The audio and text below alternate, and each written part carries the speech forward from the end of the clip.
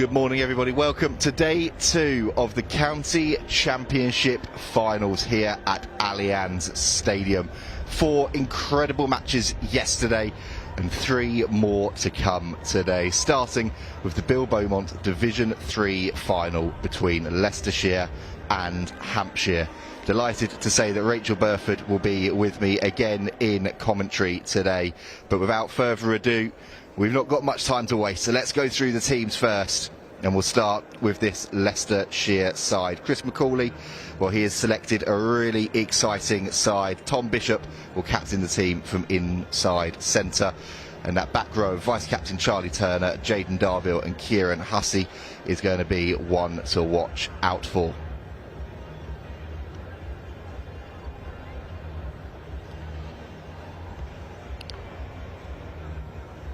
This Hampshire side equally impressive in their run to the final. A narrow 37-36 victory over Oxfordshire to earn the right to be here today. They will be captained by Tom Fieldsend at scrum half. He'll be linking up with Tom Mayer in the half-back jerseys. And watch out for their second row pairing, Dan Williams, Franco Tomic. Absolutely totemic when it comes to the line-out.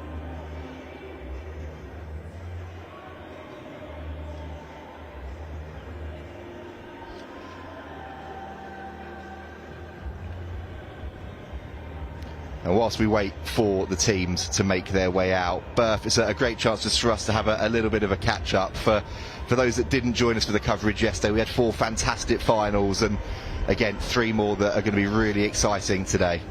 Yeah, absolutely. Yesterday really set a good standard, and today another opportunity for these 3 teams to come out and play on the hallowed turf. And really looking forward to seeing how these finish up for the season, representing their county colours and their clubs as well. Well, here they come. They're making their way out onto the field. Leicestershire and Hampshire. Hampshire on the left of your screen in the blue. Leicestershire on the right in the purple and yellow. And you can see there that number 2 jersey being carried out as well in memory of Jacob Hardwick. Before we get underway today, we will pause for a moment's silence to remember him. It's with the deepest sadness that Leicestershire Rugby Union shared the heartbreaking news that Jacob, a much loved member of their representative rugby family, passed away in February following a road traffic accident on his way to training for the Leicestershire under-20s squad. He was a wonderful young man who gave so much to the game he loved and wore the Leicestershire shirt with pride, representing the county at under-18 level and in last season's senior men's squad.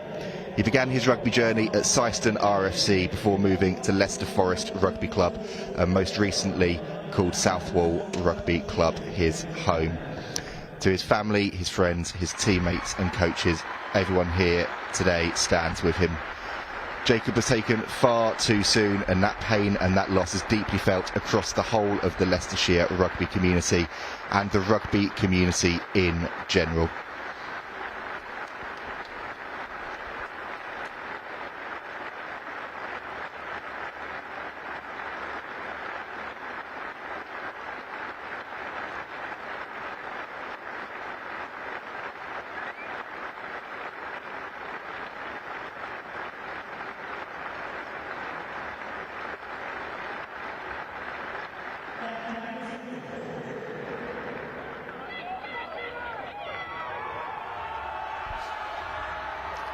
You can see there the captain for today, Tom Bishop, holding up that number 2 shirt that Jacob Hardwick wore with such pride in his young career. And you'll see as the game goes on, Joshua Palmer, today's starting hooker for Leicestershire, wearing that number 24 shirt, retiring that number 2 jersey in memory of a young life that was taken far too soon.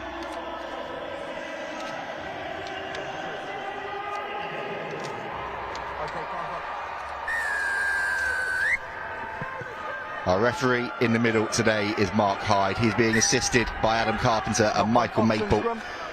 And we're underway in the first final of today.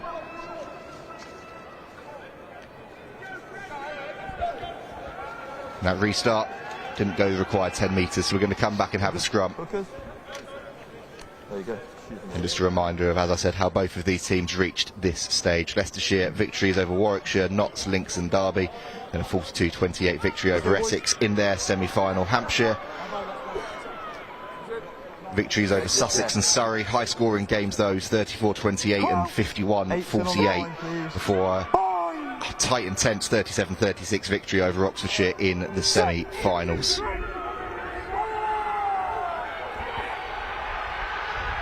Big scrum early doors from Hampshire, and here they come looking to try and inject some energy early doors into their attacking play as Mayer at fly half drives down the field, switching back the other way. Here's Blewett, wrapped up hard by Barradell in contact. Oh, huge collision in midfield there. Ollie Simpson, the vice-captain, buffeted backwards. And now Hampshire putting some width on it. Stuart Robertson with the carry. Here they come again with Mayer. Field send. Stay down 5. Asking his big men up front to do the work right now. Blewett in at first receiver again, getting it onto Simpson. The penalty goes against Leicestershire, not rolling away. Oh, I thought that was tough. I thought, you know, he was the first man in and had rights to that ball. There's been a lot of attacking play there from Hampshire. They're opting to take the 3 points, recognise opportunity here to take 3. Let's just keep building that scoreboard pressure. But really organised, nice and early, in their pods of 3. Winning that collision initially, good clear out, and then the play away. And you're seeing the fullback as well from Hampshire, Tom Bennett, stepping up in the first receiver role. See there, I just felt that the number 6 there for Leicestershire had rights to go for that ball, but deemed not legally from the referee. But early chance here for Hampshire to get on the scoreboard first.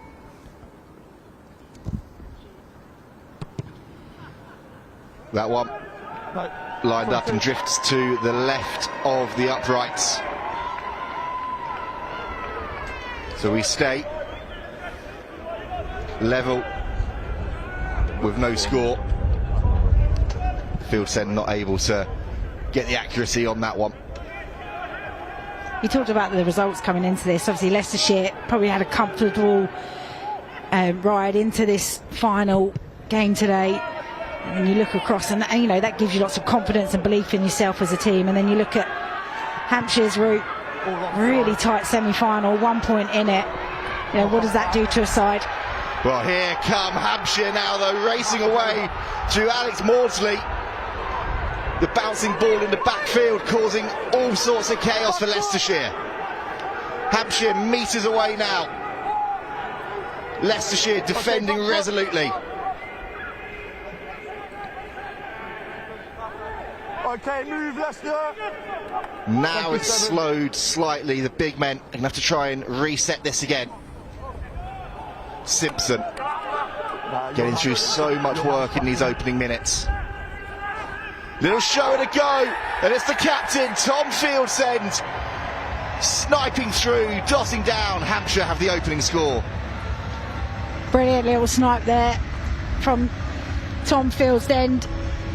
Just has a little look up, he's got forwards to his right, loaded, ready like they're going to get the ball, but it all comes from here. A big error in the backfield, puts the ball up. Look at the chase, pressure coming on, just slightly out of position, the fullback there, and then look at the link play. Look how many blue shirts are all around. As you said, all the momentum really taken out in that ruck, but composed, calm. You can see there, player loaded, 2 players completely buy-in on that short line. And then Fieldsend straight over. Converting the try as well. It's the full 7 points. And a perfect start to this final for Hampshire. That's great work from the captain, isn't it? That's how you respond from missing a kick that would have been an early settler. Yeah, you can just see Franco Tomek there, just ready and loaded to receive the ball from the 9, and it just completely confuses the defenders, pulls them in, And that spot opens up. Like any good 9, you can sniff those opportunities out. Leicestershire, though, all over this from the restart, getting the ball back. First opportunity to see Brandon Kenny carrying into contact. A show and a go, and a step back in field there. It's just an accidental offside. It's accidental offside. He's running to his own teammate there. Accidental. Unfortunate for Mitch Colpin. Looked up, there was a brick wall in front of him, and sadly the brick wall was one of his teammates. Does he get a stack for that? Tackle count on his own teammate. It's unfortunate. It's first real opportunity that they've had ball in hand. But you see there defensively, Hampshire just coming up on the outside, which has forced Colpin to step back inside. Hey, let's move in on the bind again. Last scrum though felt fairly dominant from Leicestershire, but Hampshire managed to get the ball out very quickly. Set. Field send then. The pressure is coming on. They're going to have to try and get it out quickly. They do that through Castle Whittock. And that one sent down the field. It's a bouncer. And it's set up for Justin Trombus. Chase is really good though from Whittock, the Hampshire number 8.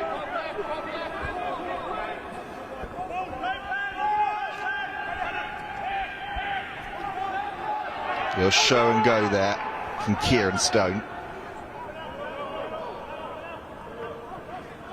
I needed to go at the back that ball. There was a little bit of space on that outside channel. Bishop just unable to release it. There might be a chance here now though. Tongue had fallen over in the backfield, but he got back to his feet and was there alive to the danger. Forced the knock on in contact.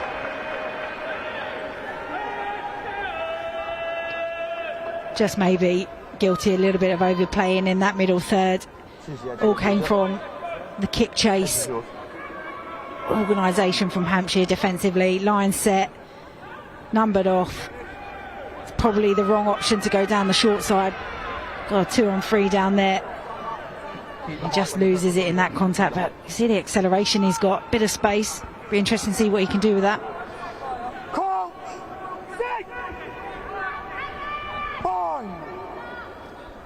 Justin Trombus, a player that's represented his county at under 17 and under 18 level, playing in his first major senior final today. Here come Hampshire again though with the try score of field send, getting things moving. And a bit of a fend. That tackle had to be made there by Bishop, and it was.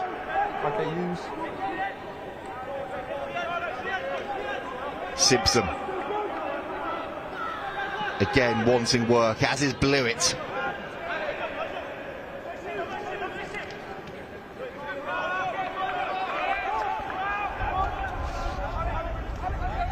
Here come Hampshire again.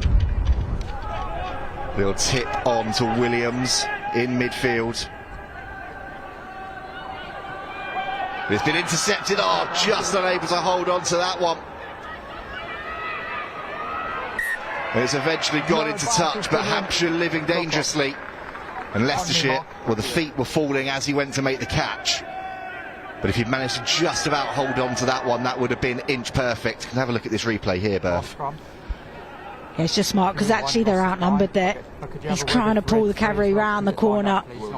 But what's good about this defensively, just keeps moving forward. He's not biting in because they know they've got less numbers. Almost with a clean intercept there. Josh Palmer. Not sure he would have wanted to run the 60 metres. But nevertheless, he's disrupted that attacking play from Hampshire. Let's go, please.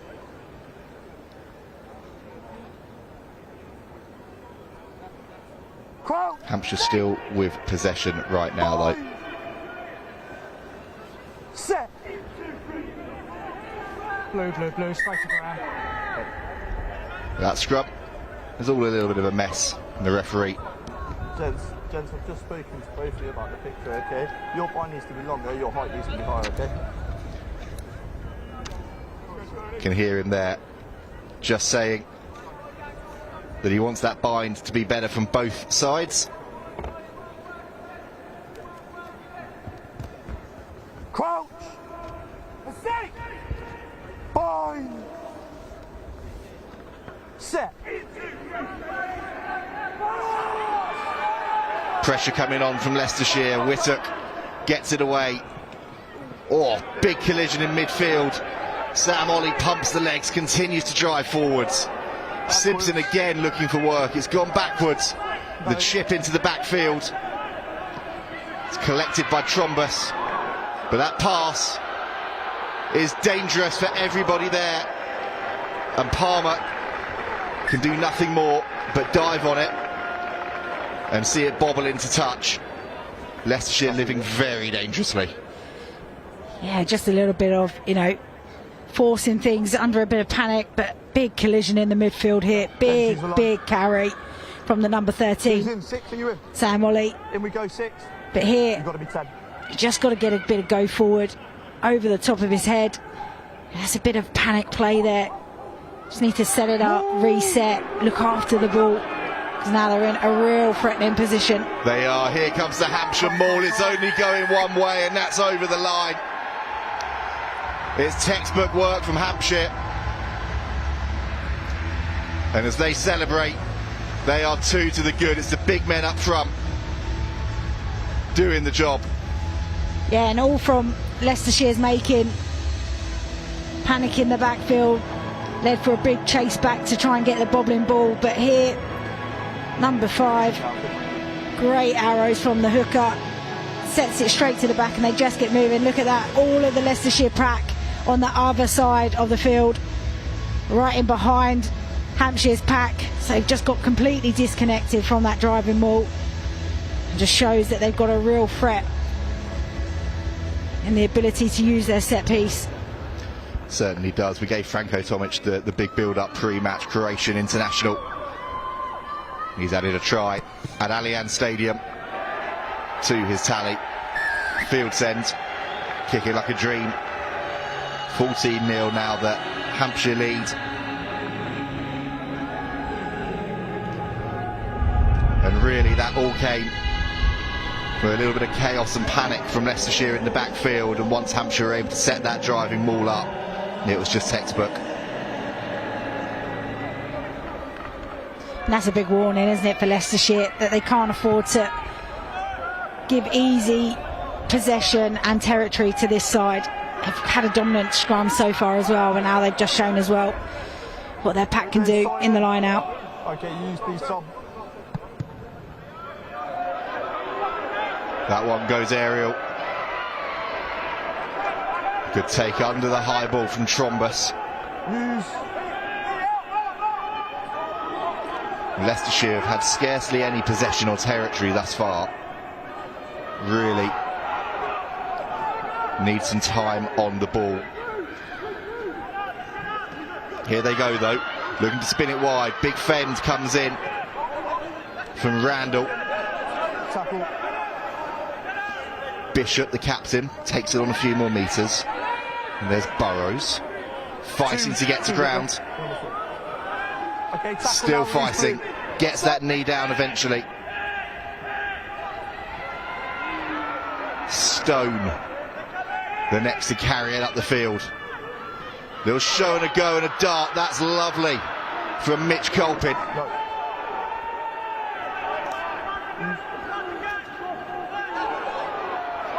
Evans again. Second row partner Burrows. Spun wide to the captain, he's burst free, managed to get the ball away to his centre partner who burst for the line. Randall pulled down just short. Here come the big men again for Leicestershire. Okay, tackle short. Blue, use the line. Going for it. Confident they've scored it, they have. Straight back into it, and it's Charlie Turner, the big man with the power, and Leicestershire on the board. Such good patience from them. Just going through the phases, really trying to break down the defence. Looked really solid from Hampshire. Not overcommitting at the breakdown, but it was this little play out, getting his hands free. 12 and 13 linking up so well. The combination of Randall and Bishop together there got them right in the heart of it. And then here, simple but so effective, vice captain Charlie Turner gets underneath the bodies and gets them back in it. Yeah. That offload from Bishop to Randall gets better every time you see it. Moment of magic from the captain that sparked his side into life in this final. And now Mitch Colpin lines this one up from out wide. Some strike that. We've seen some kicking over the last few days, haven't we? Brilliant strike. We certainly have, and here's a replay of that try again. The power from the pack for Leicestershire. But yeah, Berth, like you said, the wind has been swirling around this place since, well, this time yesterday morning, if we're being exact about it, but the kicking has been on the money.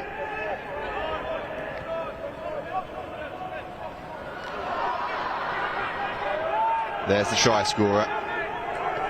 The big carry, little switch out the back from Evans, and a high tackle coming in from Tomic. Chance for Leicestershire to clear their lines. A reminder, these games being played below the sternum tackling. We saw that a couple of times yesterday. That's great from Leicestershire. Secured the restart, tried to get a bit of go forward, set up their platform. Then an error here from Hampshire, just going a little bit too high above that sternum. It's just enabled them to release themselves out of their own half comfortably and easily. Who's in, boys? Okay, stay 10. Palmer then to throw to the tail. What a ball. An absolute seed there to the back, and Palmer collects. Another penalty advantage coming as Kenny comes in from the side. This is going to give Gilpin a perfect opportunity to send this down back into that red zone. That ball from Palmer, back ball, straight down the middle. Brilliant arrows. Edge of the paint, blue. I think he'll be disappointed with that distance. Or does that highlight just how difficult that wind is out there? Look at me, if I'm not happy, I'll try and communicate. You didn't give me a chance then, okay? Blue, Excellent step up to the edge of throw. the paint for me. Thank you. And again, the setup there, you can see on that replay, was perfect. They've gone to the tail again. This time it doesn't quite work, but it has been picked up in midfield by Colpin. Big men happy to carry forwards. First man. But it's been stolen. First man there was Struan Robertson for Hampshire. Timing was good. Wingers on side. They're able to then cannon that one down the field. Taken well over his head. In the backfield by Luke Gutteridge. But there's very little he can do there with a lack of options.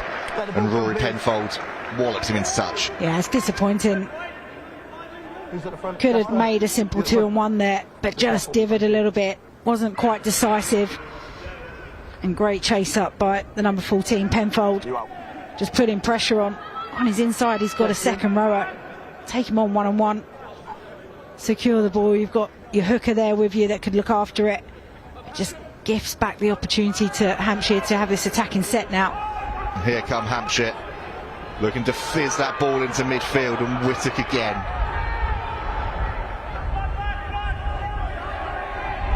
Blew it.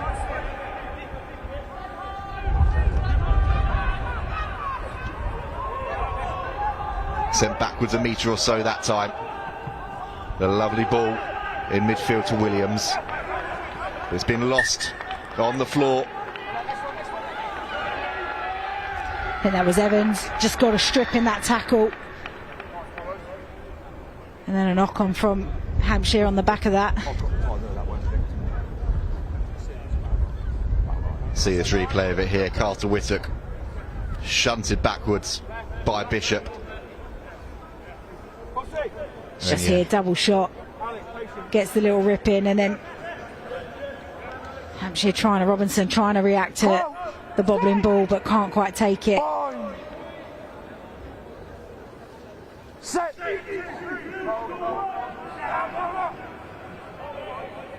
Use the ball. Leicestershire. A lovely wraparound in their own 22, and now they're motoring down the field to step inside. The footwork, the pace is a run for the line for Tromus. He's being tracked, but he's going to score it. Justin Trombus has scored an absolute worldie at the home of English rugby. How good was that run? We talked about his acceleration, his pace, and we just got to see it in full flight. It was brilliant from the set piece, the wraparound play down the right hand side, pulled in all the defenders. Here it is, another look, goes right to the line, little short ball, completely takes out 2 defenders. Inside support, outside support, that's what pulls defenders apart. You've got inside support here as well from the 9, but brilliant toe. It's impressive trying to track back from Hampshire's number 14 Penfold, but too much was already done. What a try. Out from your own 22. Justin Trombus has just gone coast to coast at Allianz Stadium. And Leicestershire, with another wonderful strike off the tee from Mitch Culpin, have pulled themselves back level, trailing 14-0 early doors. They're now level in this one with 2 wonderful, wonderful tries. Yeah, just the short ball there. Completely commits the defender. He's fell for it, sorry. The ball back in 2 hands does so much to the defenders. Great manipulation. Yeah, we're all square here now. Burrows takes that from the restart. And again, Leicestershire content to try and play this out from their own 22. That one flat, you can hear our referee saying out to Gutteridge.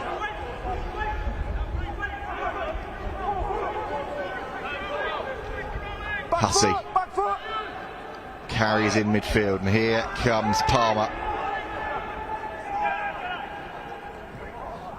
Oh, big men just getting in each other's way. Knock on comes through there, and Burf, I know it's easier said than done from up here, but it looked like the pass out the back was on. Yeah, or just give it to those forwards nice and early, give them a bit more time and space. It's literally so flat to the line. Here's the initial first carry. You can hear it from up here in comms that they are being quite decisive, but it's just on this next carry here. The 9 goes for a scoot. Then all it does, it allows the defenders just to mark up, a bit of indecision, who's going for it. It's a simple let off. Right, it's just about the time we can start forming, yeah. Let's go, yeah. And it gives Hampshire a scrum, slap bang in the middle of the field, and options either side. And you've got 10 and 15 snapped in behind, so they'll probably look at the positioning of the direction that the scrum will go and attack the opposite. Well, here they come. They're coming towards the right-hand side, and they've got wide early to Penfold. Big fend, but pulled to ground eventually by Culpin. Whittock again. But that's been spilt forwards under pressure by Avis. And Leicestershire, through Burrows with a bulldozing break up towards that 10-metre line. They're playing with a player down after a pretty hefty collision there. No, 12, out we go. Back foot. Still, right now, happy to just chuck it up with the big men. There's Turner. Little tip on in midfield to Stone.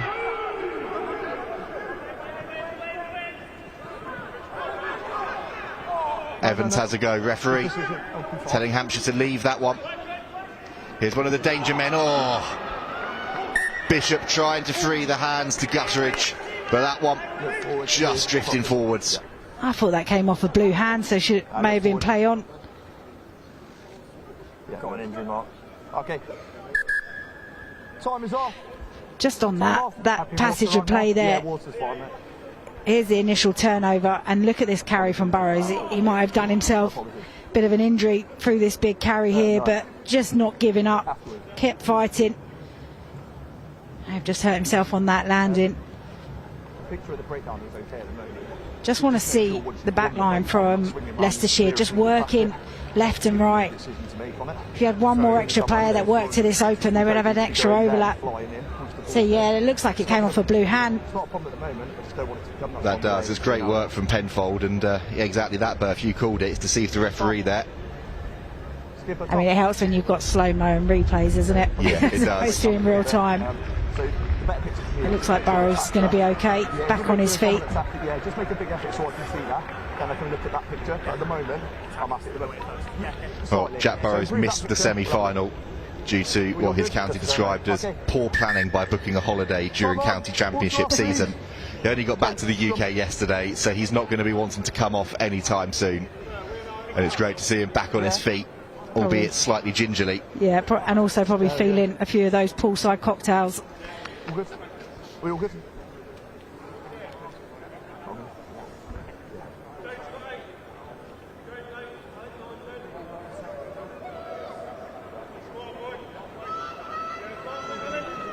As I was mentioning earlier about how these two teams have got to this final, you know, it won't be too often that Leicestershire found themselves, you know, drawing or even coming from behind.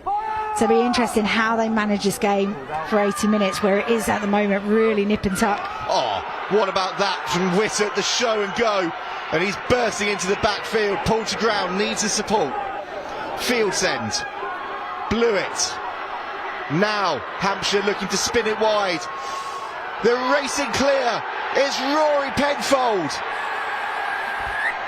who shoots and scores and puts his side back into the lead. And he's been working on that celebration clearly. But what a breakout from the number 8, Whittock. From the scrum, gets them going, gets them on the front foot. Big dummy there to the 9.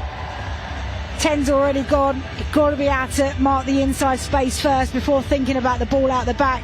But it's here, it's about the quick transition, straight into position, shifts the ball to the outside. They know they've got a bit of space, not quite the overlap, but the inside centre just comes off his feet. Big step, big fend on the inside from Penfold. Brilliant finish. It just shows you, if you switch off for a moment, the tides can turn very, very quickly. It's another first phase try. We've seen a couple of absolute scorchers in this opening half, and field send adds the extras. You can see here, it was set up, they knew what they were doing, blew it, stepped in the first receiver, and then Penfold, he had the options, didn't he, but he chose to put the gas on, use the power. Yeah, and Randall and Bishop, the centres for Leicestershire, have been brilliant so far defensively.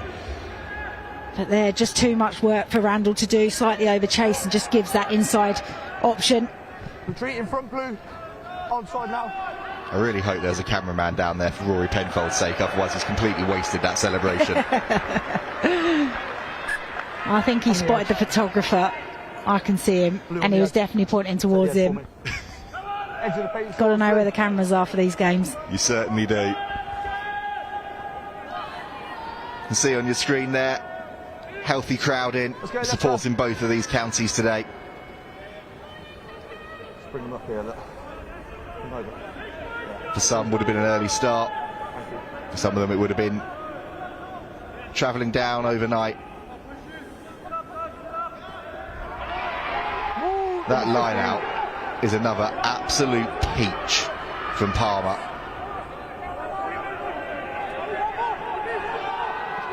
Leicestershire have hauled themselves back into this contest twice already. They're going to need to do it for a third time, as Evans carries into contact. Here comes Colpin. Tip on in midfield, and it's just lost forward by Randall. Hector. Okay. Collects, and the kicking option. Oh, referee's going to stop that one, and we'll come back.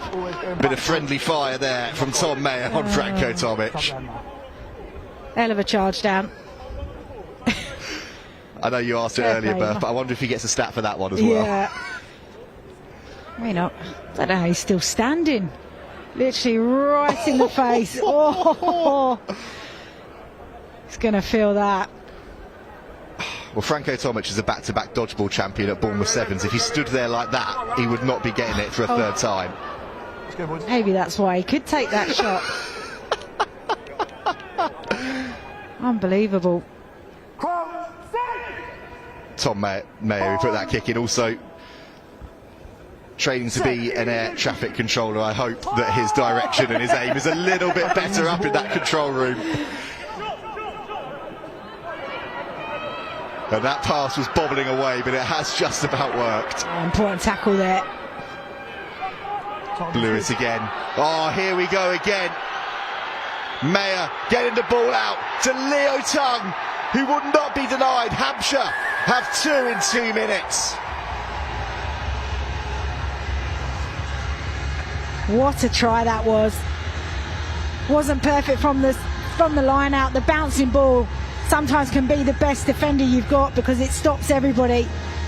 Like I said, important tackle made in the midfield initially. Great pick up here. Here's the important tackle made, or otherwise that's a line break, but there, threads it through. It looks slightly forward, but I think it's actually come off the Leicestershire hand to go forward. How about that, the wheels there from Leo Tum, number 11, flying down that left-hand side. Totonian's try scorer, top try scorer for the last 2 seasons. You can see why with finishing ability like that, and as Berth said, it might have just crept off of a Leicestershire hand as the conversion is again added. But that pass from Mayer to Tongue is inch perfect. He doesn't have to break stride, he can just continue coming onto it at pace. Here's the initial break. Steps on the inside, opens up. Could have maybe have stepped and tried to go himself, but does the unselfish thing. Gives it to the flyer on the outside. Really, really good 5 minutes from Leicestershire here. Sorry, from Hampshire. 2 tries very quickly. And Leicestershire, having worked to get themselves back level 10 minutes ago, now facing down a 14-point deficit again. That offload is lovely though, and here they come, looking to respond straight away. Lewis Element with the break up towards the 22. Stone. Colpin. Nice delay on that one to Bishop, but Hampshire read it well. Leicestershire penalty though. Imagine they're going to go to the corner here. Just those marks up. Wonder if anybody's identified off every single line out. There's an opportunity to rewind back down that short side after the first phase. All of Hampshire calling to start folding round, thinking that they're going to always play to the open, and so far that's exactly what Leicestershire have done, but there's definitely opportunity to play back down that short side. Intercept, please, Leicestershire. Let's see if they have spotted that either on the pitch or over on the far side. Line out is overthrown, but it's picked up by Stone.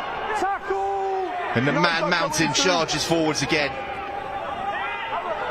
Darville. Keep going that way. Stone again. Continuing to drive the legs. Here come Leicestershire again. They're looking, they're just short. Oh, referee is going to have something to have a look at here. Knocked on the line. Baradell dotted it down, but it had come forward off of one of the big men's hands, and a gilt-edged opportunity goes begging. Yeah, such a shame. That's the first line out that we've seen not function for them, but Stone really alive at the back there. But also number 10, just want to see him scanning in the backfield, because they did have a massive overlap on the left hand side. If a couple of the backs just circled round, could have made the job a lot easier. I'm sure these will be all messages being spoken about at half-time. Hampshire still got to get out of their own try line here. 5. Set.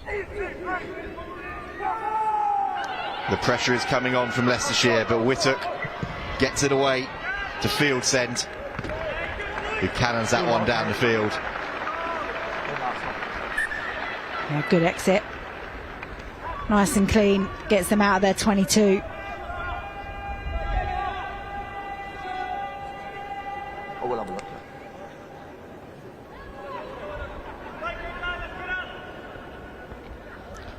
Really good exit from Joshua Palmer now.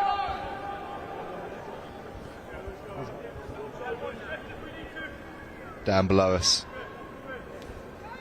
We want to get this line out working as it has been throughout this contest. That one wonderfully done again, and Darville just breaks free with Hampshire stepping off, but then Fieldsen steals the ball on the floor, 7, holding. and Darville is penalised for holding 7, on. Big moments for Hampshire in the last couple of minutes. Yeah, and Hampshire there choosing not to engage on that driving maul, and there was a great reaction initially from Hussey. Just turn and go, but he's got to get his support with him. They've got to react as quickly as he has. And Captain Fieldsen straight over. You wouldn't expect the smallest man on the field to be turning a ball over there. I think it was actually Darville that carried on that occasion. Yeah, Mark, I've got 3 minutes running time. Yeah, I got 4. Bit of time off now with Kieran Stone receiving some treatment over in the middle of the field. You're right, 3. Playing in his 4th final today, Kieran Stone. And he's put himself about an awful lot in this first half, but for a tight head prop he has been very busy. Yeah, lots of big collisions, one of their go-tos. No. You know, 2 massive carries, that reaction from him on the line out when they were deep in the 22. That's why, you know, it's so easy for somebody at the back of a line out who knows they're not lifting to just switch off there, but he was so alive to the loose ball, back to his feet, another big carry, so not surprised he's taken a knee for a second there. Onto his defensive duty though, as Sam Brown sends one to the tail, but it's been caught on the wind and it's not straight. Yeah, a bit of a delayed call there from the referee. I wonder if the AR just helped him out a bit, but definitely was more on the Hampshire side. He just talked about Stone. Look, straight back in the line out, gets his man up straight away. Yeah, literally Leicestershire hadn't come right across to try and compete. You can almost see that in real time, getting caught on the breeze as well, can't you, and just swinging onto that Hampshire side. Set.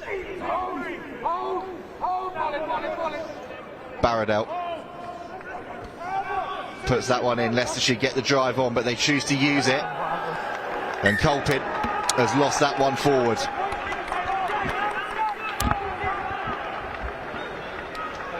Hampshire applauding down below. They know what a big moment that is for them. There we go. Yeah, you just wonder, last couple of minutes before half-time, bit of fatigue coming in from both of these teams. We're seeing quite a few errors in this last few minutes of play. But it'll be really important here for Leicestershire to ensure they don't allow for Hampshire to get in for another try just before the half.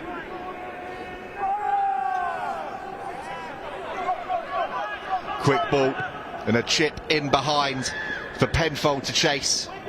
Trombus trips over as he collects it, has actually done well to stay in field and not give away a penalty there for holding on. But Leicestershire now in the shadow of their own posts.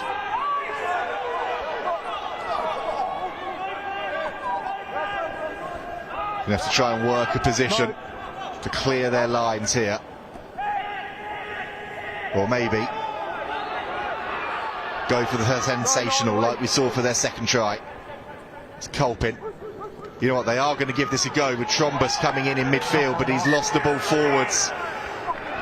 And for all the endeavour and all the adventure of Leicestershire, and it's wonderful to see, it's about knowing when it's the right time to do it. Yeah, just a bit of management there. You know, it's tough, isn't it? Because you have ambition and you want to play, and if you've seen something, you want to go for it. I think they've been under a lot of pressure in the last few minutes, and to go. I mean, it's not a dangerous play. It's really short.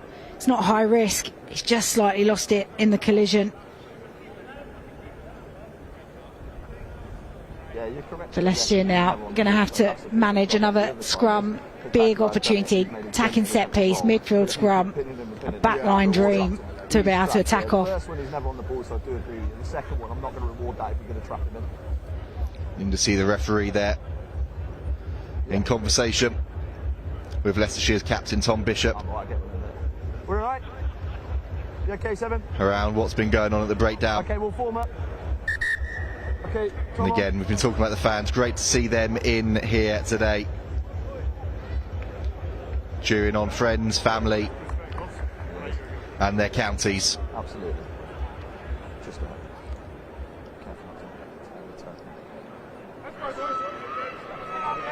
into the final minute of this first half, and Hampshire with a scrum, centre field and prime real estate to try and exploit. Set. Red. Okay, use. Picked up by Whittock. They switch the play with Mayer. Big collision in midfield as Ollie is hit hard, but now they come down that short side again with the show and go from Field's end. He's back there now to get the ball away to Hexer. And now it's the turn of the big men, but they've lost it forwards too. Yes. Referee confirming that that's that for the half. A knock on a piece to end what has been a gruelling and engaging first 40. It's Hampshire with a 28-14 lead over Leicestershire at the break. If the ball's at the back and not going forward, I'll just keep asking.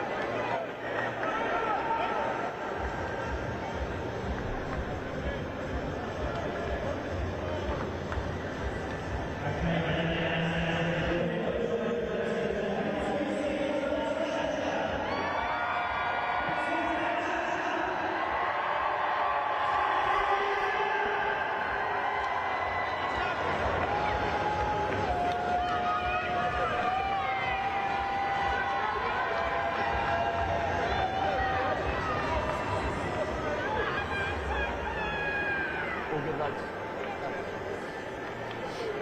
Okay, time is on. Shrill blast of the whistle, and we're back underway for the second half. Tom Mayer for Hampshire sends that down the field. His county 14 points ahead of Leicestershire at the break. See a couple of new numbers on for Hampshire at the break. Will Roll for number 18, Ollie Hunt number 19 onto the field.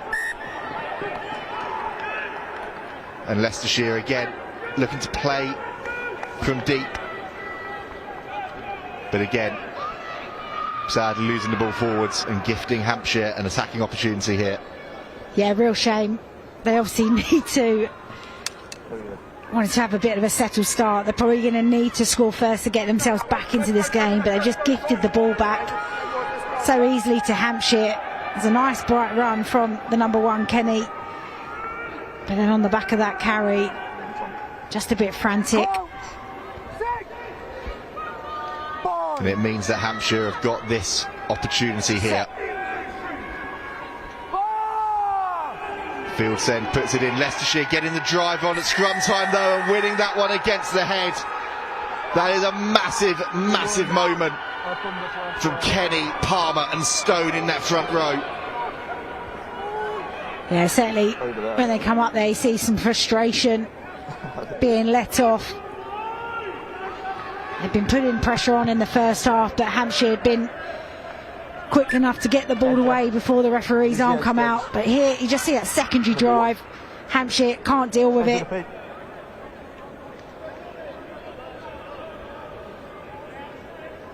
And Colpin then takes play up to halfway.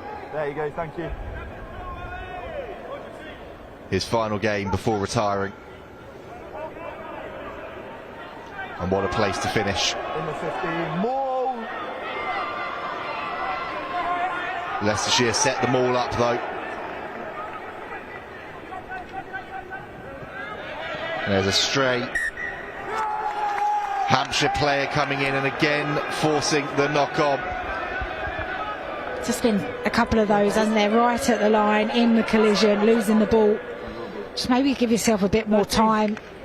Give yourself another step. Don't need to play quite to the line if you're crashing it up. If you're looking to set something up to then be able to play around the corner. You're inside your half. Yeah, they worked so hard to earn the penalty from the scrum, kick to the line out, set up the great maul, and just easily give the ball back to Hampshire. Be frustrating for them. It really will, after all of that hard work to win that penalty against the head last time round. They are getting the drive on again though. Hampshire are going to have to get it out, and they do through Whittock.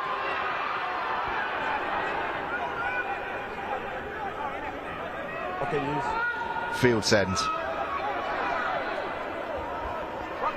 Gets that ball away. Looking to go down the short side. That one looked flat at best. It's not going to matter either way though. It's a penalty for Leicestershire. Penfold penalised for holding on. Yeah, important still. You just feel that momentum coming from Hampshire. It's a nice flat pass. Was real borderline, but really stretched them. Just watch here. Back rower for Leicestershire. Just scanning, seeing where the opportunity is. Number 6. Turner. All over that ball, disrupting. At line out time, Hampshire do the disruptive work though. And again, after Leicestershire have earned themselves a penalty, they then lose possession in the next phase. Big collision there. Good work, 13, thank you. With Randall on Blewett. And the break in midfield and the offload to Brown, who then taps it round his back and gets it away to field send. But Leicestershire survive again. It's another huge penalty. And you can hear the referee down there. Alex Maudsley penalised straight off his feet at the breakdown. Yeah, Maudsley just arrives a bit late to the breakdown, so then loses his footing. There's a great little breakout and link up play. Field send right on the shoulder. Just wonder, there was a lot of bodies in and around him, whether or not it just would have been the right thing for the forward to carry, allow some support to come in, secure the ball, keep the pressure on. Let's have a look at it here. So what a break in the first place from Evan Hector, continuing to pump and power the legs and got that offload away. Just wonder if Brown just carries here and secure the ball. There's a lot of defenders in and around Field's end. Okay, that's one. There's Stone at the back of the maul now. 6, out we go. For Leicestershire, and they're continuing to rumble forwards, making really good yardage here. They've been told now to use it, and that slap through the middle from Evan Hector. Pretty cynical referee, seeing it straight away. Number 1.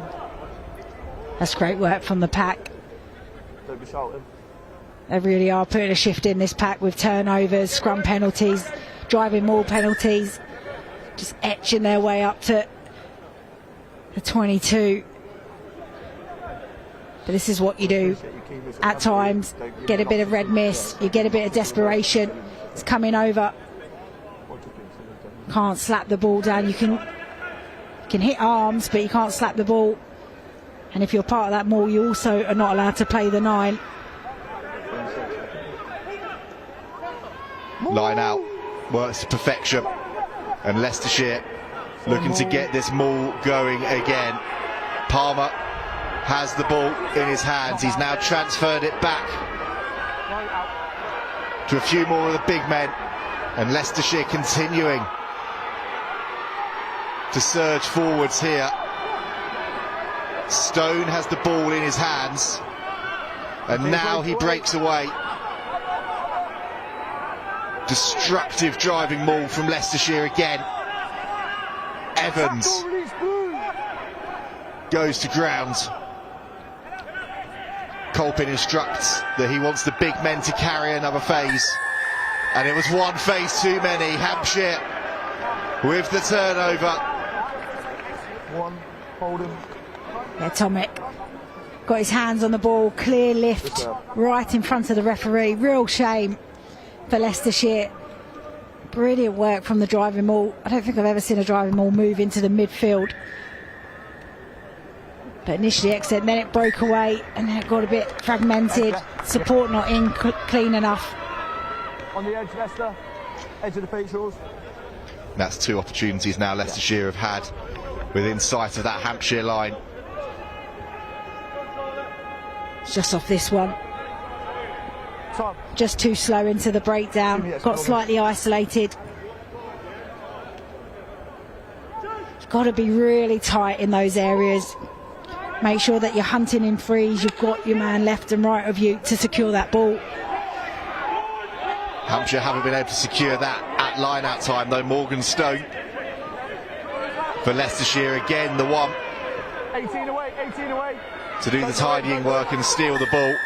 And then Hampshire coming through that breakdown illegally, giving Leicestershire the opportunity straight away again here. 18, you've got your hands on the floor when you come through. Will Rolfe penalised, hands on the floor. And Colpin.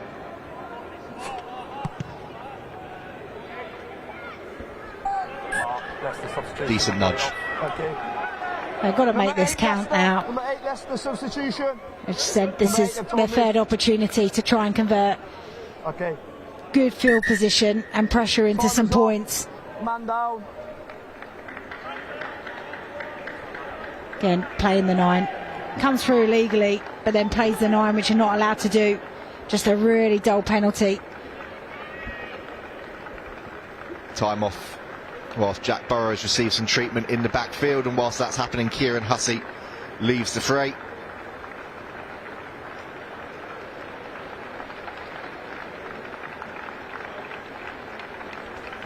And a good shift from the Leicestershire number 8. Oh, no.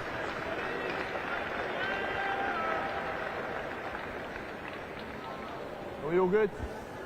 Happy? Everyone back to their feet. Water off, please. And we've seen the destructive power of that Leicestershire driving maul. Take the edge for me. They're going to want to try and do that again if they can, with Lewis Jones now on the field too, wearing 19 for Leicestershire.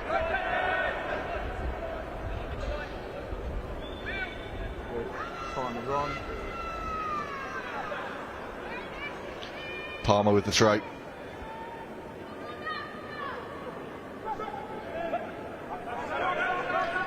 It's gone to the back, but it's been taken well. The new man Jones gets his hands on it, but it goes straight to ground. They'll have to reset here, Leicestershire.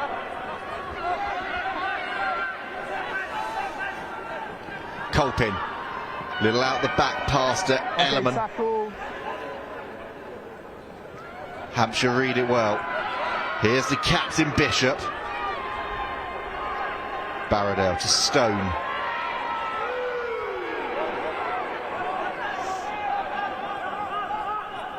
Big men again coming forward. Burrows. He's got to be careful that he can get the ball to ground. He does that. Newman Jones injecting some pace. A few metres out here now. Little inside tip to Evans. He is rocketed backwards. And the ball pops up. Barradell goes himself. Isolated and needs support. Oh, lucky there. Leicestershire still in possession. Inches away now with that carry. There's the tip. Stone, the next to go. Stone scores. Leicestershire back in this final. And it's Kieran Stone who pops up with a try that his performance deserves. It really does. He was instrumental in the build up to that as well. Big carries, always beating 1-2 defenders. Leg driving through. I mean, the pack is putting in a big shift here. Some really important clear outs and security of the ball. But here he's got support as well from teammate Jones as well, just enough to get him over as well. But it's the effort on effort from this pack, carry after carry, which has made the difference to get him across the line. Lots of patient play, lots of connections, going in threes, securing the ball, going again, recycling, and finally got their resorts.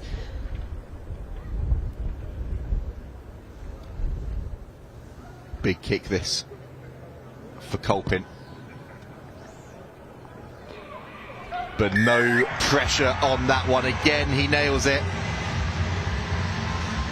And we're back to a 7-point game, Berth. I know we talked about it already this morning, but the kick-in has been exceptional. Yeah, and in tight games, it's so important. So both sides having kickers, you know, with excellent accuracy. You know, could come down to the difference in this game. Penalties here and there, but also, and most important, oh, what a take that is, straight from the restart. Racing free is Leo Tongue. That's absolutely superb from Tongue. Doesn't need much for him to get going. We saw his pace in the first half and his first try. But a simple lapse of concentration, lack of awareness. See there. Looks like we've got a bit of a head clash as well, unluckily for Leicestershire. But that is all about working hard and making your own luck. How easy for them to get another 5 points on the scoreboard. You see it plenty of times in the sevens version of the game, don't you? How much of a weapon that restart can be. We've seen it there. Mayer, perfectly weighted, picked up perfectly by Tongue, who dives straight through. Let's have a look at this replay here. Yeah, because we talked about the accuracy, kicking for goal, but this is the other asset, that having a great kicker, putting it right on the money for your winger. Absolute quality try. That must have been, what, 2 seconds from restart to try? Must be a record somewhere. I reckon it's a county level record for sure. He can take that too. It's got to be. Now, we do have some time off here with the medical vehicle being brought on for Leicestershire after a nasty clash of heads between two of their players. I'm watching. Top. You can see Tom Bishop, the captain, down there just helping out. And you could hear the referee saying, confirming that he'd seen a loss of consciousness. It was a big hefty collision between two players whilst they were both scrambling to try and stop Tongue from diving over, and in a really, really sad way to see somebody's final end. Yeah, we're not quite sure which player it is at the moment, but yeah, he kind of ricocheted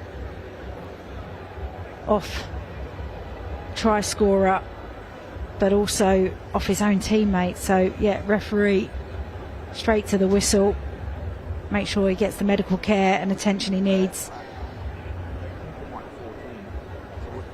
And although this is all very precautionary, making sure that they just get the absolute care, and then will be assessed fully and properly. Is that your 9? It's the 9. Mark, it's 9. So sadly, we've just had confirmation.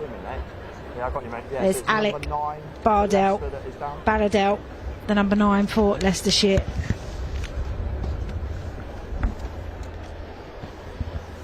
Really sad way for Baradell's final to end, and we hope that he is okay. Medics taking all of the time that they need down there, and rightly so, and that's why we have a bit of a delay before the conversion is taken, and I think rightly we're going to cut away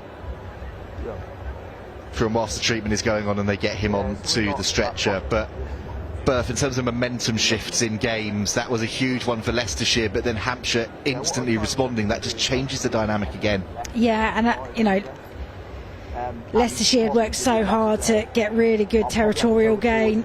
I mentioned just before their try, winning scrum penalties, line-out penalties, doing the hard yards, hard graft to get themselves right back in this game. Brilliant conversion, makes it a 7-point game, and then in the blink of an eye, a bit of brilliance, a bit of magic from Hampshire just completely turns all of that momentum back in their favour. And you think about how hard Leicestershire had to work for that 7 points, and then you reflect on how easy it was for Hampshire to regain the 7 points that they'd just given away. Exactly that, and you can see some of the crowd on your screen. Obviously a fair amount of concern, but Berth, the thing for me that I've loved over the last couple of days as the applause goes round for Alec Baradell as he leaves the field is there's so many different ages in the crowd. There's so many young kids that are watching, there's older people as well, and it shows that county championship rugby is still so alive and well. Yeah, well, I mean, it's all bled from community rugby, like, so a lot of these will be club people from each of these individuals and coming out for a day out at Allianz. It's always great fun, but then when there's something, when you've got skin in the game where one of your club teammates is playing, makes it such a great day out for them to support their players after a long season, I'm sure. Club representation and then the honours of going into county. It certainly does, and conversion is missed.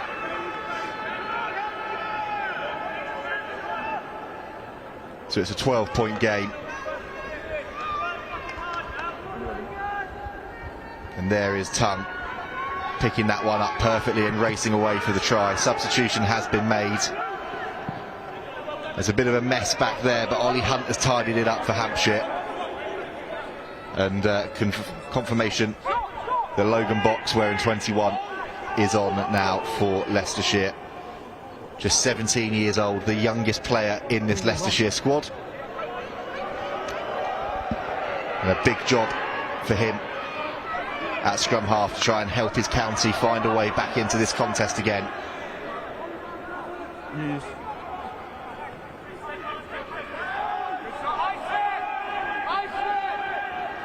Hampshire coming through at the breakdown, putting pressure on, and then giving away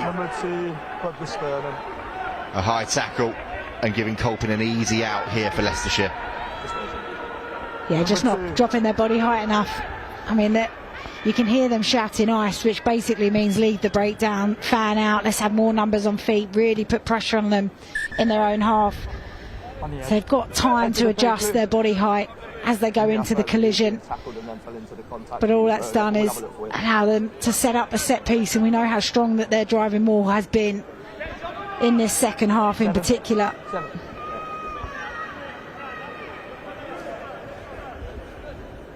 9, 2 metres, Leicester 9.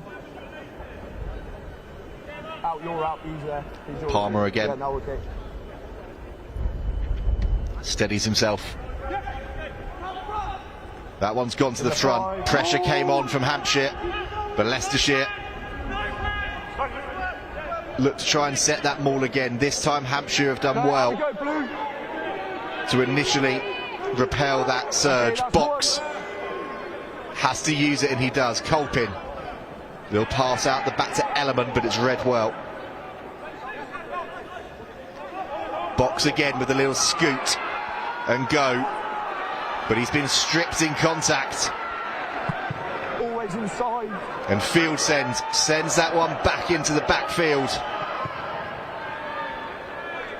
Leicestershire clear their lines, but that's a big net gain again for Hampshire.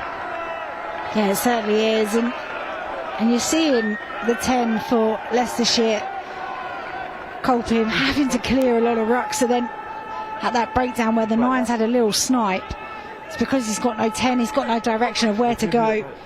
Got to try and get one of the back rowers into that breakdown so it frees up the 10. Leicester, step.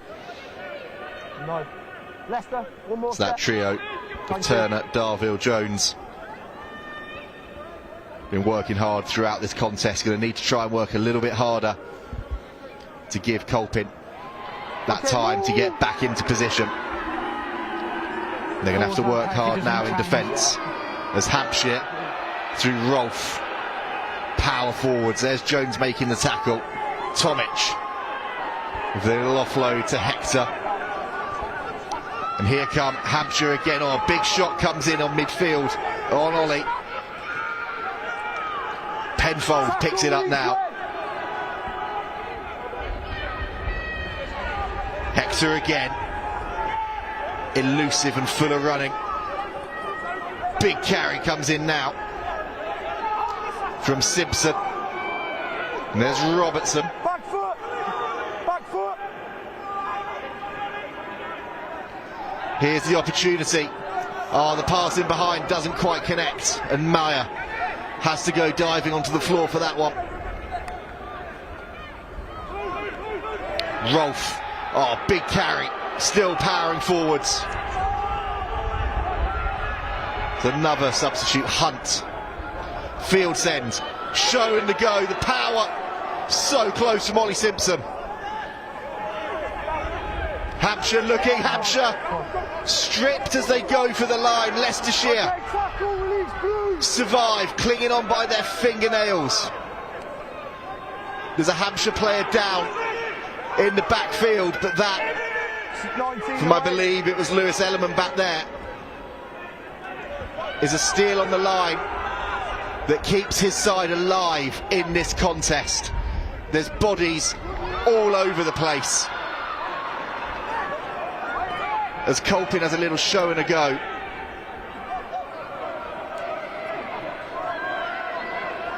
Jones. Okay, ball's lost now.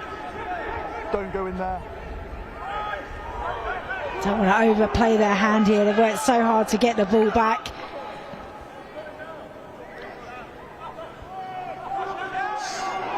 Oh, that's a big clear out. There is a little bit of space if they want to try and use it as Trombus. Sadly in the backfield you can see a Hampshire player limping off the field. That's Ollie Simpson's day done to his county. Defending right now with 14 players as Leicestershire continue to build phases. That's a huge shot coming in on Colpin. Fields end there, making a really important tackle.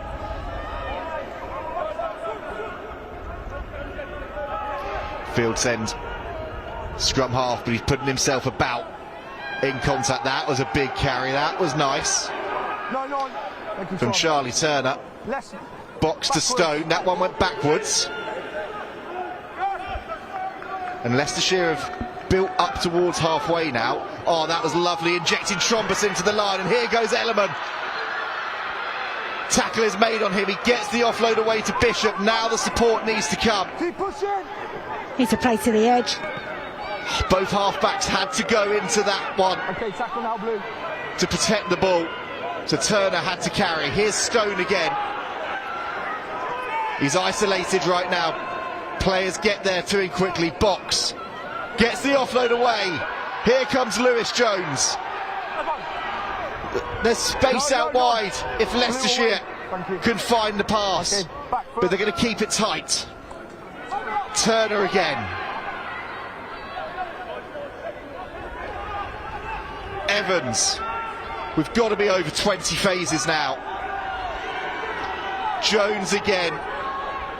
Leicestershire are probing. They now need to look for the incisive pass. Could that be it? They're getting the offload away. Leicestershire back in the final, and it's Luke Guttridge finishing off one of the team tries of the weekend. That's unbelievable. That's all from being under so much pressure on their own goal line. Got the turnover, moving through the phases, trusting their processes. This was the breakout play down the right hand side. Great carries, Allianz Stadium, and look at that subtle little offload. Again, just turns the point of contact, pulls some defenders. I mean, they could have gone wider a little bit earlier than this, but route one, look at it, resourcing the breakdown, looking after the ball, and then they decide to pull the trigger, play out to the backs. But what a shift, high level of phase play there from Leicestershire. 20. What a finish, what a brilliant team try. That taken pass from Trombus is exceptional. Sam Ollie was there on him, ready for the intercept. Conversion drifts wide, so it's a 7-point game again. Off the ball. I just stripped him. But that is a moment of high class from Justin Trombus. Yeah, and how much confidence will you have as a group, knowing you've just gone from your own try line through multiple phases, huge amount of tired bodies, fatigue creeping in, to then go all the way.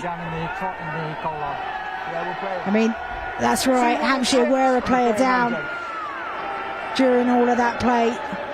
The number 6, unfortunately, Ollie Simpson, the vice captains, had to go off during that phase play. Rose, you all good, mate? Give us 2 seconds, Mark. But unbelievable try. So good. That sort of score is how you know that a side are dialed in. They know where each other are going to be. They're happy to be patient. There's 3 changes down there for Hampshire, I should say, as well. Stuart Robertson, Sam Brown and Ollie Simpson all leaving the field. Keep your eyes on Leo Tung on this restart. He didn't quite get the jet shoes motoring like he did for that try from the restart last time round. But it's still a good chase up from Hampshire, and confirmation and Folkes, Ben Turner, Harvey Wheeler all joining the fray. And Colpin on the wraparound, can't free the hands as Ollie makes a crucial covering tackle for Hampshire. That Leicestershire try, you can see it has energised everything about their play. They just need to keep being patient. As Stone is again hit backwards. They are looking again for the edge, and they've floated it wide to Ellerman, who's backing himself on the outside. Great covering tackle. Wheeler gathers it, but then Jones is there to wallop him into touch, and it's gone forward first. It's definitely given that try there from Leicestershire this energy burst, this confidence boost. After that massive passage of play, you'd probably expect, right, let's just kick it down there, let's try and reserve some energy. But no, they wanted to continue playing. Great pressure there from the replacement, Lewis Jones there, pressurising. I think it's still going to be a Hampshire. So the ball went forward first, so they had the option. They've chosen for the scrum.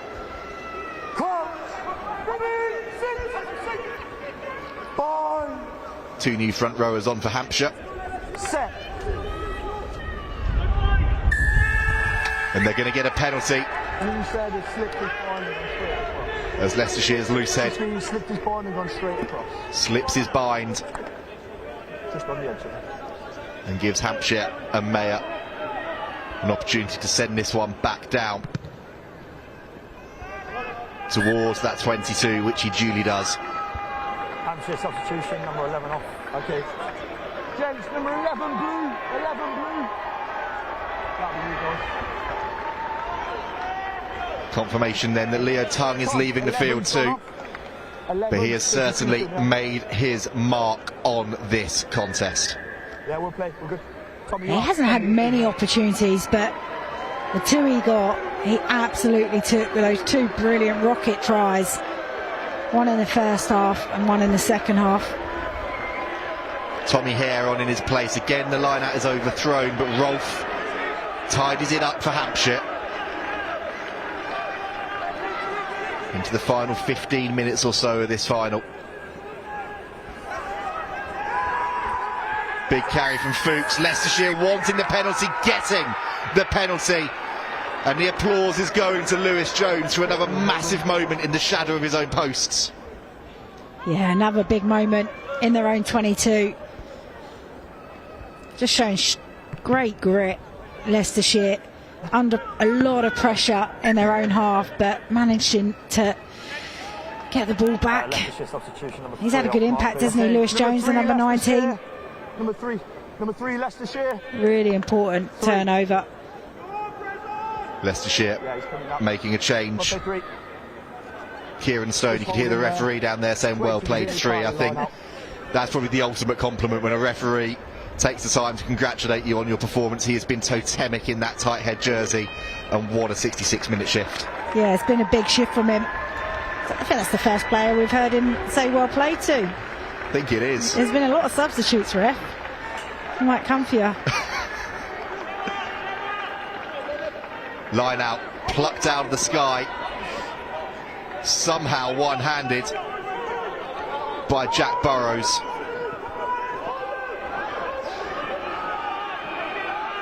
Use the ball.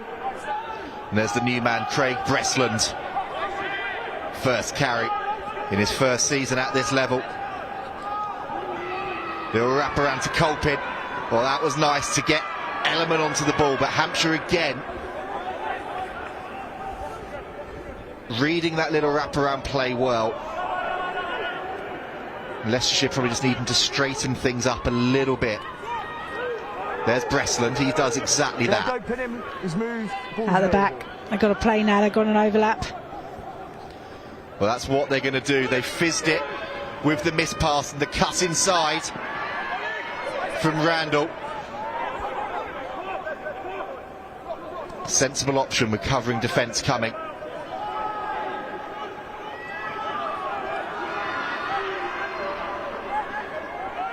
Matt Rigo on the field as well. There's the captain again, Bishop. Leicestershire with Breslund. Tackle, release blue. Just looking for a bit of go forward right now.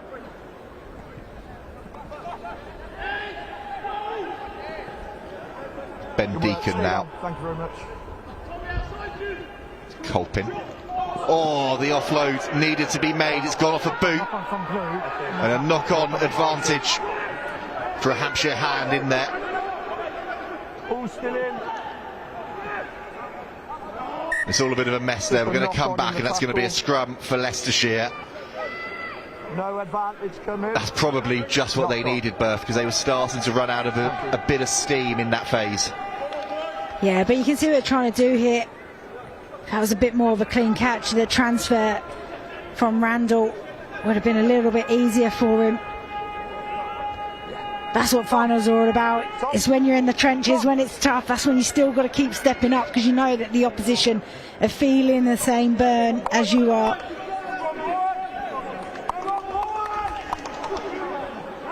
step.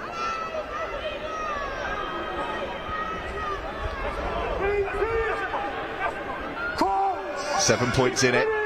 Just over 10 minutes to go.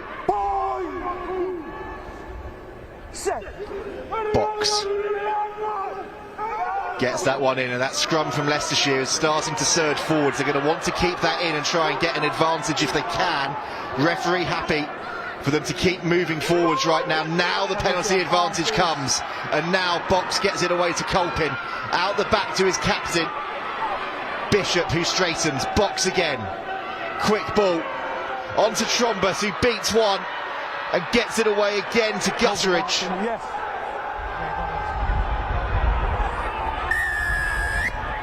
No advantage coming. We'll come back for that scrum penalty.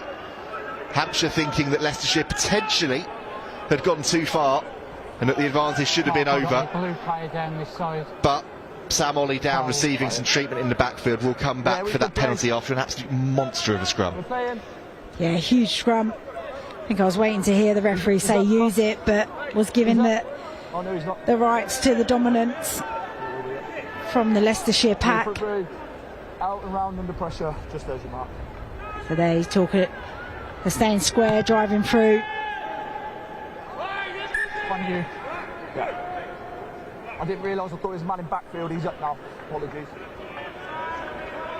Sam Ollie back to his feet. You can see here that power from Trombus and the offload again to Gutteridge.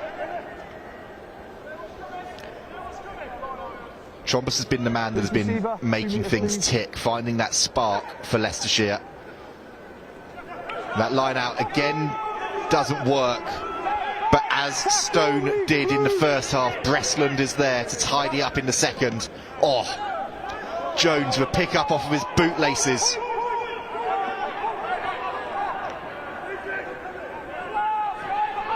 Deacon with the carry, but the turnover from Hampshire is exceptional. One. And Fieldsend can just take his time here, get the ball out to Mayer, and they're going to fancy this one from range here, Hampshire. Ollie back to his feet and making that break. There's Fuchs. Okay. Use. Told to use it. 16, let him go. 16. Tackle comes in from Rigo.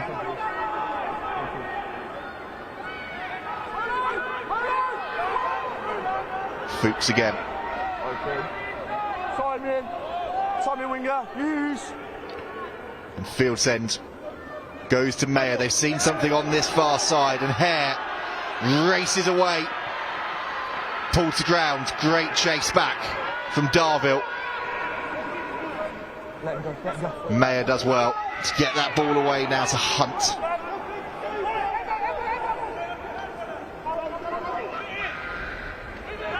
Whittock. Leicestershire appealing for a knock-on. Referee having none of it, as Hunt again is wrapped up in contact. Always inside. Now Mayer goes boot to ball. He's looking for that 50-22, and he's found it with an absolute gem of a boot. That's a lovely kick. Back over, just recognised a small bit of space. There was two players in the backfield marking that area, but managed to thread it between the two. Mayer, lots of phases again. Here, I love the fact that they played this. I was looking up and I was thinking, you've got a 7 opposite you, but what an angle the 7's taken there to make that tackle. But here, tired bodies, not really going anywhere. Let's just play down in that half. He's earned his team a 50-22 possession into the 22 for Hampshire. This could be quite a critical moment for them as a team. Plenty of changes going on down below. You can hear the referee. It's making sure that everybody knows who's doing what. But that is an absolute wand of a boot from Tom Meyer. And with 5 minutes or so of this contest to go, it's put Hampshire in the driving seat with this attacking line out. taken in the air. Now they look to set them all. Fuchs is back there, as is Summers, newly onto the field. And Turner is in there now too for Hampshire. New man Sam Gee marshalling things for his side.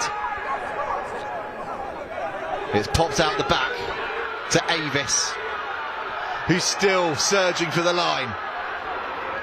Fuchs goes himself. Hampshire looking, Hampshire scoring. It's Ben Turner who has buffeted his way over and potentially now powered Hampshire to this Division 3 title. Such good work from the pack. The number of carries that they're getting through. That's his second. The number 3, Avis. Big dominant carry, go forward. Now look at Leicestershire. Can't organise, can't get set, can't get round the breakdown. They all stick on the right hand side. And then Ben Turner, one more pick, has the power, got support of his teammates coming over, and you just feel that that's going to be the try that really puts him out of sight now. 15. Turner's first season at senior level in the Hampshire squad, and potentially scoring the try as Field's-End converts, that has secured his county this Bill Beaumont Division 3 title. Just over 3 minutes to go of this contest, 14-point lead.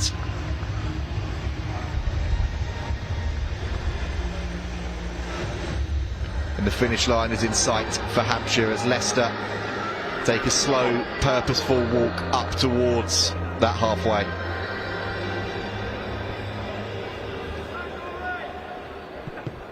Colpin gets us underway into the final few moments of his career. It's been taken though by Leicestershire. They are not done yet. Summers with the carry, but then has been lost forward off the bootlaces of Breastland. Be careful, boys. And Hampshire Advantage over. fancying a breakout from deep. Through Orley. Avis Tackle! takes that one well under pressure.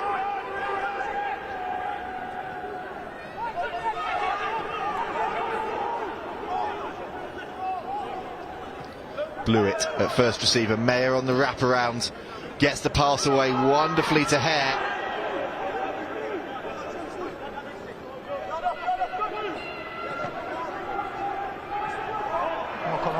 Williams loses the ball forwards. It's going to be a scrum for Leicestershire, but that is a precious 30 seconds that they are not going to want to waste.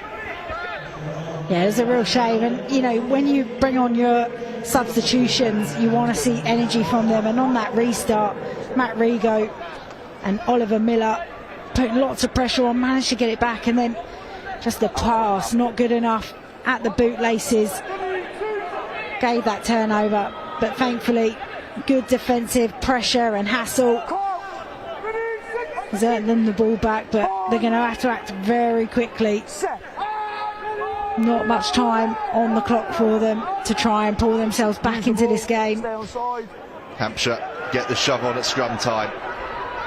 Ollie Duffield, you can see wearing 22 onto the field now too. That pass over looked flat, and Gutteridge gets it inside to Trombus.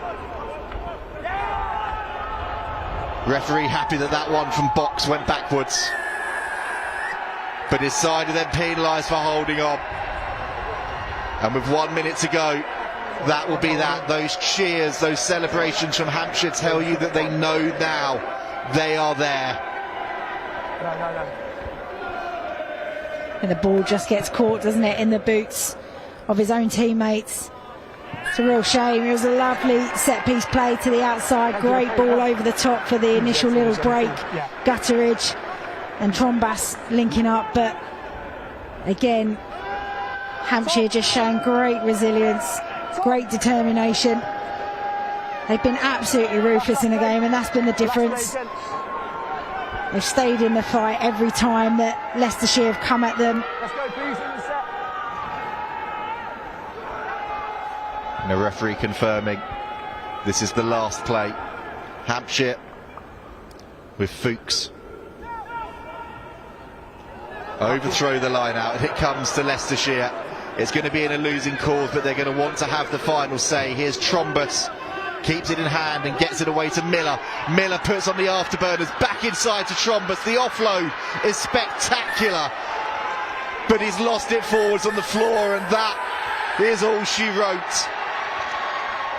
It's Hampshire's day at Allianz Stadium. They are the Beaumont Men's County Championship Division 3 winners.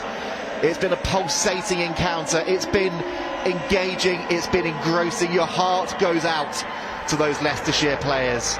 But it's Hampshire's day, and a huge congratulations to all involved in that team, players and staff. Whilst they celebrate, they will very shortly be making that famous walk up the stairs to create their trophy, to collect their trophy, which will be presented by Deborah Griffin, OBE, the president of the RFU. What a contest to start things off on day 2 of County Championship Finals weekend. Congratulations to Hampshire and commiserations to Leicestershire.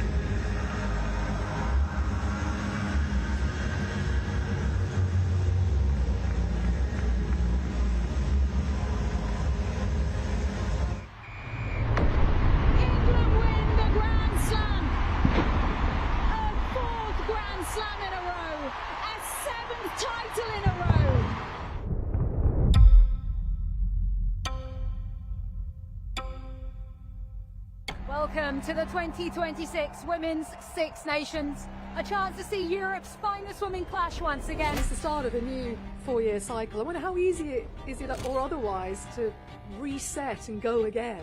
I don't know really what we're going to get, to be fair. How much further can we take it? Are your team ready to seize the moment? Got way more in us. Way more in us. Today's a new start, a new team. I don't think I'll ever really, truly take in the fact what just happened. We've had new players come in and play throughout the tournament. There will be no fear, but there will be pressure. When you're wearing this rose, we look after every single person in here. It has to be relentless. We have to keep going. Pressure's on them. And England's Red Roses are in town, the world champions who've not lost a game in the championship for over 8 years.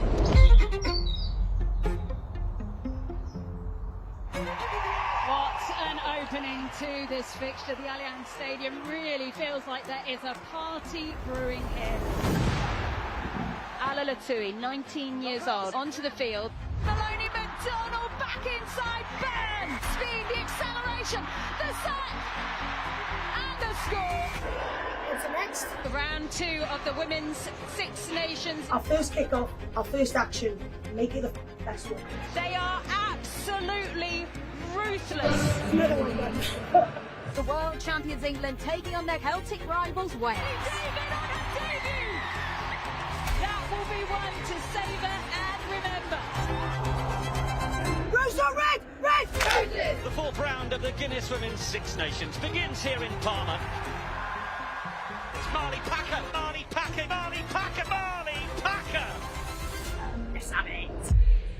The 2026 Guinness Women's Six Nations Grand Slam decider in the Bordeaux sunshine. Bordeaux to score an end-to-end try. And it's the England skipper with a bit of football who hacks it on as Ellie Kildunn goes in for the score to give the Red Roses the lead in the match for the first time. Just breach for the corner. England have their 3rd, and it's Rowland winding it up for Ellie Kildunn to score. At half-time in Bordeaux in the Grand Slam decider, it's France 7, England 26. Felayou, Rousset, and it's in! Anaïs Grandot! Bordeaux Sansus will score! And it is another key momentum swing. We're down to an 8-point game. Well for Packer. Then it's Rowland for Harrison. Harrison for Kildunn. Kildunn with support from Breach on the outside. This is exceptional from the Red Roses. Marley Packer, turn provider. Amy Cockayne into the corner. England have sealed the contest.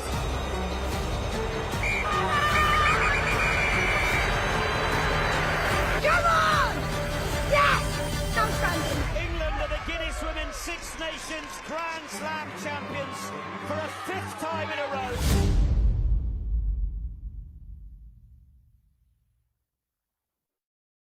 Hi, I'm Henry Slade, and it all started for me at Ivybridge RFC. Hi, I'm Luke Dickey, and it all started at Penzance and Newlyn RFC.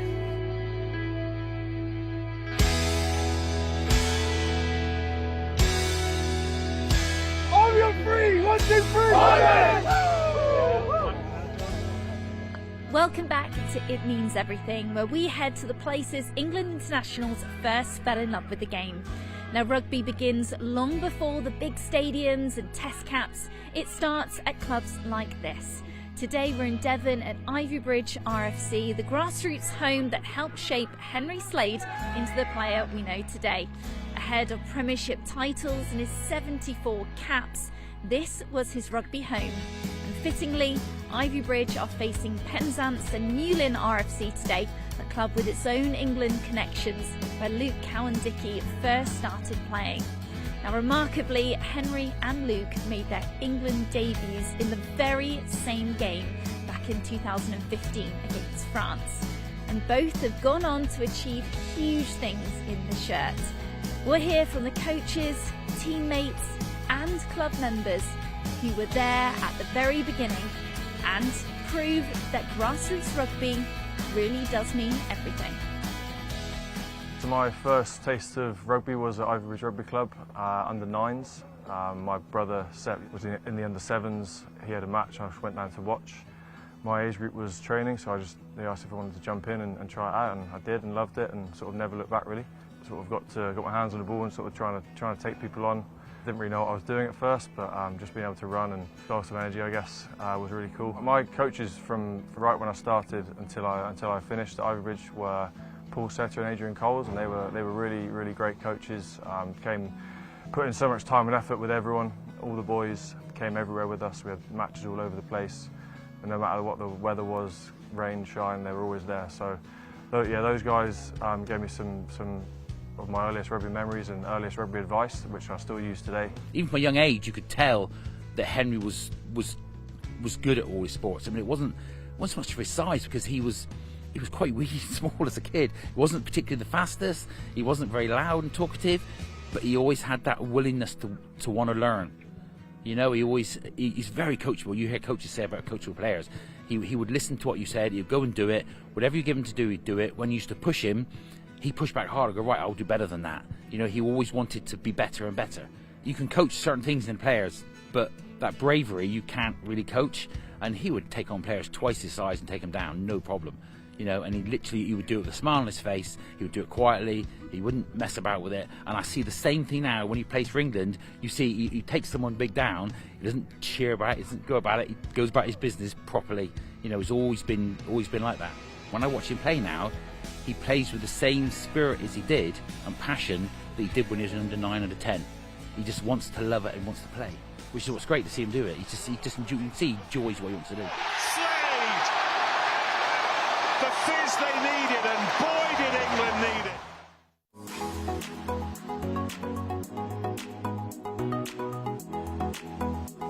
The Under 14 to 18 Coach Development Project is around how we can support a club to instill a static coach in an age group.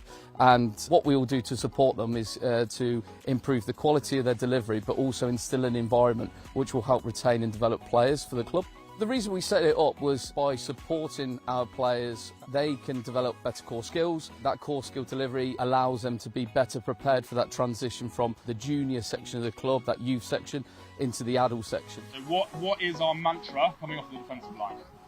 2 steps, okay, so we need to be hearing 2 steps. So being introduced to the programme as someone who's relatively new to coaching, it's had a huge impact on my coaching journey to start with. In terms of players, we've definitely seen an improvement, so it's been invaluable in terms of coaching itself, but also we've seen a huge difference with regards to the players, and it's been reflected in success on the field as well.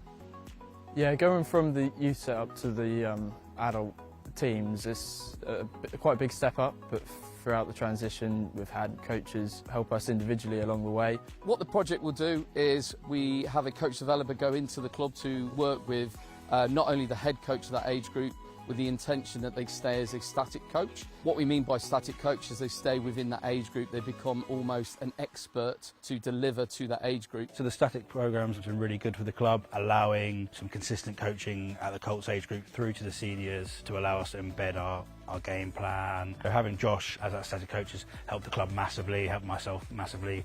We link really well together. Colts players are going to come play senior rugby where we think they are in the programme, to what team they can help, which then allows us to fulfil 3 sides on a Saturday, which is a great achievement, and also embed them into the senior programme for the next few years.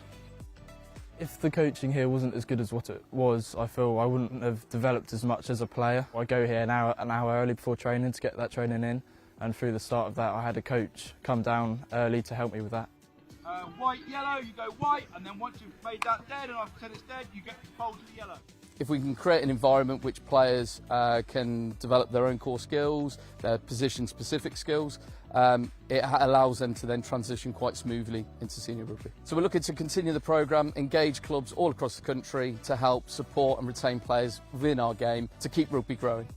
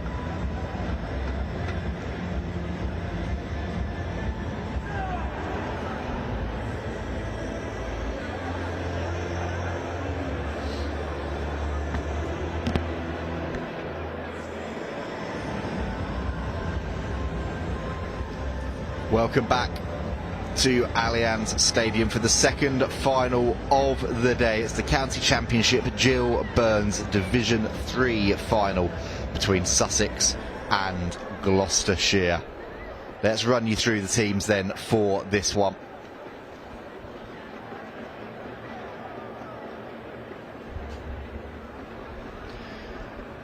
Here is the Sussex side that Mike Upton has picked for the final. Abigail Radford will captain the side from 13. Vice-captain Beth Tetlow will start at number 8 in a formidable back row with Megan Follows and Alicia Simmons. Watch out as well if she gets a chance with ball in hand for Megan Baker on the right wing.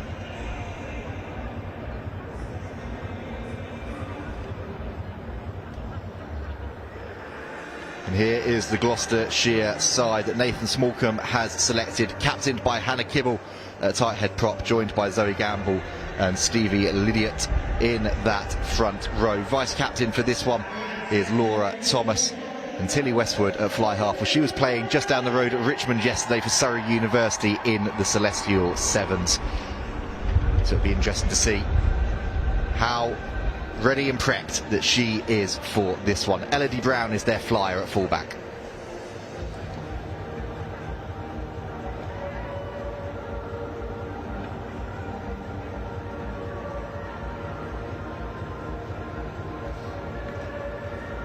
And whilst we're waiting for the teams to make their way out, a reminder for you of how both of these sides made it to this stage. Sussex, well, their road to the final started with a narrow victory over Essex, before a dominant victory over Hearts and narrow victory over Middlesex and a 37-5 demolition of Cumbria in their semi-final.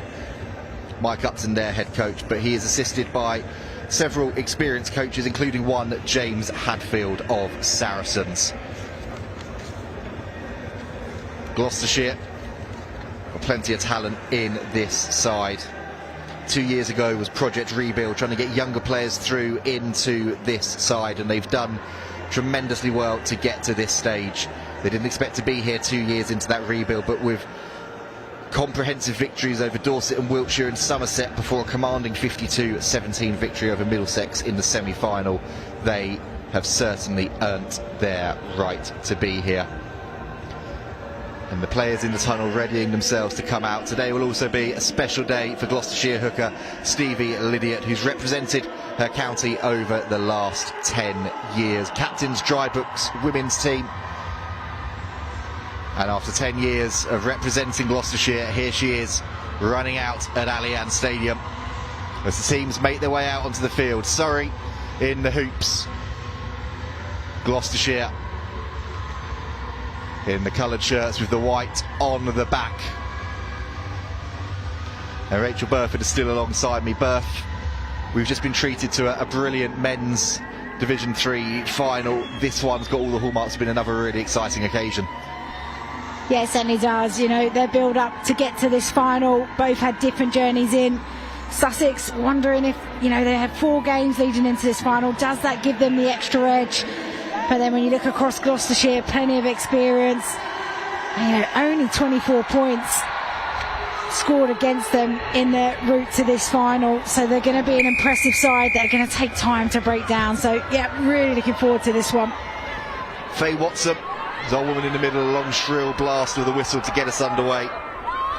Emma Magro and Sarah Hooting supporting as ARs for this contest. And we're underway here at Allianz Stadium. Bit of a bobbling ball from Gloucestershire. Early doors, and they look to try and launch something from deep inside their half, but the turnover has been executed to perfection on that far side. Liberty Lawrence at scrum half feeds that one on.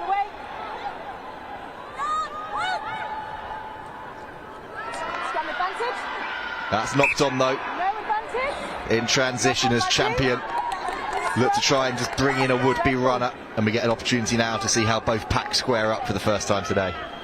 I think Sussex will be, you know, disappointed with that knock-on or losing it in the breakdown, but initially the defensive effort, lots of pressure onto Gloucestershire. forced the first turnover. But yeah, it'll be interesting how both packs go.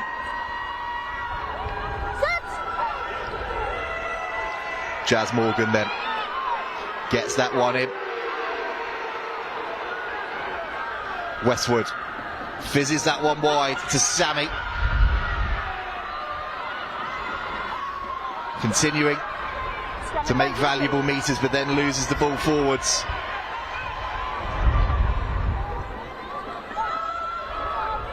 Use it. Still advantage. And Sussex now with Bantock stepping in there at scrum half, whilst Lawrence was stuck on the floor. Can now look to launch something themselves.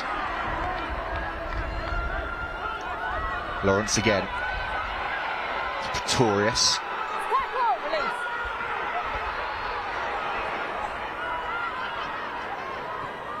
Nice ball on from Champion to Bantock. Stay out now, Red.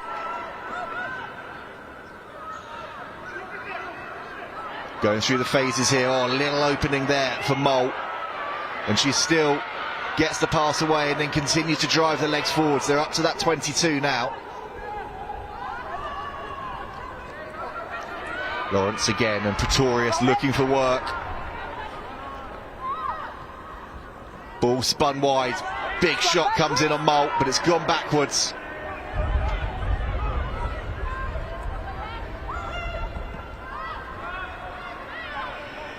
Roll 5. Sussex continuing with this phase play. Now there might be an opening. Oh, it's been dropped. Scrum advantage, Red. And it's been picked up by Gloucestershire, and they get the offload away as a big old fend that came in there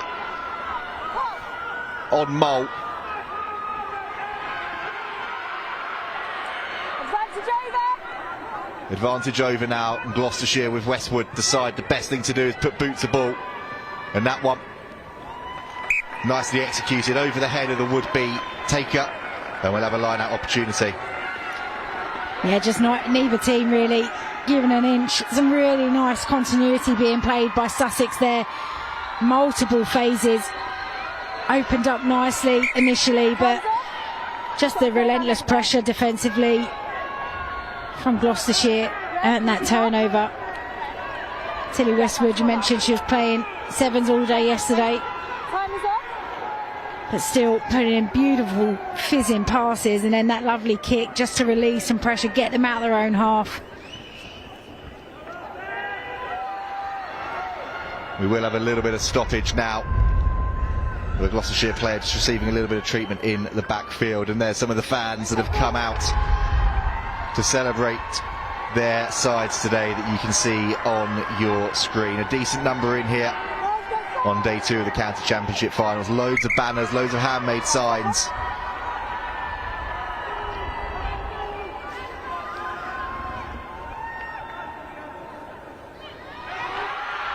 Line out not the cleanest, but Gloucestershire tidy that one up.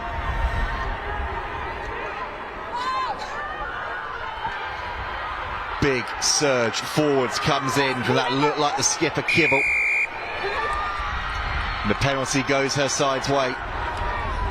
Some really positive moments for Gloucestershire, contesting at the line out, getting the turnover. Some big carries from the forward pack, and then earning penalty, which now gets them deep into the 22. Real opportunity here for them to strike first and early in this game. Look at this replay. It's a powerful carry, wasn't it? Driving forward, taking on all comers. And then, yeah, you can just see those hands in there from Sussex diving all over the ball. And that gave this Gloucestershire side an opportunity here from the line out. Taken nicely in the air by Amelia Holloway. And now they look to try and drive forward. It was crabbing towards the sideline. So Lydia had to go herself. Leave it, Blue. Another big carry coming in from Gloucestershire. Here's Westwood with a little show and go.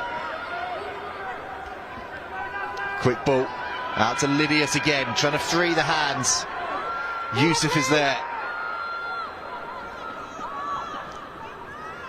fizzed wide, but the pass has gone forwards.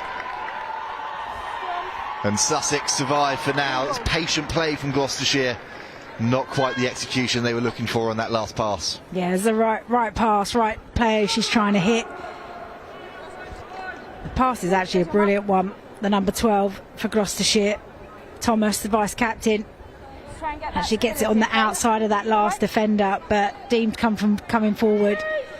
But bright start, starting to see what this Gloucestershire side can do. Definitely got some dominant forward carriers that allows them to get that momentum and front football.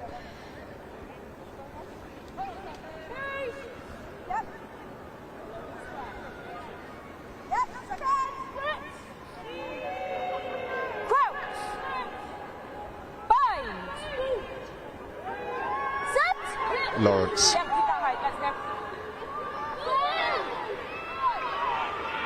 Patiently waiting, that scrum is wheeling around. Referee encourages Tetlow to use it,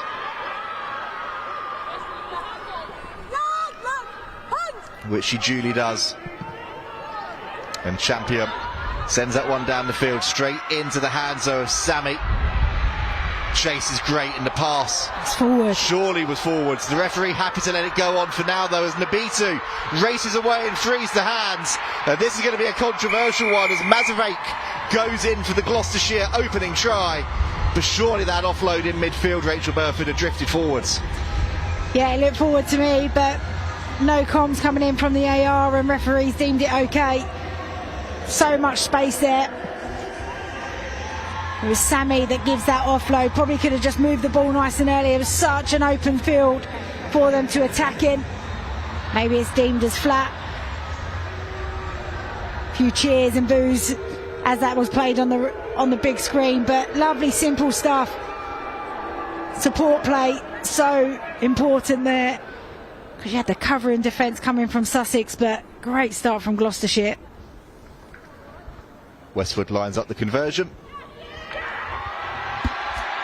which goes over, so it's the full 7 points, regardless of how they got there. Once they got into that backfield, the awareness from Asinati Nabitu to just slow down, draw that last player and get that pass away to Tink Mazarek was so impressive, as you can see on the replay when she gets through. Yeah, it's just backing off here, then nicely into support. Still got work to do. You can see the covering defenders coming across, and she just does squares up, just straightens up nicely, so it doesn't allow, as she makes that pass, for the defender to be able to drift off. And good finish. Gloucestershire then getting the offload away. That was half charged down on the kick from Sammy, and it's an accidental. Oh, I was going to say it was an accidental offside. It was a full offside, and Sussex straight away got an opportunity with Champion to just send this one back into the 22 and try and respond immediately. Yeah, a bit of a gift to Sussex, this one. See what they can make of it.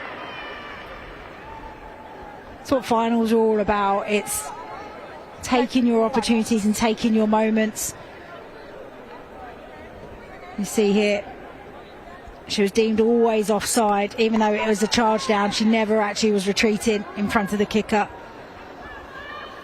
So Sussex now with a gift of an opportunity from Gloucestershire. Can they make it count? The line out works to perfection. Now they get the maul going and rumbling closer to the line and over. It's an instant riposte, and it's Steph Chips who goes over. That's inch perfect from them, wasn't it? Bit of movement in the line out, bit of deception, then go to the middle ball. But there they come to the front, which then forces that front pod up. So no compete, not straight, doesn't matter. Look at that, everybody in, motoring forward. Gloucestershire really struggling with that power, try to bring it down. But Steph Chips recognises where the whitewash is, gets underneath that last defender and gets 5 points on her name. Don't come around that often, scoring here at Allianz Stadium, and see the big smile on her face. It's a moment that you have to savour, scoring at the home of English rugby, especially scoring in a final. There's really good awareness actually as well, just to see that the maul was starting to slow, breaking away and powering over the line. And Megan Baker lines this one up, unable to add the extras. So Gloucestershire with 7-5 lead. No sooner had they scored their first of this match, Sussex respond instantly, and Rachel Burford, as we said at the time, it was an absolute gift. Yeah, it was all off their own errors really, from the charge down, being accidentally offside. But that's a big warning to Gloucestershire. They give Sussex these kind of opportunities, one shot, and they've taken it on their first go. Show that they're capable of doing that time and time again. Champion carries hard into contact, big tackle on her, but she manages to get the offload away to Pretorius. That's gone backwards, so Sussex can counter again. With 2 Hadfields in your coaching team, it should come as no surprise that the set piece for Sussex is as powerful as we just saw there. But Beth Tetlow has been penalised for a hair pull, and Gloucestershire will have a chance to send this one straight back down into that red zone with a player down on the floor. It's a really good spot, that, from the referee.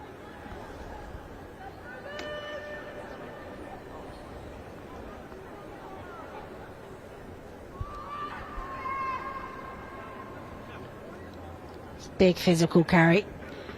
More you can drop your body height, the less that they can get underneath. When there's big ponytails out there, accidents can happen with pulling of the hair, but it's not tolerated by the referee.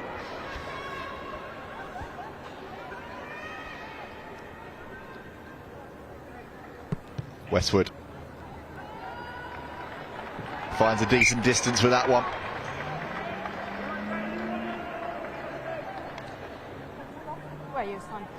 Done it all at university level, been part of the Exeter University side, part of the Surrey University side that got promoted to Bucks Super Rugby this year as well. Played for England under-18s and been in that Bristol Bears Centre of Excellence. So a player with plenty of experience anchoring this Gloucestershire side.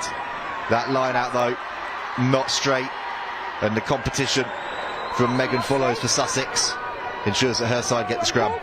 I love that when hookers turn and look and go, what?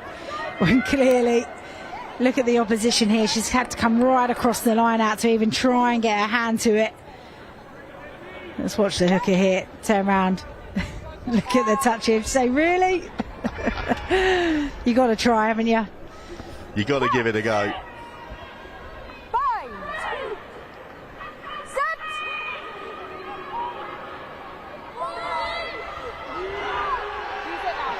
Big push comes from Sussex, and Champion again content to use the boot, and that is a wonderful nudge that bobbles and bounces away up to the opposite 10-metre line. Yeah, I'm surprised Gloucester didn't put somebody in that backfield area. The setup was, all of the Sussex backline were really flat, so it was clear a kick was coming. But a lovely nudge, lovely little grass finder. Make it roll. So we're in that territorial battle. You can see on that replay how much that Sussex bench loved that little kick in behind from Champion. And again, the line out not straight. And Sussex with another opportunity from the scrum. Aaron, for Sussex, maybe they've seen that there's a weakness there. So happy to put boot to ball, put it off the field, and then look here to contest, really put pressure on the hooker and the jumper. So they know that they've got an opportunity to win the ball back. We've seen that they've got a solid scrum platform to play from.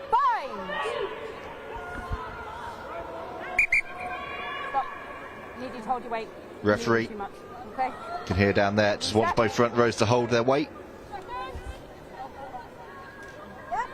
And make sure that that scrum is stabilised before we get underway.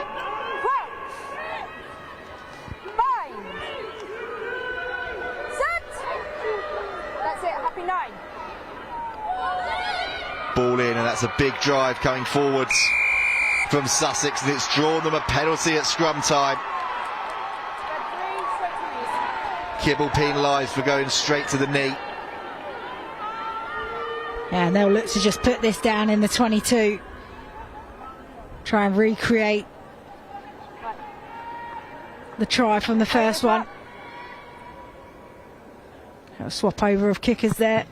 Maybe a little bit more confidence from number 14, Baker. Got a little bit more legs on it, and what a kick that is, right into the 22. Might be a bit far out for a driving maul.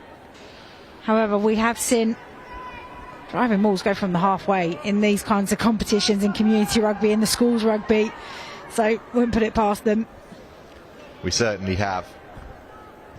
That's a really good nudge from Meg Baker.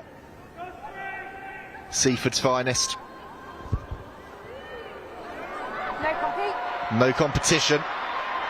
So even though that one wasn't straight, Sussex are allowed to gather and reset themselves here. Champion.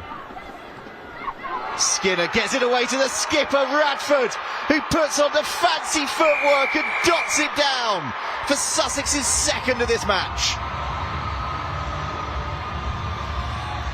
Look at that, the celebrations coming in. They know a bit of individual magic there to finish it off. But again, dominance at the set piece. All came from the scrum penalty, kick to the corner. Forwards go to work again. Win the line out. And then here it's all about everybody doing their role really well. Right at the line, look at the pace coming onto from great depth. Catches all the defenders napping. And she's got the pace to finish it and go round the fullback. It's exactly what you want to see from your leader. Leading from the front, showing everybody how it's done.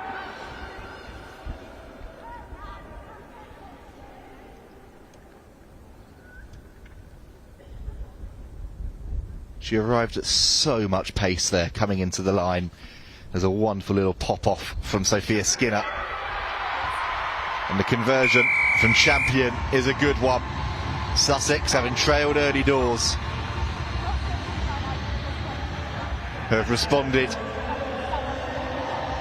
superbly with 2 tries. First, the pack showed what they could do, and second, with this replay here, the back showing what they can do, the skipper. And it's great work there from the number 12, Skinner. She doesn't engage the line, she just allows the defenders to come to her and then pick the softest of passes to her centre partnership, Radford. And Pretorius now back with the carry. Tip on in midfield. Here's nice from Sussex. Champion swings it away to Simmons. She's penalised though for holding on. That's a real shame for them. They just didn't have the support there. Champion hit the long ball, but then just skipped round the back, getting ready for the next phase. But you've got to make sure that she's got enough support in there. Oh, Stevie Lydia with a barnstorming carry. Centre field penalty, so the tap and go option. And here comes Nabitu with the carry now. We'll have a look at that from Lydia at the next replay, but right now it's Yusuf. There's pumping the legs and driving, but she's lost the ball on the floor. And Sussex come away with it again. Lawrence goes boot to ball. No advantage coming. Penalty, holding on. And with no advantage coming at all there, we'll come back for that holding on penalty against Nabitu. But what about that carry from Stevie Lydia? Yeah, brilliant. I mean, this carry here, but also the shot here. Body on the line, stops her dead, stops her in her tracks. And then that carry from Aliyah Yusuf, big power runner through the midfield. Her teammates weren't quick enough to react to her and then got done for holding on. Probably not the distance Champion would have wanted on this kick. But you can imagine they've been pretty confident with their line out so far, but you just wonder, does Gloucestershire put a bit of pressure on the hooker here, try and force a not straight so they can gain the ball back? They do put a player up this time, but the line out is well executed.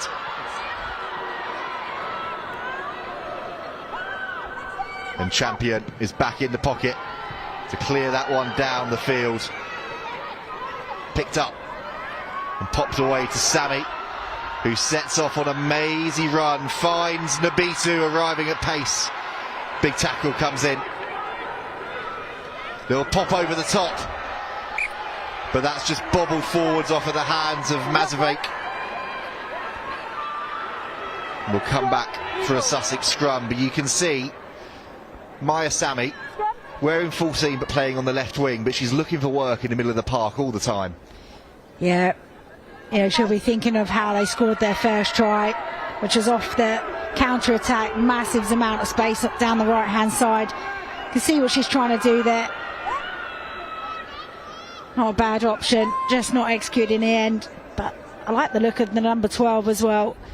Sorry, the number 13, Nabitu, just really running straight and direct, drawing in defenders, which then created that half an opportunity down that short side. Big scrum again. Sussex come away with it. Tip on in midfield to the captain, who gets it away to Champion, and she offloads nicely, and now there's space. Draw and pass. Good covering tackle comes in on Skinner. Aylward it was getting over there. Great chase from the Gloucestershire open side. But Yusuf is penalised. Well, you can hear actually there Yusuf was fine, but Laura Thomas hadn't rolled away in time, so it's a penalty, and Champion can just send this back towards the 22. That was some lovely handling from the back line from Sussex. Centres up through the middle again, and Bradford managing to get the ball away. Touch has been missed though, so Sammy is able to get the ball away to Westwood, and she's kicked down the field. That's staying in. Chips, try scorer, picks it up. A kick in behind now from Mole. Elodie Brown back there. But the chase is exquisite, and a huge tackle comes in. But it's been intercepted now, and it's a foot race and a run-in and a gift for Lauren McKierney, and Sussex have 3. The referee, though, wants to have a check first. Was she onside?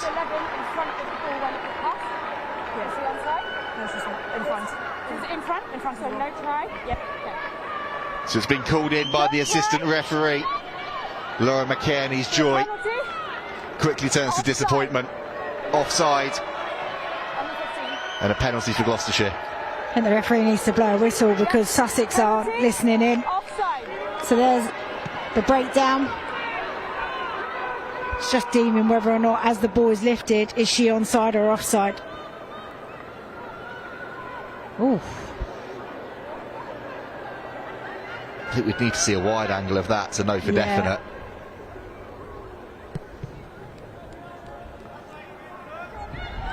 That's a real shame though for her.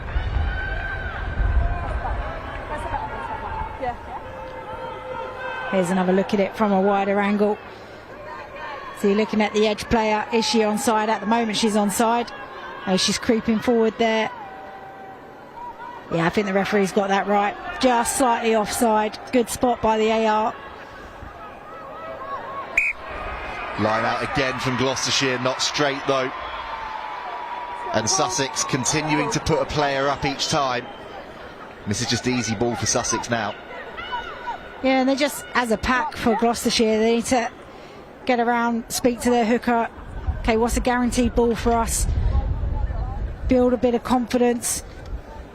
Look at the size of the gap as well, so it makes it really challenging for the hooker. And we just look at doing a front ball, but Sussex won't mind this at all. They'll just keep competing, keep putting pressure on the jumper and the thrower, because they know that the scrum platform provides them an opportunity, and we've seen the silky lines of running, the pace that Sussex backline have. You can even see now, which I love, looking at all different options. I can just see the 10 pointing left, right, even showing she might give it a little kick as well. So assessing what their options are. Been a key part of this run to the final for Sussex as Maya Champion. You can see why with that leadership and that direction from 10. She's definitely eyeing up that right-hand corner. What options there? Now everybody for Sussex has flooded this open side. They're getting the drive on at the scrum. Referee tells them to use it, so Champion gets it away. There's the captain again, Radford.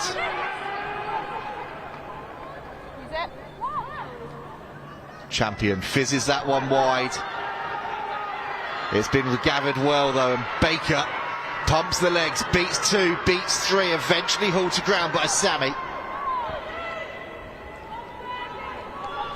Lovely tip on in midfield to Follows. Champion again, that one just too far in front of the would-be ball carrier. It's a real shame, isn't it? Yeah, some really good momentum being played there. They're doing so well. That first midfield carry really shortens up the defensive line. Let's have another look here. Little tip on, just changing that point of contact. Changes defender. Now you've got 1, 2, 3, 4, 5 all around the breakdown, trying to scramble. And you can see here, there's so much space out there. A bit of a blind pass to her. You want to be just slightly promoted in front of that player on the inside. Sussex again getting the drive on, and they're going to get this penalty against the head. You can hear the cheers and the celebration down there, and they've gone quickly. Here's Champion sending it wide. Big tackle coming in.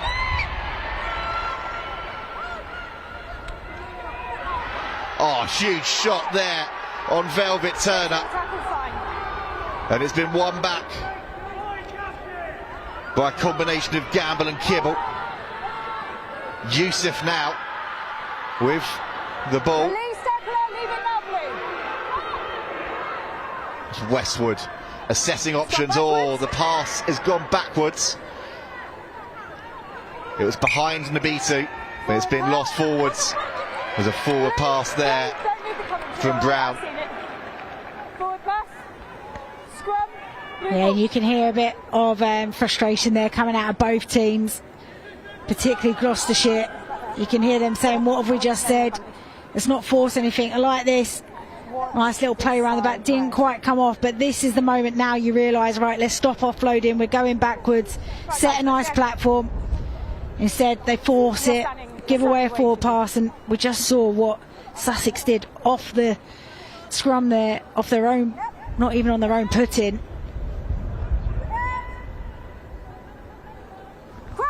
So what can they do now with their own ball at the set piece? This James Hadfield masterminded scrum.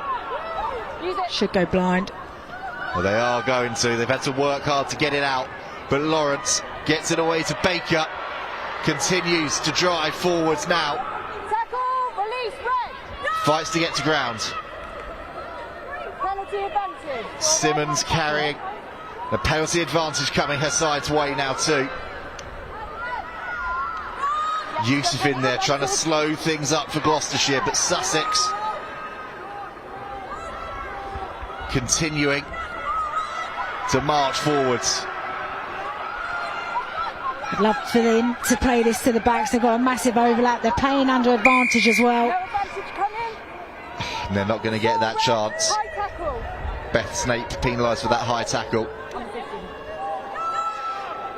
Also, Megan Baker worked all the way to the other side of the field to be another number, to be an extra player.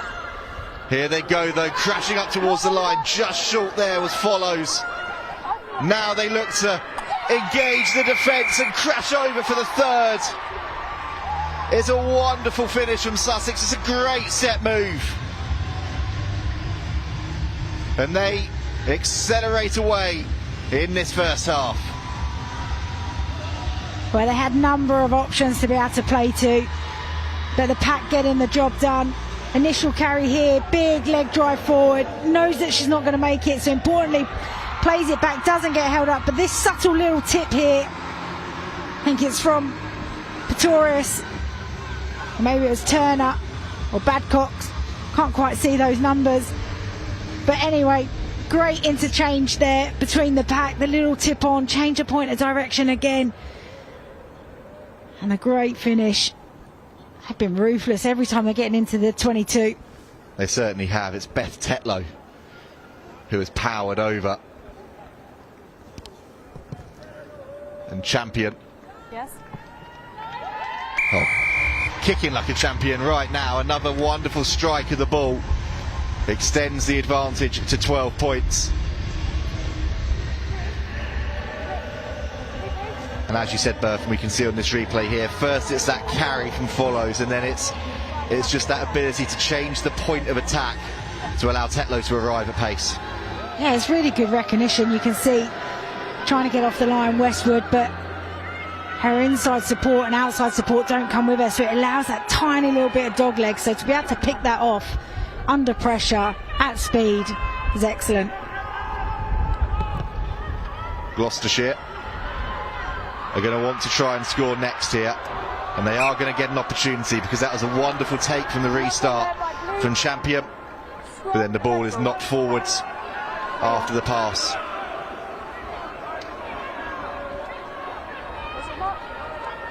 Yeah, that's two restarts now on the back of scoring tries that they've not been able to take successfully and be able to exit cleanly.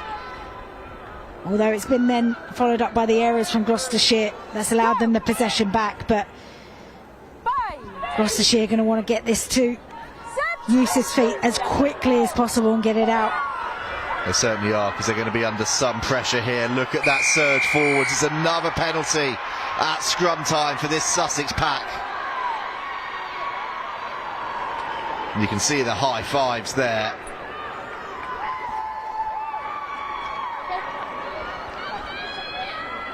Just sheer dominance, from Sussex. Pretorius, Chips and Badcock.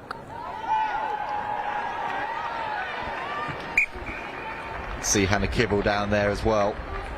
On the line. Helps when your captain's a front row, doesn't it? But just asking the referee about whether Sussex are going a little bit early on the scrum. I think looking at this replay here, that is just pure power, isn't it, from that Sussex 8. Yeah, it's that mindset, all 8 driving on the ball. Don't give an inch.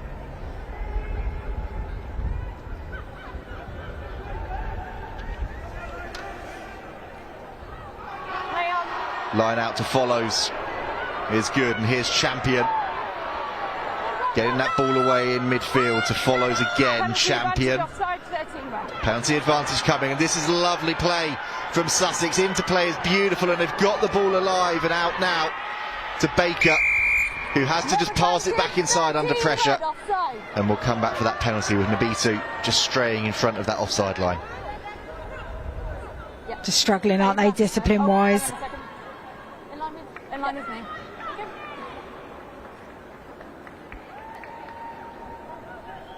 And that's just going to allow for Champion to kick into that 22. Their line-outs have been excellent, even when they're being contested. It's been really strong from Steph Chips. Line-out throws through the middle. Big carry here, which is what's doing the damage to really shorten them up and allow them to play to those outside channels. Decoy runner there, completely bitten him.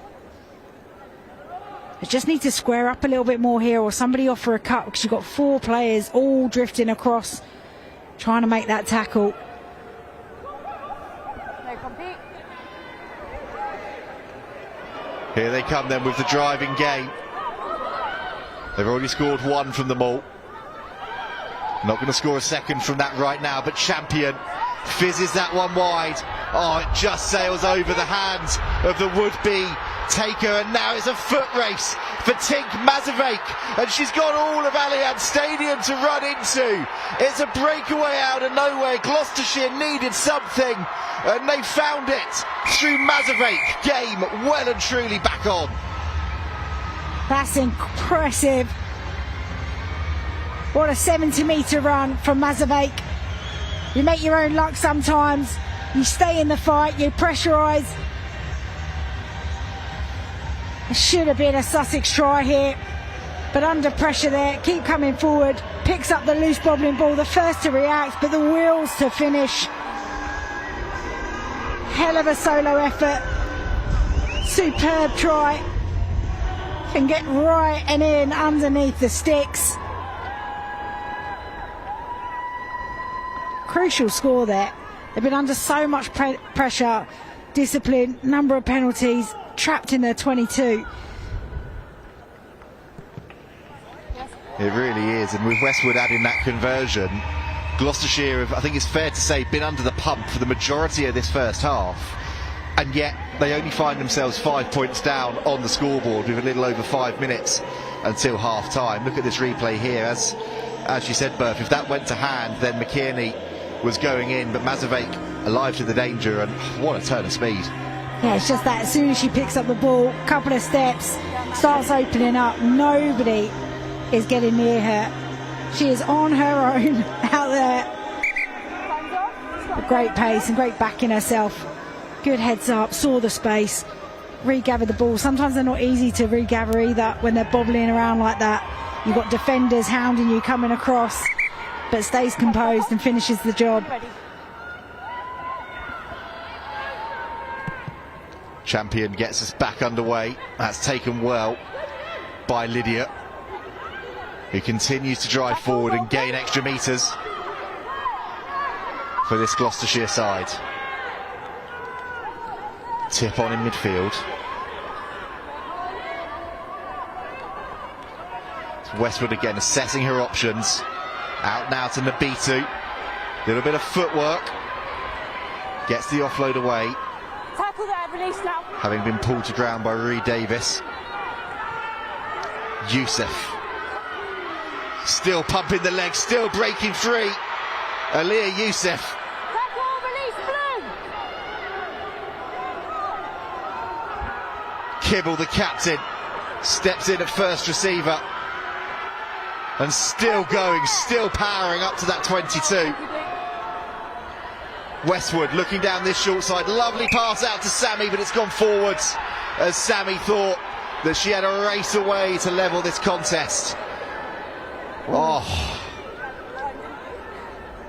Sorry, I forgot. I said the forward pass out loud, but I forgot to press the button. It's alright. Oh, so many great carries in that build-up. No, we're going off my watch, so we've got 3 minutes left. Just have a look here. Oh, that's so borderline. Feels like she released the ball on the line and she caught it on the line.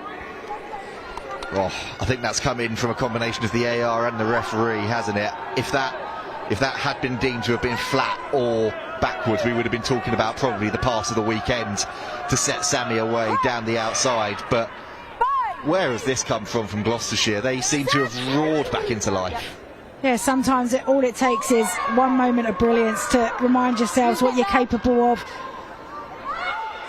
And even scrum time there. They've gone backwards the last couple of occasions. They managed to hold that up pretty well. And Radford,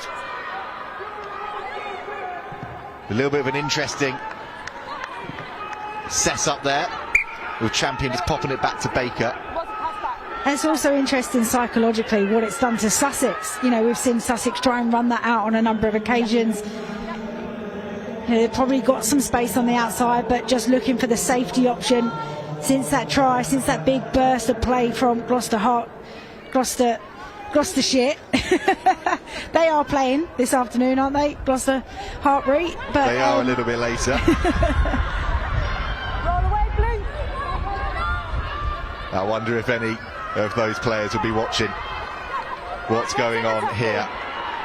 Now, that ball has been ripped in the tackle. It's a knock on by blue. Then a knock on by blue. Scrum, red ball.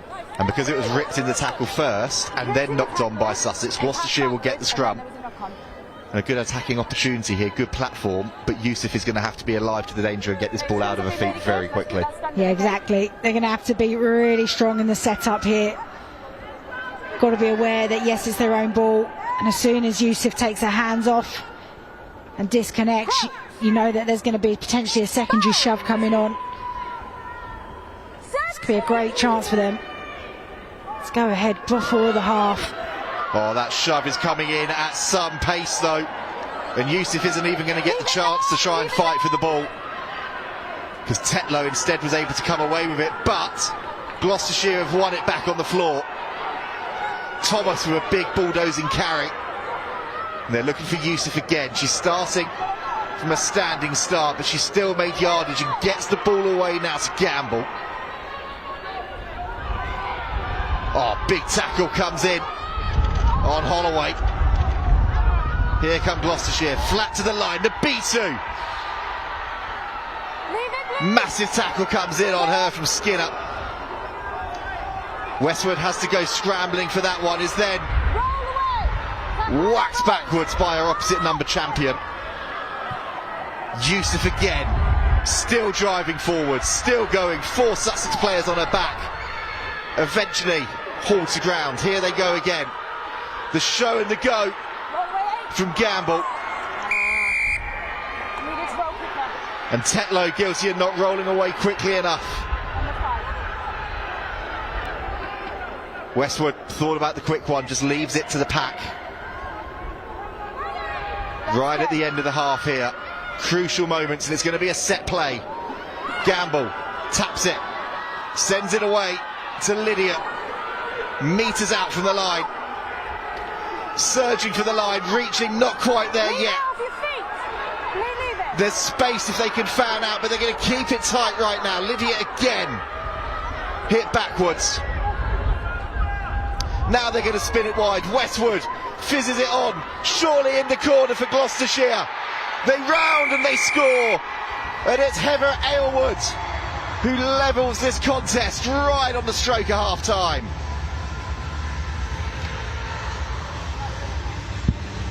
But what about that? What about a comeback under so much pressure in this game? And suddenly they're finding their belief and their confidence. Such a good spot here. Good listening skills, good scanning skills. One more carry, plays it back, and then the simple hands to the outside. Westwood, finally, one goes her way. And how about that? Number 7, she's been doing all the work defensively. Heather Aylward on the edge of that one. So good. Good hands as well from the number 14, Sammy. Just does enough, little tip on, draws the last defender. Oh, this has certainly come back to life, hasn't it? It certainly has. And Tilly Westwood down below us with the last action of the half has got an opportunity to put Gloucestershire into the lead here. It's a really difficult conversion. She struck it well, but it's going to drift to the right, and we are tantalisingly poised at 19 points apiece here at half time. What a game we've got on our hands. Sussex 19, Gloucestershire 19. Oh, I know. And also how the hell is this?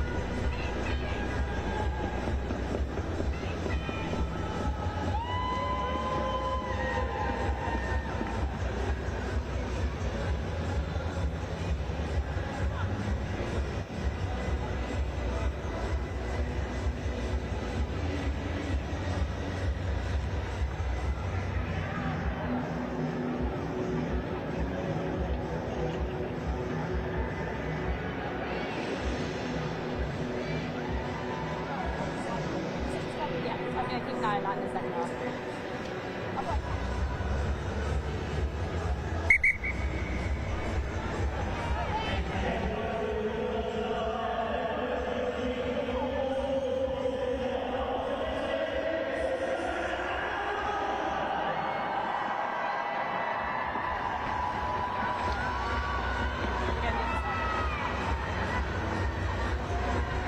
Tantalisingly poised them.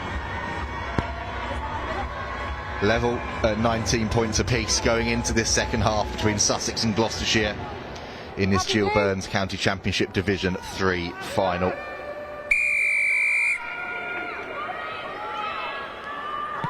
As Westwood and Gloucestershire get us back underway. Bouncing ball is gathered with pressure coming on. And Lawrence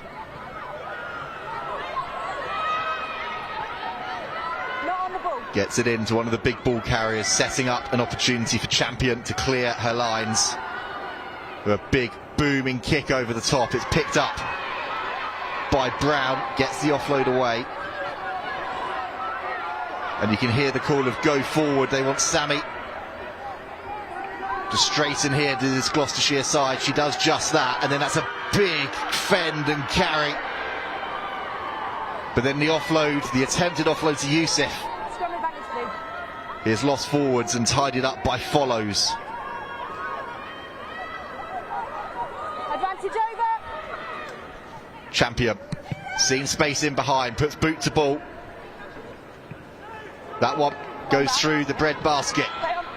But Mazovek tidies it up, second time of asking, and gets that away really nicely. Sussex captain Radford just gingerly getting back to her feet after that tackle, and her side coming away with possession again. Oh, what an offload that is. Roll away. To Lawrence. Leave it now, Red. Red 13 offside. Okay. Penalty advantage. Penalty advantage coming. Nabitu offside again. And Radford back to her feet. Get lower too. We've got Red 6 offside as well. Multiple offside penalties coming now as Champion feeds it into Simmons. Just hold them up for me, Sarah. Champion again. Advantage. Looking to switch play and goes herself. Head down, charging forwards. Shipped out wide now to Radford. No advantage coming.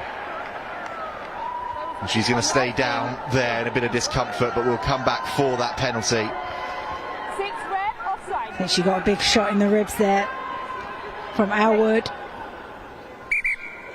Time off. That's a couple of times now, isn't it, that whether it's Nabitu or Parker, they've been caught offside, this Gloucestershire team, and it's just gifting opportunities here for Sussex to get themselves back into that attacking red zone. Yeah, and it's going to be that fatigue level as well coming in. Bit too tired, not quite getting back on side. Just got to keep scanning where the AR is. Make sure you're behind that back foot. But what a shot that is. Couple of big knocks that Radford's taken in quick concession.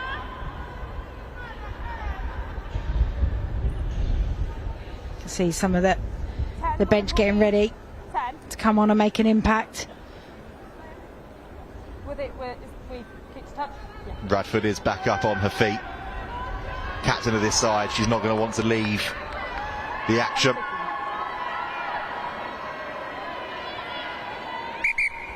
Time back on. I love the banners that everybody's making to come out. Been great. It's been some real originality in there as well. In at 5.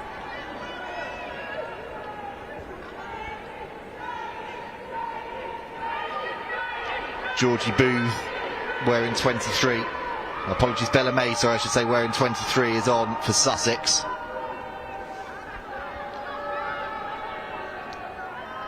No compete. Good line out, and again the driving maul. Penalty advantage, 3 red. Collapse 3 red. by Kibble. Pulling down. And they'll get another chance here. They're taking it quickly through Lawrence, gets it away to Champion. Swings it out the back. That's lovely work. Draw and pass, 2 and 1. Oh, it's been butchered at the last. The covering defence was exceptional, but surely the pass had to go. Sammy had no right to get back there and make that tackle. And Westwood is able to clear the lines.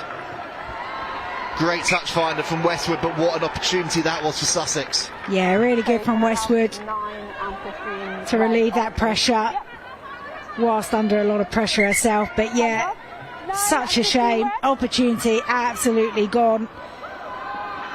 Brilliant work defensively. Sometimes you've got to go really close to the defender to draw that last play and don't give them a chance to get across. But the acres of space that they had on the outside, given the ball early, they would have won the foot race to the corner.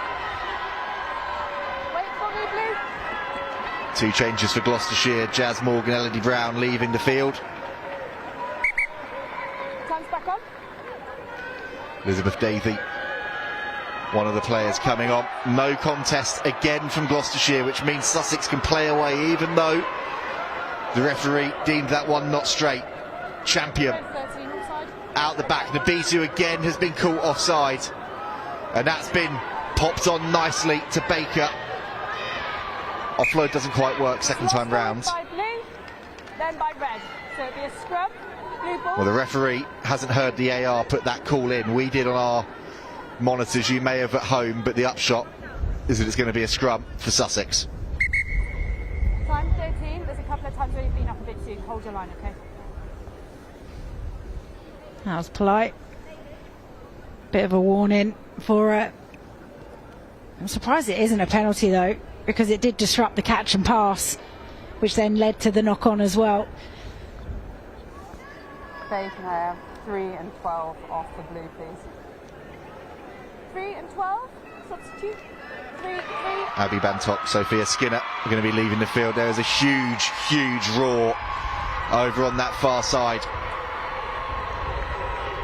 from those Sussex fans for their departing players and the players entering the fray.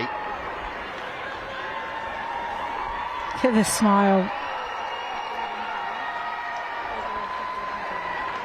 Taking it all in as she comes on. Big moment for her. Sadie Graham.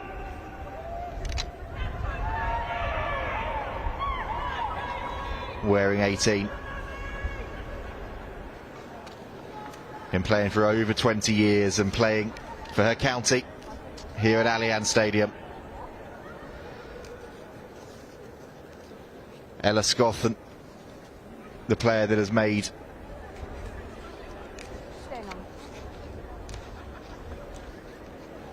way onto the field. There's still a bit of running repairs down there for Tink Mazovic.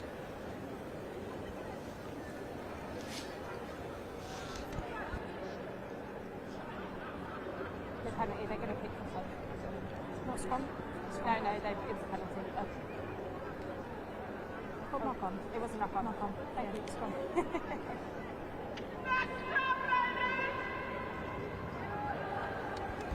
Still some running repairs down there for Gloucestershire's double scorer.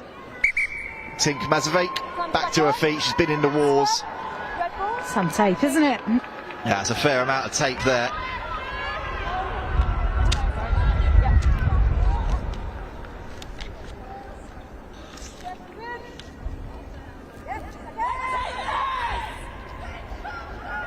And with those changes, you can see Champion. It's moved out to 12 in this defensive line. The pressure is still coming on this Gloucestershire scrum though. It's been taken at the base. Vanessa Pace onto the field, gets that away, and Champion again. Baker comes in, but it's a great turnover. Look at the celebrations down there from Hannah Kibble. That is a massive intervention from the skipper and a massive turnover. Yeah, critical turnover. Not sure it's the right option for Sussex to step back inside. Some lovely handling yet again. Offloads out the contact. The wraparound, double touches, working hard. But then that big straightening line right through the heart. Here's the ball, winning against the head yet again. Big carry. from Scovin. But the handling here, shift to the outside. And an offload here, keeping the ball alive. Use the 10 metre.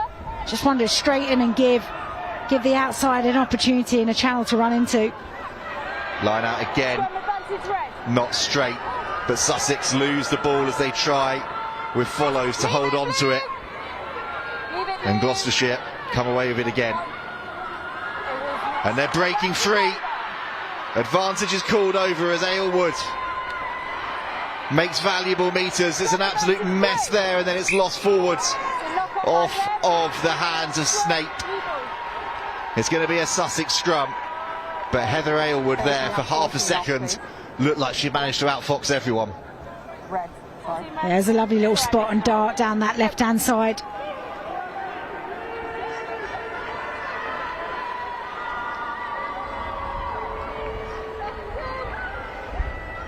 I think actually that was Hannah Kibble that had made that break.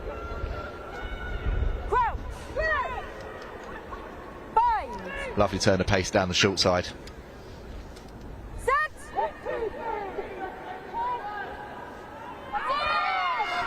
Scrum pressure again from Sussex. Referee tells them to use it, and they do. Boot to ball. It's gone backwards. First time of asking for Mazavek, not when she tried to grab it the second time. There's a little bit of afters over there.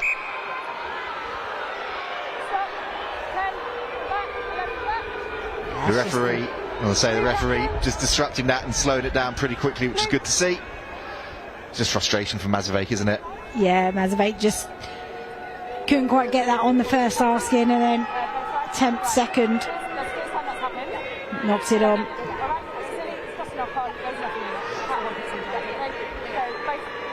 And see there, that's the bobbling bounce of a rugby ball, isn't it? So difficult to take it at the second time of asking. Yeah, it's unnecessary. Very sorry. But they'll be delighted. Another scrum. Time off. What were the numbers again? 9 and 4, please. 9 and 4, please. Two changes for Sussex. Velvet Turner, Liberty Lawrence leaving the field.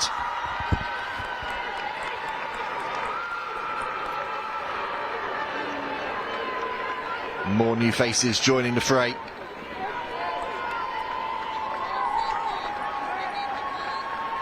Grace Addison wearing 21 onto the field.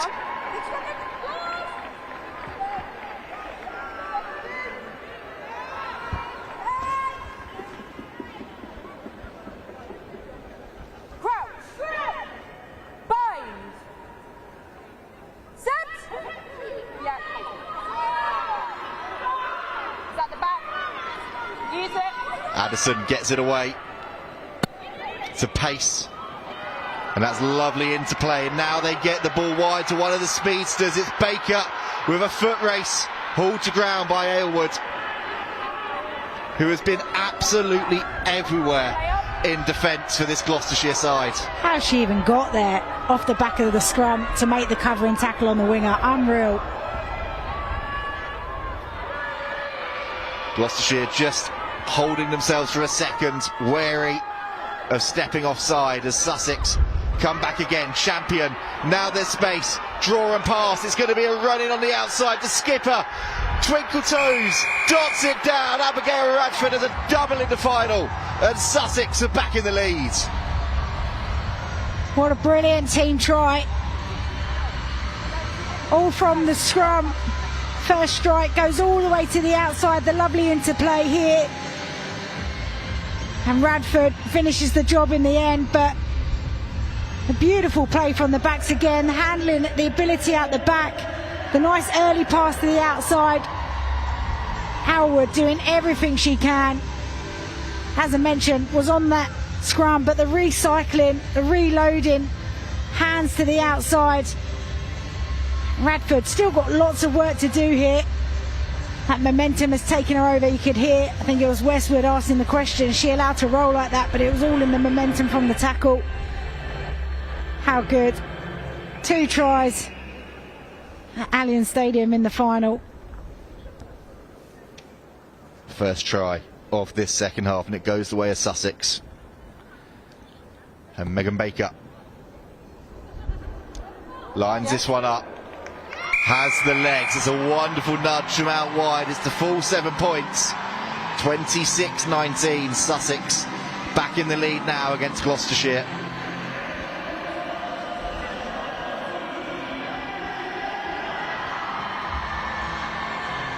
You can look at this angle here. It's a great finish, and exactly that. It's the momentum, isn't it, that carries her from that tackle.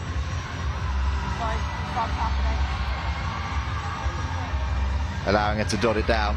There are going to be some changes for Sussex. Referee, you could hear just saying, please make these changes quickly.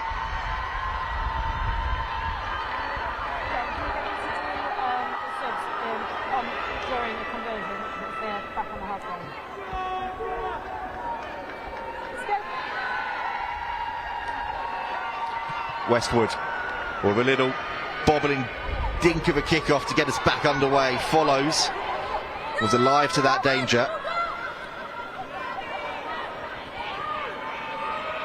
Scothen did well to get that away.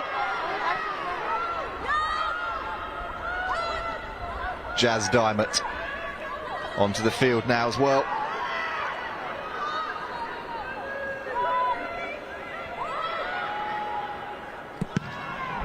And that one's cleared long. Oh, been lost forwards. Frustration there for Gloucestershire. And for Georgie Booth, it's going to be a scrum for Sussex.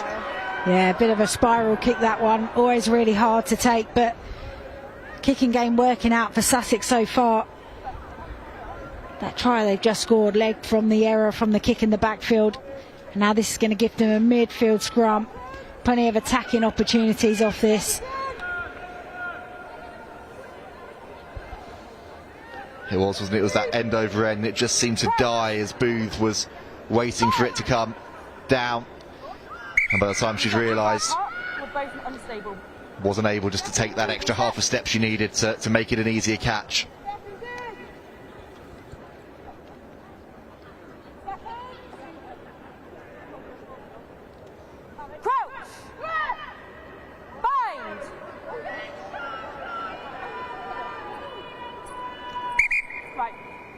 Binds have been fine all game. Let's sort it out and keep that standard, okay?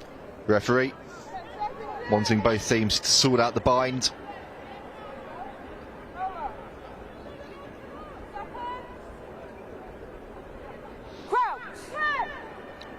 And a reset here with Addison. With the ball in her hands. Gets it in. They're going to switch play here, coming down the short side is pace. The offload is a good one. Stay out now, Red.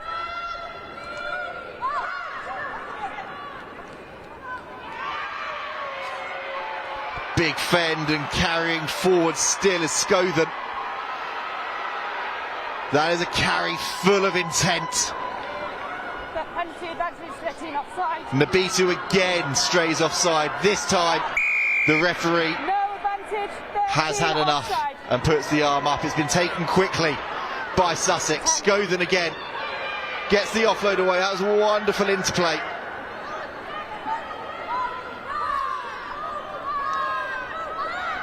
Big moment in this final. Scothen again. Held up. Use it now. That's a good surge forward. That's got Sussex a bit of momentum.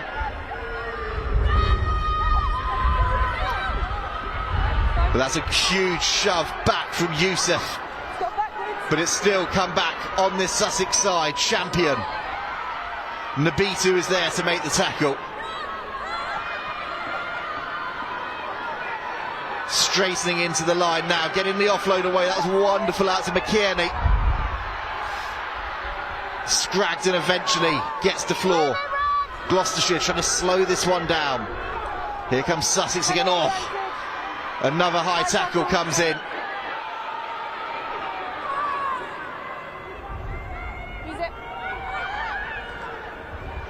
Ball is out to Scothen.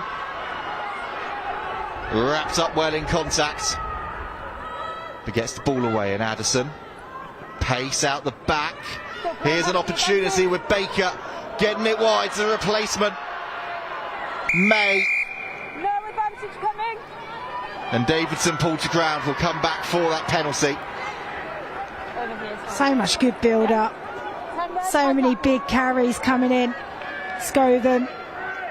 Diamond.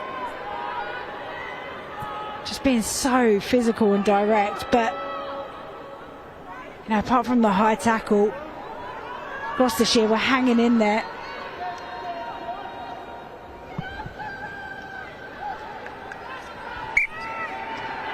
On the line, Red. On the line. You can see here was that massive carry in midfield. Just everybody going far too high on it. You've got 3 players hanging off of there. Keeps going. Takes an extra one to bring her down.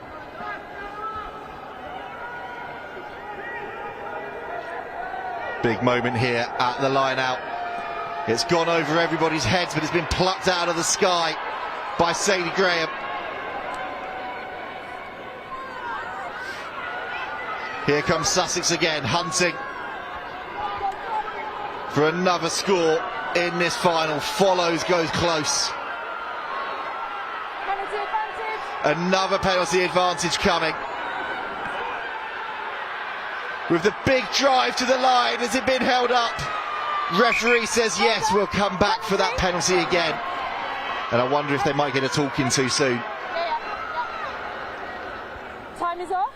I feel like there's been a lot of penalties in this game on both teams, and the ref still hasn't yet warned either side. It's good work there from Youssef to hold it up. Yeah, perfect, thank you. I think it's Gloucestershire player who's down on that far side. Just look at that leg drive. Her body positioning makes it so challenging. If you're going to wrap up around the ball, you're just allowing her to keep her momentum going. Yeah. I've asked for the vice captain. Same again here. But here, that's where Youssef does so well, wraps the ball up, really aware of where the line is, puts her body under the ball. There's another one by 3. Bella May was arriving at pace. That's some defensive effort from Youssef. She's going to have to be on her defensive mettle again, though, when we get back underway. You can see the crowd. I think it's fair to say, over a quarter of this game to go, there are some concerned faces, but we can also see the Bella May fan club, and they certainly have been loud and proud. They certainly have, and they've had plenty to shout about as well. Been really impressive off the bench. Bella May been adding lots of dynamism around the park, as well as that physicality in contact, and there is still time off here with Gloucestershire players down, receiving some treatment in the backfield, but it's been tight, it's been tense, and we're set for those championship minutes. Yeah, you can hear there's quite a bit of discomfort going on down there, but the medics are coming on to look after the player. Yeah, it's been a real tight encounter. You felt, especially in that first half, that Sussex were just going to run away with it with their dominance in their pack and the ill discipline from Gloucestershire, but came right back into it just before the half. But you feel here there's another opportunity and another try knocking for Sussex. There certainly is. There is going to be a bit more of a delay here with the medical vehicle on to help the Gloucestershire player off the field, and it's a real sad way for that one to end. There's a Gloucester fan in the middle who has been loving life. Oh, he's stolen the banner, raising it aloft with the crowd getting involved.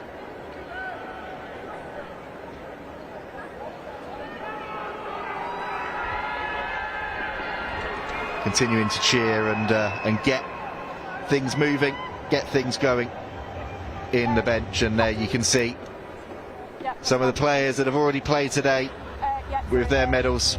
3 will be receiving a yellow card, so if you pick any, it will be a penalty.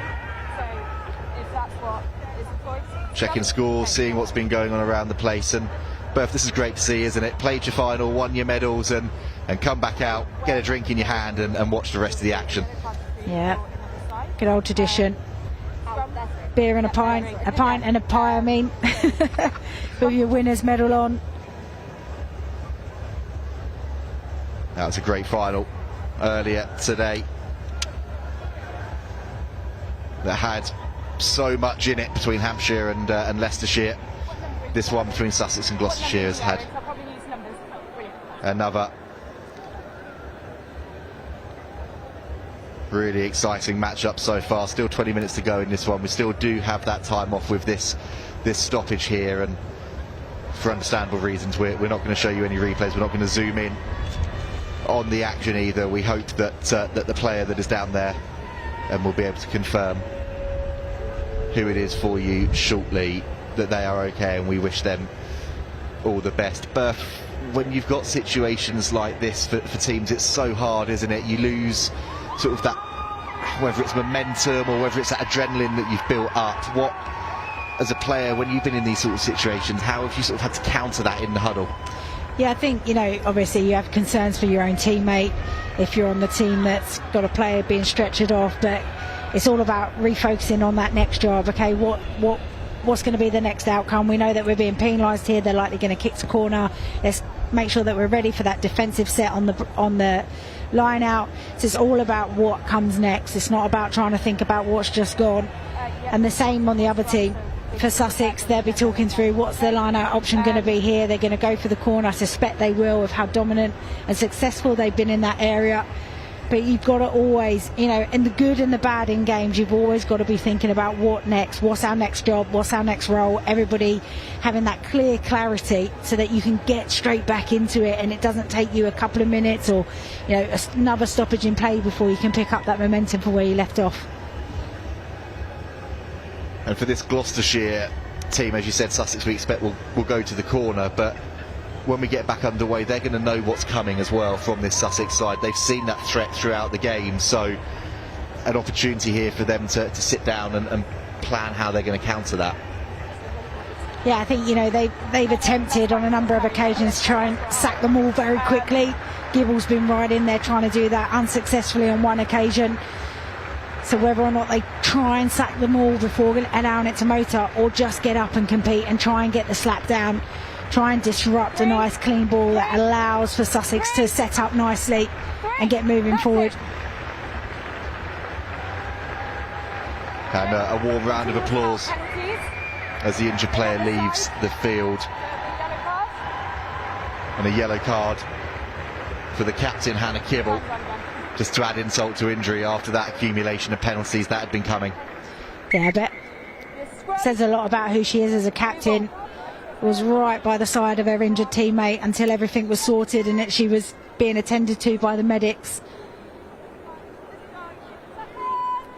But yeah, they're going to have to, whether they've opted actually for the scrum, obviously losing one of the props, so they've had to make a replacement.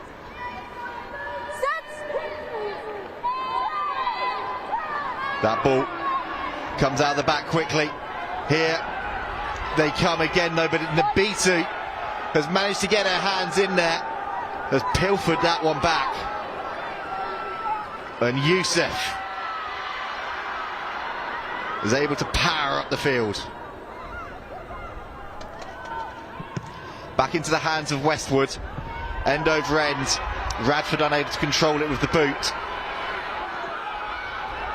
Recovers though and picks it up and then sets off.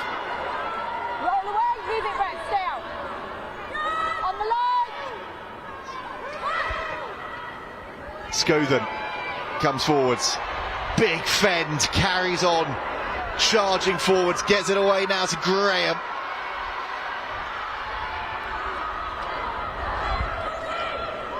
Ball was out, it's fine. Switching the point of attack. Scothen again. Tackle there, roll red. Stay there, red, ball's available, stay out. Taking on all comers. The ball out the back to Champion.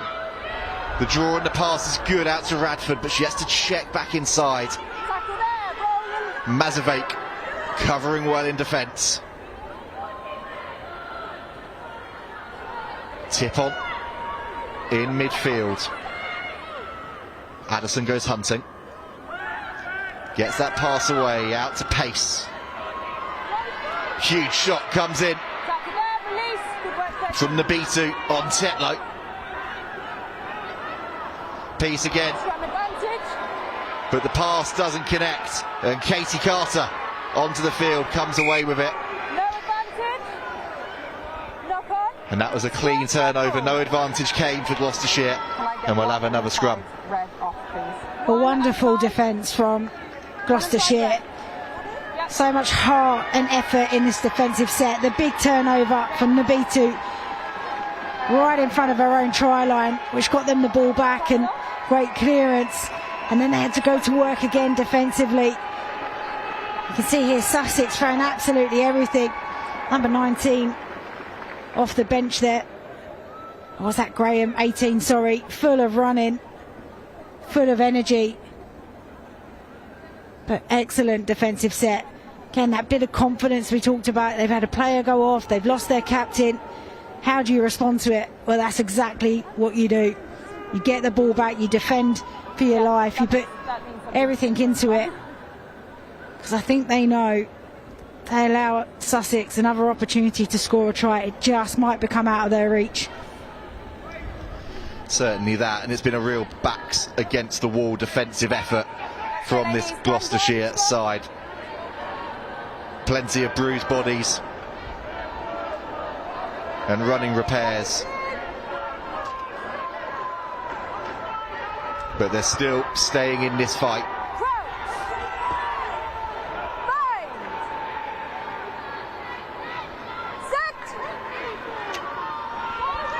Still 20 minutes left of this one as Sussex get the march on. Yusuf is trying to get the ball out, but it's going to be in vain. That is a huge scrum against the head, and they've taken it quickly. No time to waste.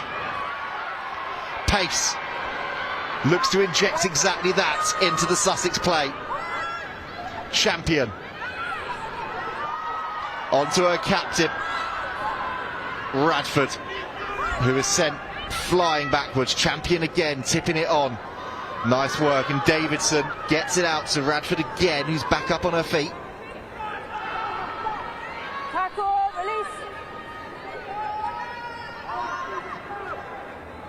Now it's time for the forwards to carry, with another offside being spotted by the AR. Champion to Scothen. Oh, still going forwards. Half of Gloucestershire on her back, but she continues to charge towards the line.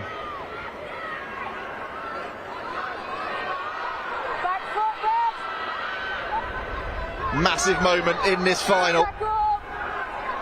Sussex inches away, follows, looking, reaching, just short, agonisingly short. There's so much space if they can ship it. Champion, inside ball is popped up and out the back, so they go again through Pearce, who's going to do it herself and dot it down. Charlie, Vanessa Pace with Sussex's fifth of this final. And surely Rachel Burford, they've given themselves a bit of daylight they crucially needed. Yeah, it was an important try for them. They've been knocking on the door for some time. The defence finally broke down, and it all came from this big carry again. Look at that.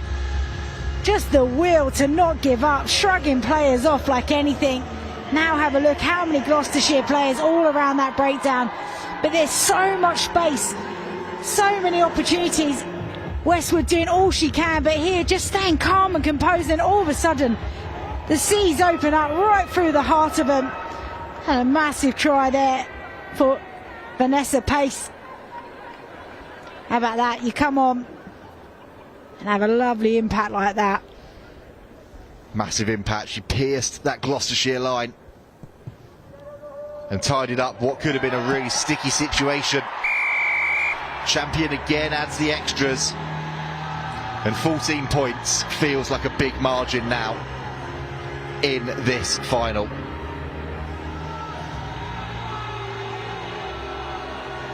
What's so good about this is it doesn't go right, it doesn't go perfect. It's a bit of chaos but they're staying again, not going down easily, fighting, offloading, scanning, having a little look up, being really calm and composed, and they get their rewards in the end.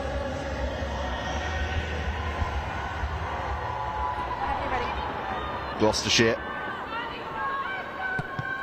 well, they fought their way back into this contest in the first half to draw us level at the break. They're going to have to try and do it again with not too much time left in this one, but they are going to start off with a penalty for holding on. Yeah, great turnover. I think it's Ava James got in over on that ball, and that's the exact response you want. You've just gone down. And they've decided they're going to tap and go. They're throwing caution to the wind. Leave it now, Blue. There's Westwood. Oh, that was slightly behind Thomas. Release now. The centre does well. Davey looked around for options. Penalty advantage. The penalty advantage coming as Booth breaks free now, gets the hands working again and gets a nice offload in. Penalty advantage coming the way of Gloucestershire still.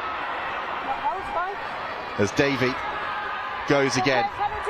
Still playing the penalty advantage, seeing what they can find on that short side. Nothing coming. And we'll come back. In line with me. Perfect.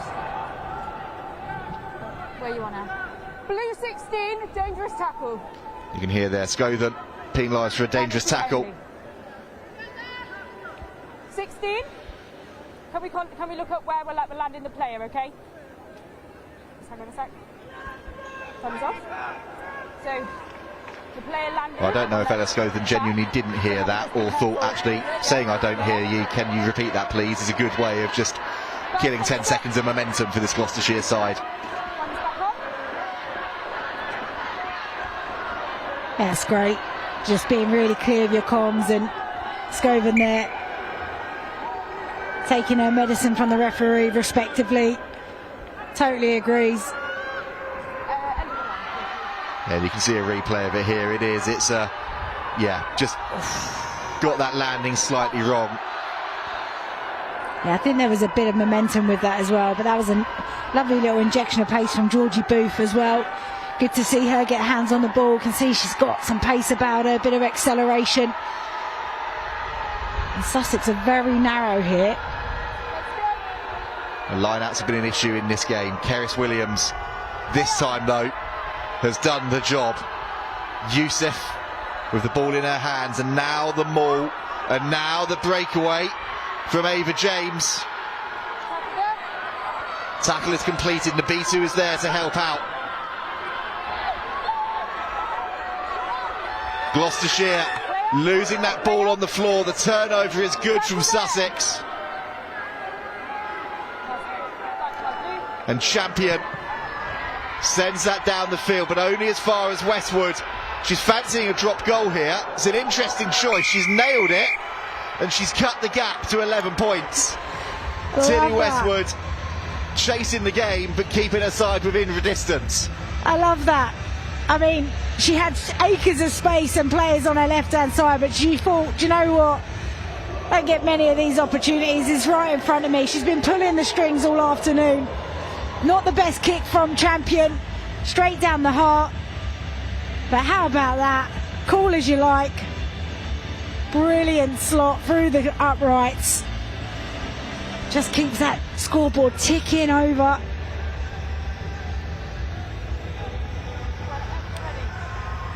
And I suppose the other thing with that drop goal, it doesn't change the dynamic that Gloucestershire are still looking for 2 tries, but it does mean that they would only now need to convert one of those to edge themselves ahead in this final.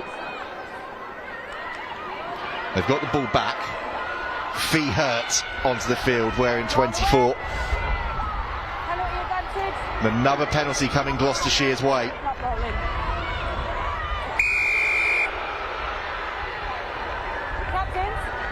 The referee just wants to have a word here as the penalty starts to mount. Let's just listen in. Captain. Okay. behaviour now. Okay, so there was an in at the side by your player. A little bit of retaliation there. Tip for tat, okay? Cut it out. So, in at the side where? This side? It was in at the side there. I was playing penalty. Okay, yeah. Okay, so go and speak to your teams. Yeah. There will be a penalty against red. In at the side. Yeah.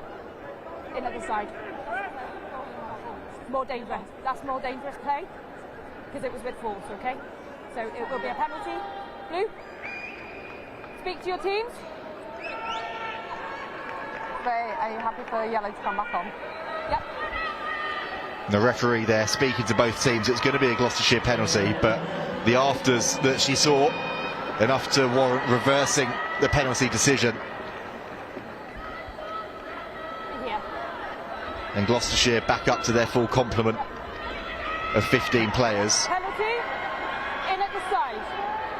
What are you up to? Scrum, I'm guessing. Scrum. And Sussex now with a scrum.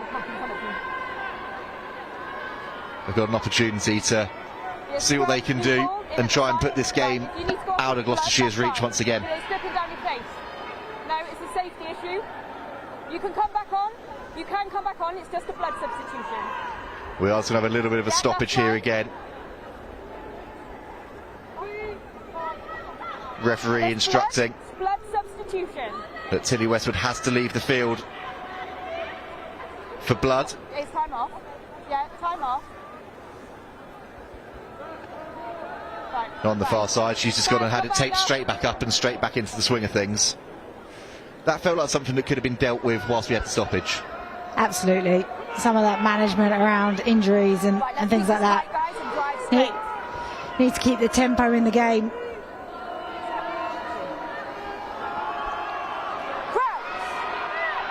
Addison with the ball. Scothen waiting at the base.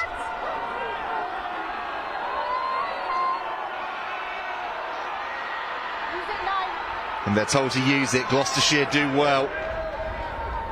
Pace gets it away. Oh, what a line that is from Radford. Champion again recycling. Pace again looking for options. Going wide. Forward pass called in though. And despite the work of McKierney and the covering defence coming in from Gloucestershire, we'll come back for a Gloucestershire scrum. Yes. Red 11 over to the face. Red 11 over to the face of blue 11. Okay? However, so foul play, yes. Contact with the head, yes. Okay. So we're looking at red card, yes. Okay. And it is red 11. Red 11. Right. that changes the dynamic of this a lot. Tink Mazovic is going to see red, and we'll listen to the referee explain this here. Yeah. Okay. So we've got foul play. Yeah. Elbow to the face. Right. Head contact. So it will be a red card. Well, Hannah Kibble not complaining, and Tink Mazovic, after 2 tries in this final, receives a straight red card for an elbow to the face, and that will be her day done. What was going to be a Gloucestershire scrum is now going to be a Sussex penalty. Yeah, I mean, we didn't get a clear look at it, but this is the initial forward pass that's been given. Here. Here's Mazovic coming in. It's got to be something that has been afterwards on the floor. Yeah, you can see that clear as day. Yeah, lashing out. Totally unnecessary, intentional. It's a real shame because she's had some really good, important moments in this game. It's just not warranted, but it's just born out of frustration, not having a lot of ball, being under a lot of pressure. But she'll see the rest of this game on the sideline. And Sussex now will make sure, if they can, that they add insult to injury with this driving maul. It's gone to ground. They're going to have to recycle this. Looking to keep it tight, powering over the line, scoring. That's Sussex's 6th, and that is surely that as far as this contest is concerned. Oh, you can see the tears of joy down there. Scothen and Radford in, congratulating a player who it means so much to.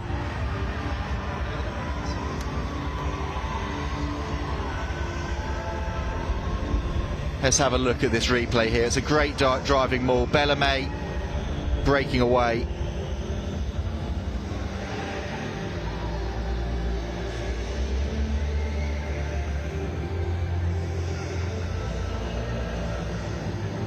I think it might be Simmons. I think it is. Who's managed to get it down.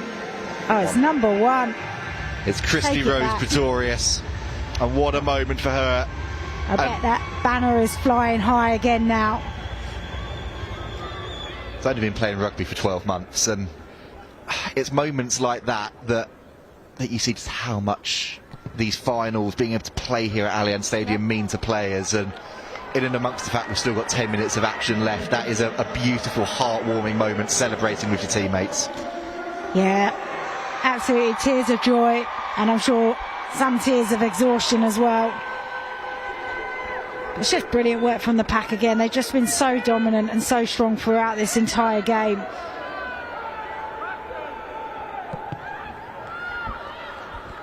Gloucestershire get us back underway. They're 16 points behind and a player light for the rest of this contest.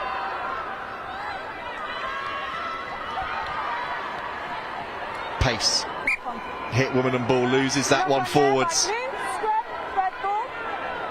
Good cover in defence there from Carter. Yeah, she's been physical in the breakdown, in some of the carries. Here, so physical, does enough to dislodge the ball. And that's the only bit probably from this game both teams have been guilty of, is just forcing that offload at times, just recognising it's not on your terms, you haven't been able to take the contact on your terms, therefore just take it in, settle it down. I don't think McKinney was expecting that. It was more looking coming in to secure the ball. Gloucestershire under pressure, but they get that one away at scrum time. Westwood sees a bit of space and then is hit off the ball, stays down. Kibble goes over. You can hear there Laura Thomas asking, is that not more than just a penalty? At this point,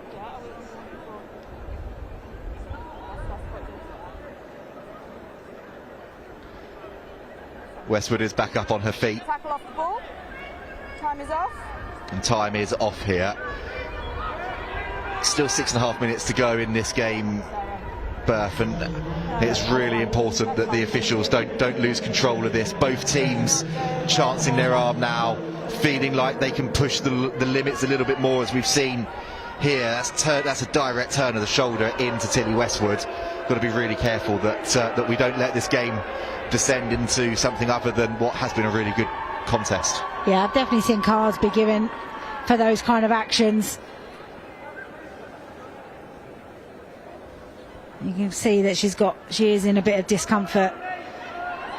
You know, super impressive. In fact, yesterday she was playing all day, playing sevens, and then today, and she's been such a key player for them.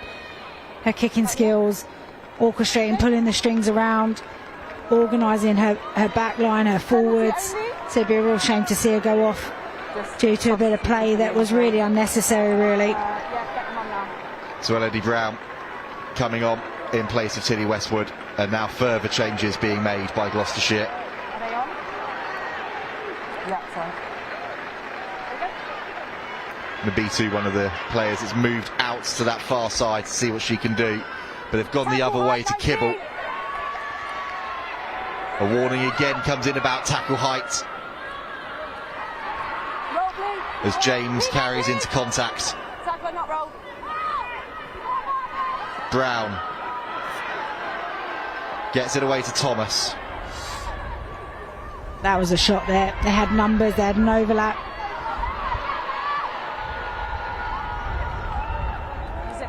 This is big defence from Sussex. This is huge heart from Gloucestershire. Still driving forwards, still with players down. But that turnover, very nearly came in from Sussex. Instead it's a knock-on advantage, and Gloucestershire can come again here, building the phases. Brown Spins that one on and wide, and that was wonderful work, and now it's a foot race on that far side, which Sussex in the touchline are going to win over Georgie Booth. Blue ball at the line out. It was a nice final ball out to Booth. It was a scrum advantage. Just the pass beat that last defender, which allowed her to get on the outside, but as soon as you know you're not going to get to the corner, that you're going to be outpaced, here's the pass here off the replacement. See how that ball just beats that last defender, but she's hanging on. You've got to try and drive infield when you've got 4 or 5 blue shirts all coming across. This Gloucestershire side just don't want to give up, do they? Not that you ever expect a team to get to this stage, be in a final and be even thinking about giving up. It's just great to see the grit, heart and determination still going, even though they know they've still got a mountain to climb. And that one wasn't straight. Gloucestershire are still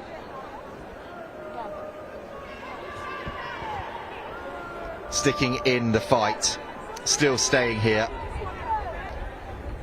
with less than 5 minutes left of this contest.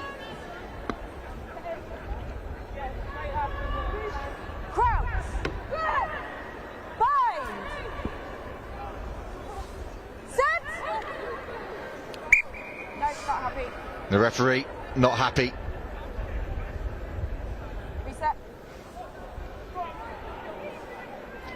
With the setup there, so we'll have another go at scrum time.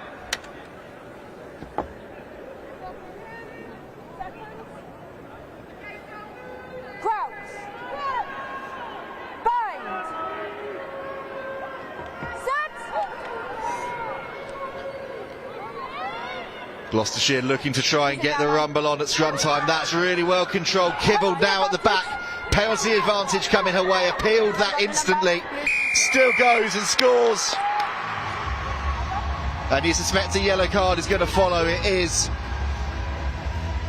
for Jazz Diamond.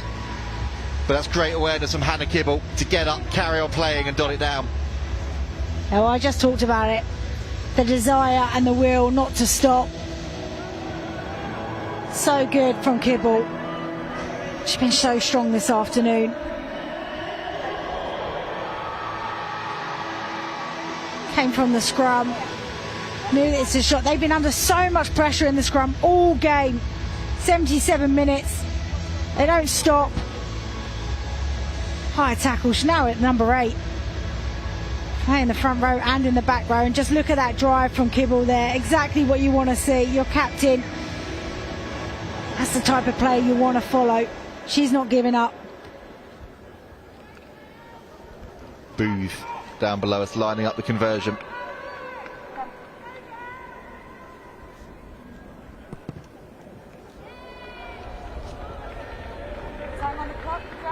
That one drifts under the uprights.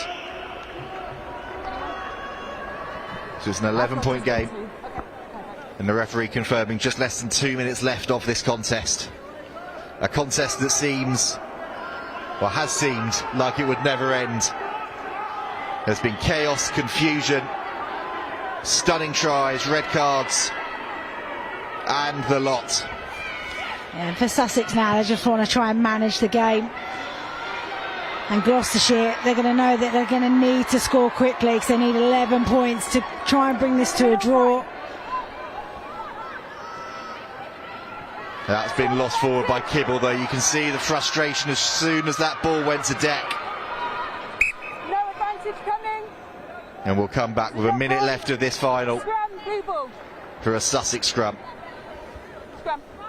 It's probably right, Berth, that I think we finished with a Sussex scrum, considering how many of them that we've seen them dominate throughout this contest. Yeah, and I think Champion thought she was getting a penalty there because she was pointing to the posts. But yeah, just a little bit out in front, trying to catch at it. It was always going to be a big ask for them to try and go the length and score very quickly and then try and get another one within the time frame. Addison with the ball in her hands, and Sussex fans in the crowd starting to celebrate. They know that their county are about to taste glory, but they're going to want to finish with a final flourish. Ball is spun out wide. There's a little bit helter-skelter out there. Tidied up by Addison. She's stuck in the back of the breakdown, so follows. Goes in there to act as scrum half. That's a really strong, powerful carry coming in there. And another penalty advantage coming for a scrag by the neck. Penalty advantage. As May Still playing penalty advantage. carries forwards. Kick in behind from pace. That's for Radford to chase. No advantage coming. Booth was alive to the danger. Will come back for the penalty. 16 red. Pulling the neck of the shirt. With Keris Williams penalised. It was accidental. Well, you can see Champion running over to the ball. I wonder if she just says, we can finish this off. With 3 points to the corner. Just has a look at Radford. Make sure the captain's happy with the decision. What a way to finish it off. They have been superb. Their set piece has been the key to this game. Created them opportunities.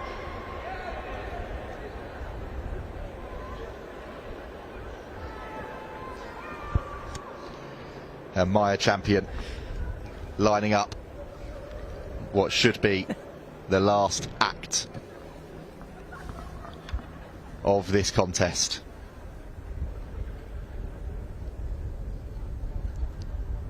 Champion sends it towards the uprights. It hits the posts and the game still continues. It's the final that doesn't want to end. Gloucestershire are going to want to go the length and give themselves the final say in this one. Youssef continuing to still go forward, still going. Aliyah Youssef, what a stunning individual carry that is. Kept in play on that far side by Carter. And Thomas Kibble.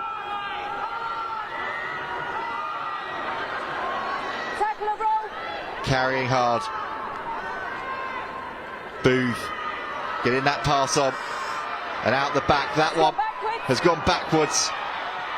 But Radford gets over there. The captain defending with everything she has got. The result is done.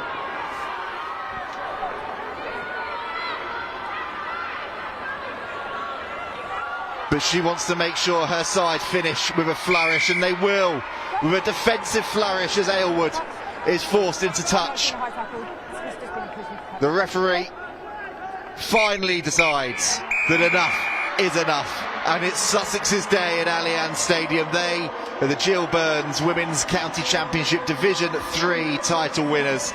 Congratulations to Sussex, commiserations to Gloucestershire, and you can see what it means to the team down there.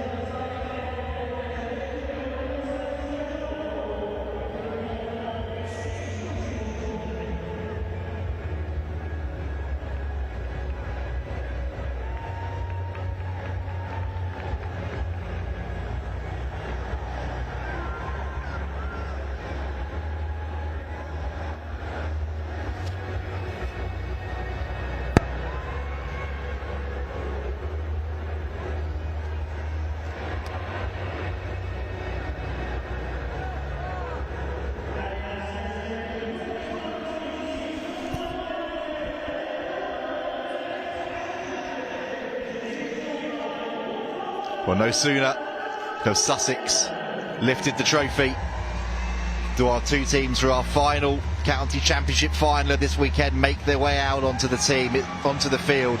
It's Northumberland taking on North Midlands. Two teams with rich pedigree and two teams that have had slightly different routes to this final. Northumberland barnstorming victories over Cheshire, Cumbria and Durham before a 51-3 victory over Staffordshire in the semi-finals. North Midlands, well, high-scoring thrillers has been the tail of the tape for them. Victories over East Midlands, Staffordshire, Hertfordshire, and then a 43-41 victory over Devon to earn their right to play in the final of the Bill Beaumont County Championships Division 2 competition. Those are the two teams that you have seen on your screen, and we are nearly ready to get underway for the final game of what has been a marathon weekend of hugely entertaining rugby. Referee ready to get us underway. Here's Alex Rose and Rachel Burford. No sooner have we paused for breath, do we now get back underway for this final game of the day.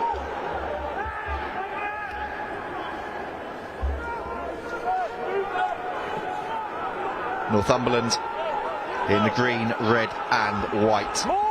North Midlands in the red.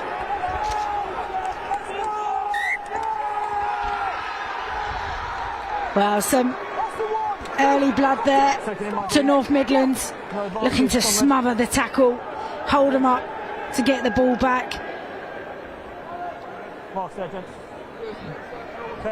Big collisions already, big physicality coming in. Feel this is going to be one of those contests. There's not going to be much in it. Both had really good routes to the final. They're just getting underneath them.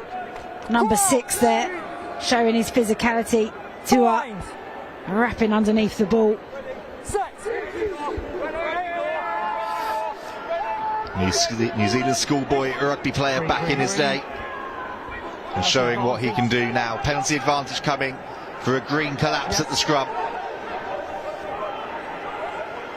Quick injection of pace for the North Midlands. Leach, barnstorming number 8, carrying hard. Perkins the captain with that red scrum hat. Maltese international and county captain for this final.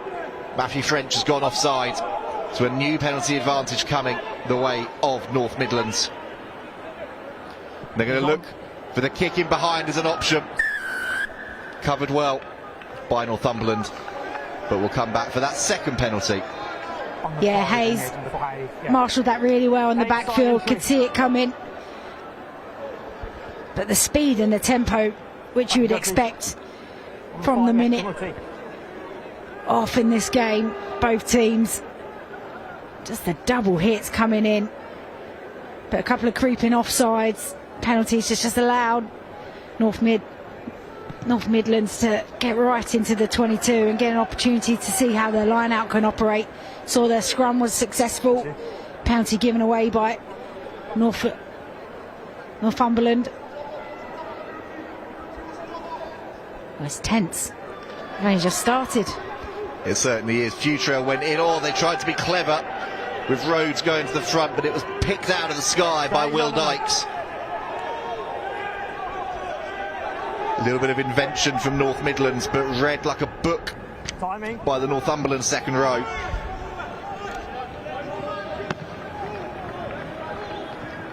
That's really well managed by Northumberland.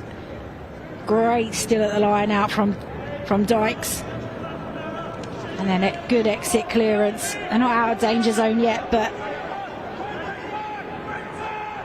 Green offside. Penalty advantage. Offside again from the line out Northumberland. Green 8, Alex.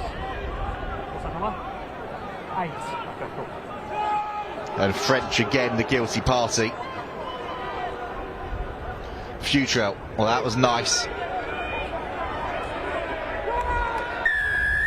Into the hands of Williams, but we'll come back for that penalty. In the middle of the pitch. Keep going, keep going, keep going, keep going. Yeah, discipline, an issue early on here for Northumberland. Yeah, you can hear that communication going into the referee, just reminding him we're only 5 minutes into this game. There's been about 4 penalties, all down in this half. And not exactly a surprise that North Midlands are pointed to the sticks. Jacob Futrell played every minute of Bourneville's title-winning season this year, 225 points to boot.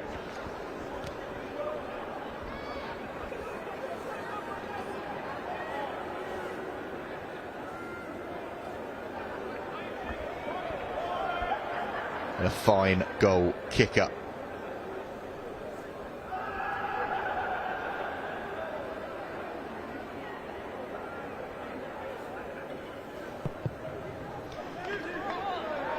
Good strike from Futrell. First points on the board for North Midlands. 3-0 they lead.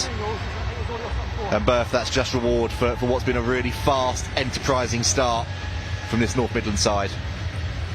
Yeah, and you see that quite often, don't you? You see teams take the points nice and early on, gives your kicker an opportunity to get into the game as well.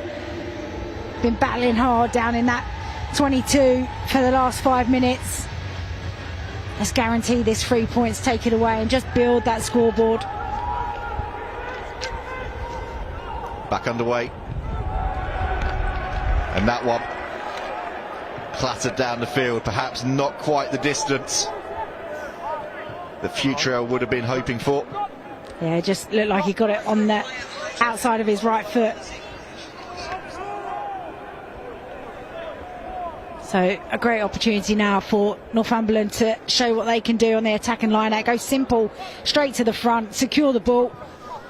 And here they come. Oh, the little tip out the back to Dunn. And now here they come, breaking through is Hayes. Little kick option in behind. That one is going to be a foot race. It's going to be just about won by Miller, with Chandler chasing down. But that's a really clever kick in behind from George Chapman, and it sets up a perfect line out for Northumberland.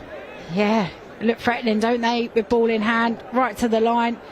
But here you can see, not got many numbers down that short side. Little dink in behind, give his flyer, the 14, Chandler, an opportunity. They go to the back. Austin Phillips has his hands on it. Austin Phillips scores. Northumberland respond immediately with the first try of the game. And it's the big man powering over. Well, how about that? Brilliant opportunity for them, and they've just absolutely taken it straight from the line out. Phillips knows his way to the try line. Great take. Little bit of deception there, little peel away. And it's Austin Phillips that scores for his team.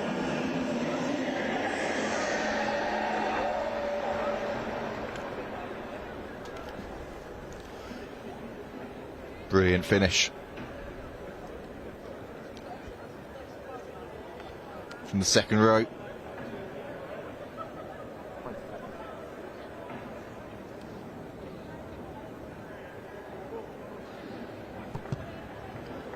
And the first conversion of the afternoon from George Chapman sailed through the uprights, and Northumberland put themselves into the lead. Perfect response. Yeah, so good, and it all came from that kick pressure, turning North Midlands in behind and gifted them this line out. Brilliant ball right to the back, right at the tail, so really hard to stop any movement going forward. And a simple peel off.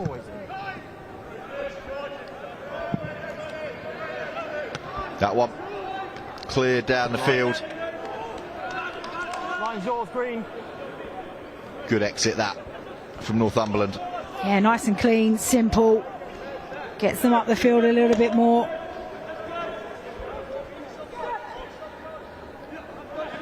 Rhodes throws into the back. exemplary line-out work again, and Tibbetts is able to get it away with Tanner in midfield.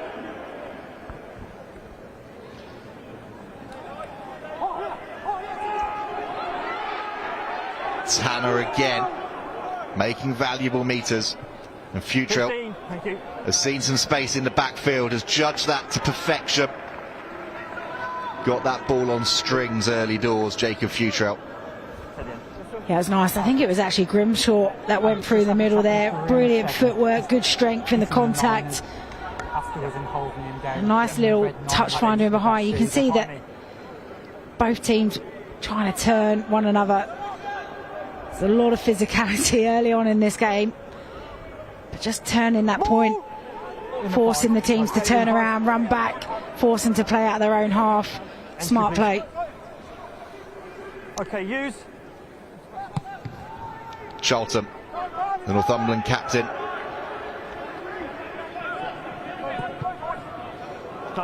Takes it, that one. After we've given it the big build-up on the kicking, though, doesn't quite go to plan. It sort of bobbles backwards and away and into touch, and Northumberland will have the line out. Yeah, commentator's curse. You can see what he's trying to do. He had a look up. It was a good chase from Northumberland. Nice front line chase on that outside. Same question. Thank you. Just looking to put it into that corner. Just sliced it off his boot. Ryan Shaw with the throw. And also play number 8, versatile player. No lift.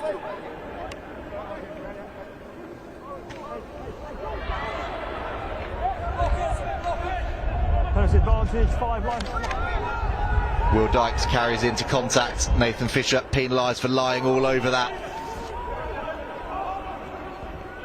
And the offloading game is good again. Out on this far side, here comes Charlton. Goes through Futrell. Okay, that's advantage over. That's the end of the penalty advantage. Tip on in midfield. Somehow works, and now it's the hooker. Shaw bursting free. Northumberland continuing to build now. McNichol holds on to the ball. Little kick option again. But that one's drifted straight out off of the boot of Chapman. You can see what Northumberland are trying to do. That one, just not quite the execution they needed. Yeah, I'm not sure it was the right option either. Had so many good carries there, good momentum go forward. Big carry here from Charlton down the right-hand side. Number 9 for North Midlands had marshalled the backfield. Tibbetts, I'm sure that kick was even on. Good chase back cover as well. The maul is set. Bobby Green with his hands on it eventually hits the deck. Okay, use it, please. And this sets up the opportunity for Tibbetts to clear down the field. Taken nicely by Hayes, who sets off and is hit hard by Miller. Oh, big carry coming in there. The penalty advantage coming Northumberland's way now too. As Chapman goes flying backwards. Number 2. Bit of a roly-poly in there as well, as Ben Rhodes is the player penalised. Yeah, there's been a couple of breakdowns that he's had his hands in, trying to get that lift. Clearly he's a threat over the ball, but you've got to give the referee good pictures. You've got to show that you've released that player before going for the ball. On you. Chapman then sends that one into touch. There is that huge carry from the try scorer Phillips. And then you can see where the penalty advantage came from. And then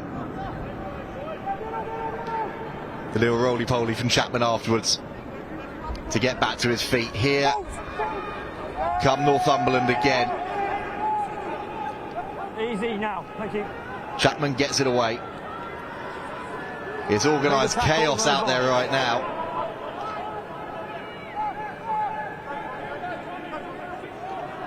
And they get the ball on to Johnny Young. Gone backwards.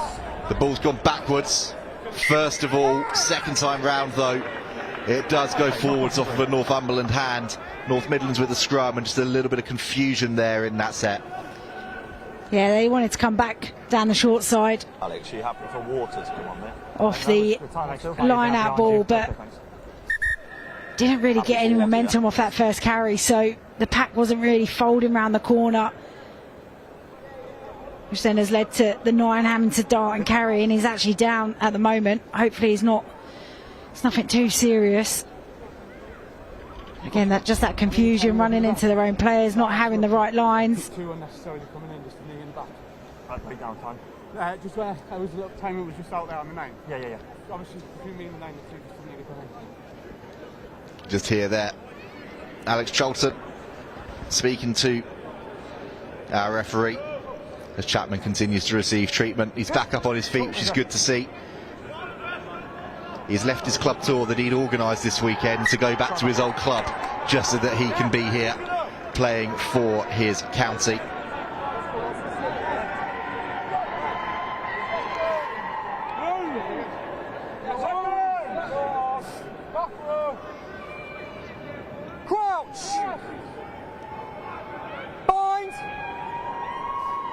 Chapman back up on his feet, standing opposite Tibbets, who's ready to put this ball into the scrum. Gets that out nicely. And oh, that was well worked. And here comes Grimshaw, feeding the ball on to Michael Hope. And that's gone backwards off a Northumberland hand into touch, and it's going to be a North Midlands line out. A first sighting this afternoon of Michael Ho and the threat he has on this left-hand side.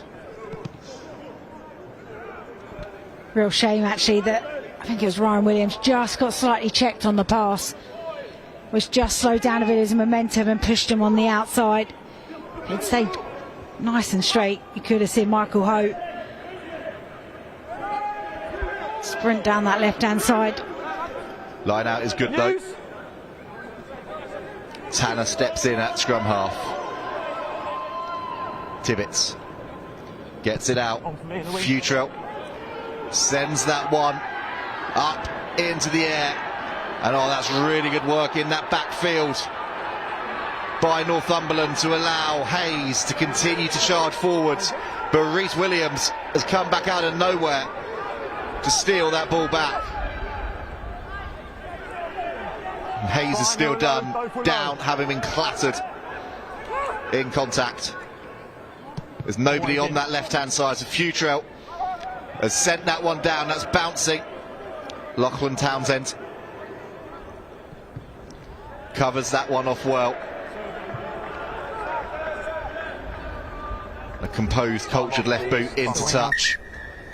Yeah, that run from Matthew Hayes down that left-hand side of the touch, he had so much fight in it. It was lovely play in the backfield. Here, good fight, gets round the first one. This leg drive keeps going, but unfortunately I think he might have caught his leg underneath himself.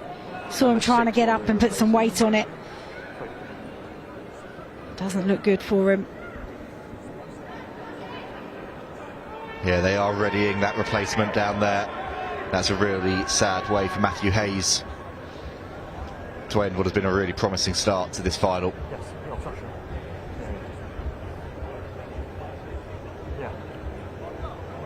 He's being helped off the field. It's good to see him leaving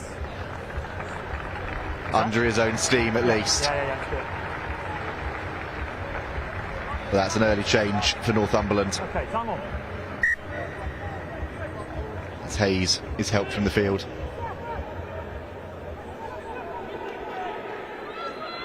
Line out again to the tail, and that is perfect from Fisher. Down to his scrum half Tibbets, and now the on-rushing Leach arrives.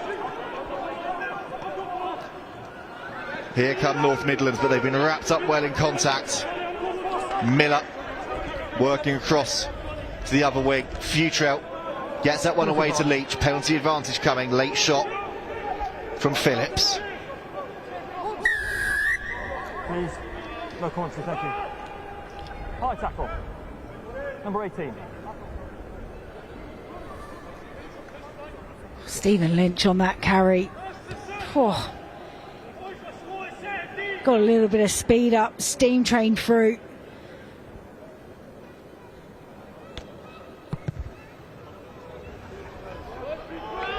Again, the discipline from Northumberland. At the moment, everything that North Midlands has created and been able to get into their half. This is a look at that carry. Look at that, route one, full of intention, full of aggression. Gets rid of two. Yeah, the discipline from Northumberland, just allowing North Midlands to move their way up the pitch, earn that territorial gain. And now they can set this driving maul. Rhodes has his hands on it. Okay, once.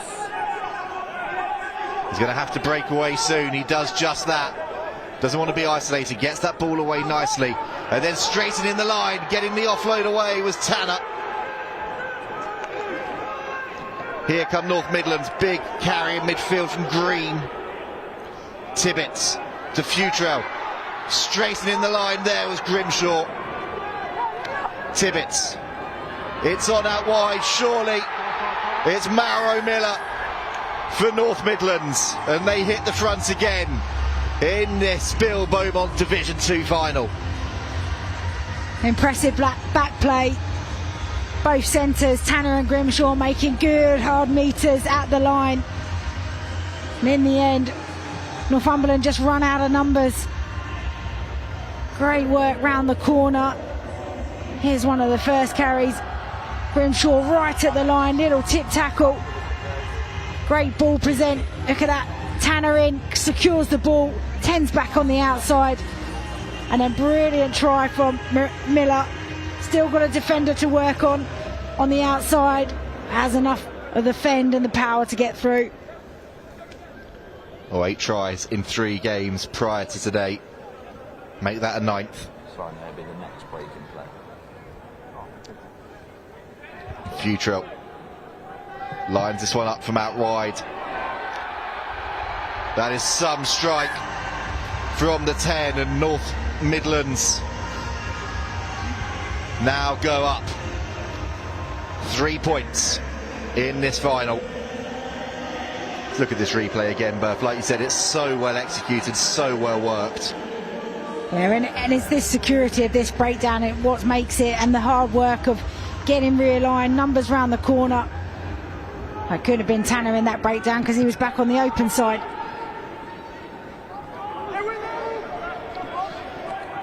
Oh, heard that one from up here.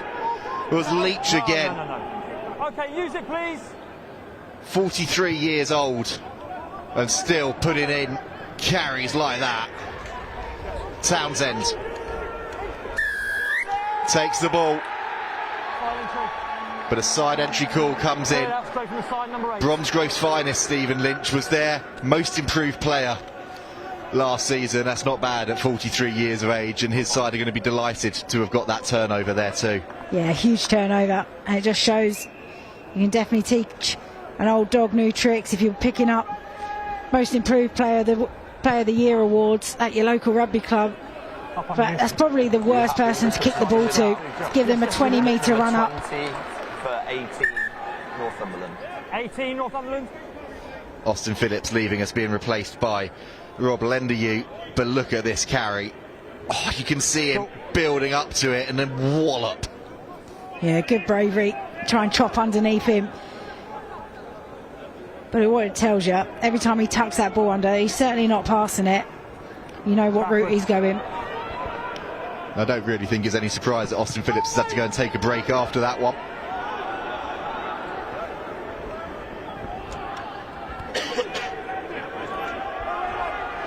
Ball staying in play.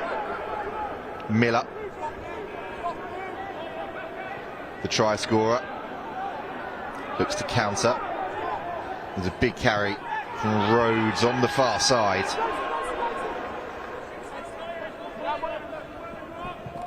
Oh, Shaw hits a hard line and is hit hard. And Futrell sees the space in behind, kicks that into the backfield again. Townsend has to track back. And that one slightly sliced off with the right boot by the replacement, but at least it's made it into touch safely. Yeah, give him a bit of breathing space, but you know, if it's not Leach, it's short, big carries. Talk about being in motion, hitting onto the ball, taking the collision on your terms.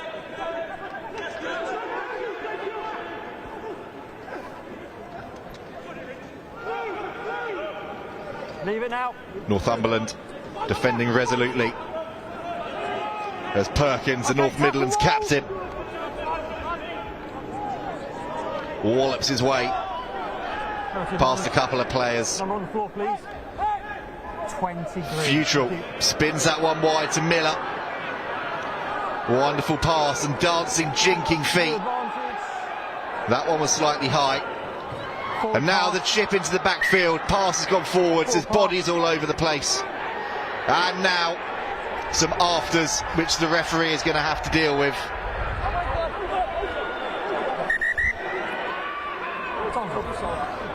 Johnny McNichol down there getting himself right in the thick of things.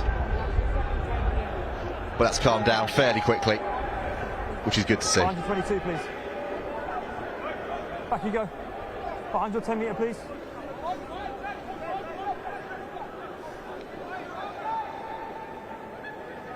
I'm good.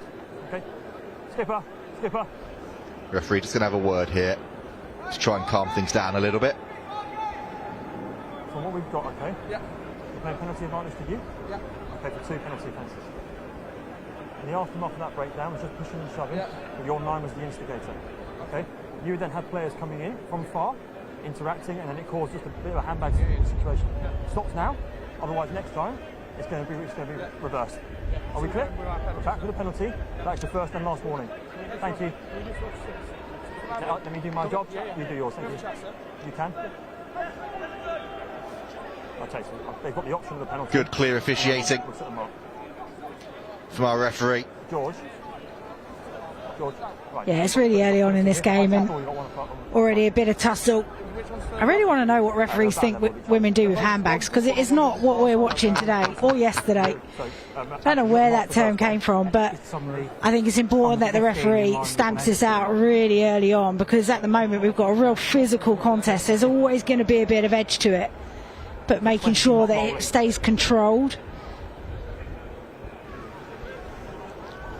And that's the important thing. The referee in the middle. 20, not rolling.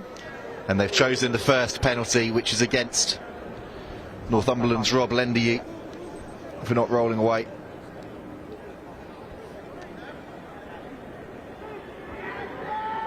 "12 years since Rob Lendiu was last here at under 20s level. And now back here at senior. But he's going to have to watch and see Futrell here line up another shot at the posts to try and extend this advantage for North Midlands out to 6 points. You can. I have had a word. Timing situation. But at the moment, it's your timing, but we're going to watch for it. Perkins continuing that dialogue with the referee as Futrell lines this one up.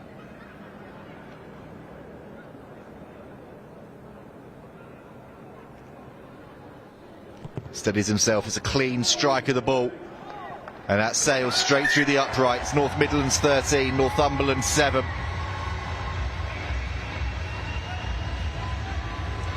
Another good option to go for the 3 points. He's a competent kicker, knows what he's capable of doing, and he knows he can get another 3 points. Just take a bit of the sting and the heat out of the game after what we just witnessed.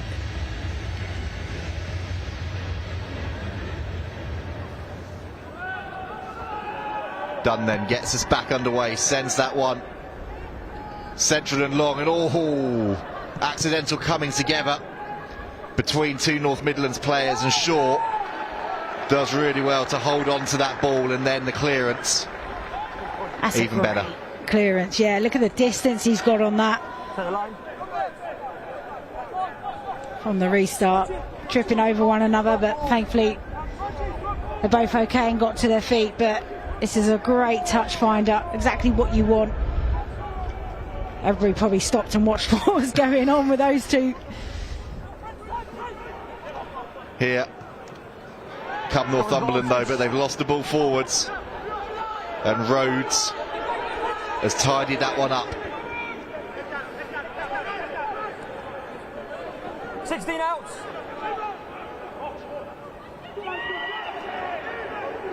Advantage over. Futrell swings that one out the back. Tanner with the kick in behind, and again from this North Midlands side, nothing spectacular, but just really calm and composed. Yeah, just really happy to be putting the ball in the opposition half and forcing them to play out or to kick back. It's a great kick. Nice low kick grubber into the corner. Just turns that pressure, forces Northumbria to have to play out. And there you go. An error comes in and they get the ball back. Pressure goes on. Ryan Shaw, Northumberland's hooker. No one's 10, Alex. Not 10. And they're taking the free kick quickly with a penalty advantage coming as Perkins raced away for Northumberland not being back the required 10 metres. Here come the North Midlands now through a pirouetting Shaw. Futrell. Tanner. Bundle of energy eventually pulled to ground. How's Fisher having a go? No advantage. Another penalty advantage coming the way of this North Midlands side. Alex, I've got foul play by 1, 7 green. Okay. The chip over the top is going to be caught easily by Townsend. But foul play has been called in against Alex Charlton. Let's just listen and see what the AR has to say to the referee here. Tackles happen. 7 green's gone to get up. He's pushed red player's head into the ground and carried on, and then decided to walk away. Okay, so it's just clear. We've got a breakdown situation. Yep. We've got 7 as part of the breakdown. Correct. Red player on the floor. Yes. We've got 7 pushing the head of the red player into the floor. Correct.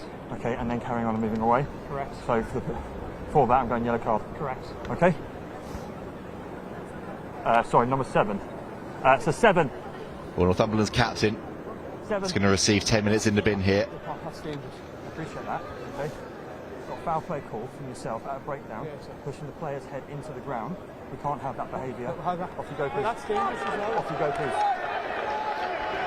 And Charlton still appealing that one. Where you were, so in line with me, just outside. But his side are going to be without their captain for the next 10 minutes. Yeah, and you can. Emotions are brewing, aren't they? But you've got to be able to control them. Not sure if we'll get another look at it, but it's just senseless stuff. You know, you can't be pushing on someone's head into the ground. I mean, I'm not sure it's as bad as a yellow card, but the referee rightly did say there, you know, that's dangerous play and we don't want any of that. And hopefully, you know, that settles both of these teams. None of those shenanigans need to be going on. Line out 5 metres out now for Northumberland, and this really would make it pay. North Midlands going, North Midlands scoring. It's John Tuia who flies over the ex-New Zealand schoolboy rugby player with a try at the home of English rugby to extend this North Midlands lead. Well, he does it all, doesn't he? He takes the line-out ball from here. Wasn't a full lift even. Comes down and sees a bit of a half a gap and he just powers on through. John Tuia. They take advantage of the extra player. Captain Carlton can only watch from the sideline. Likely have to been in that line out, potentially where Tuia would have come through as well. That really is rubbing salt into the wounds as far as Northumberland are concerned.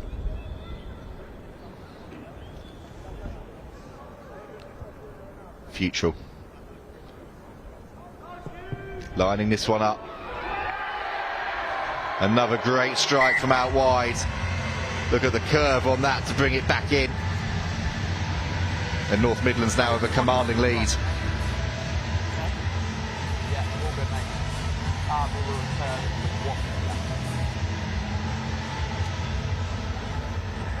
Yeah, you see there, they go up to compete, so they've got less numbers on the ground to try and stop any drive or two are coming through.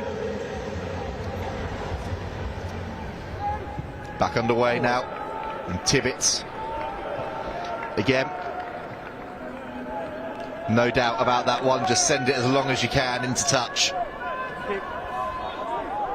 Northumberland haven't had the ball in this half for a while, so they'll be looking to try and capitalise a bit more territory, put a bit of pressure on North Midlands.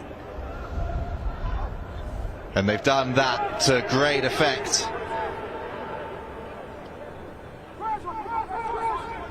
Really important this next spell for Northumberland, with Lenderue carrying hard. They need to get the next score. Ball's available. As Chapman gets it on to Coombs. You're legal, he isn't. He hasn't rolled away. The penalty goes against Bobby Green, not rolling away.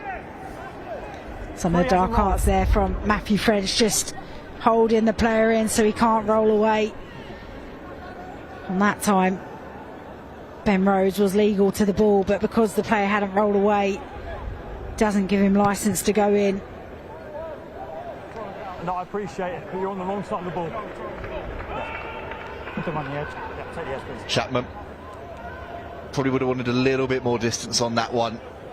If he could have that kick again, looks slightly disappointed with himself.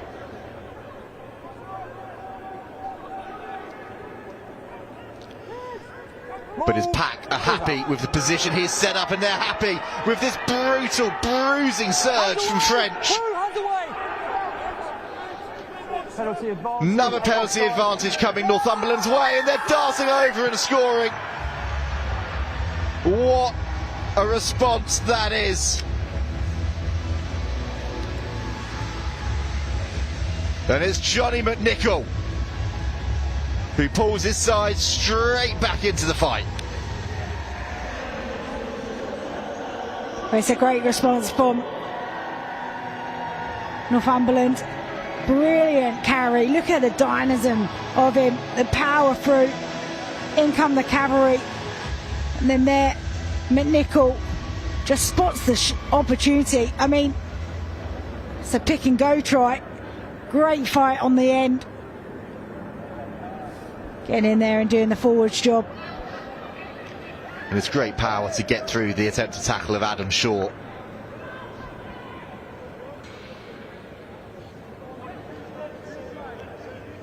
And Chapman now, with this conversion, he's going to be under pressure from the chasers. But he's done his job well. 6-point gap.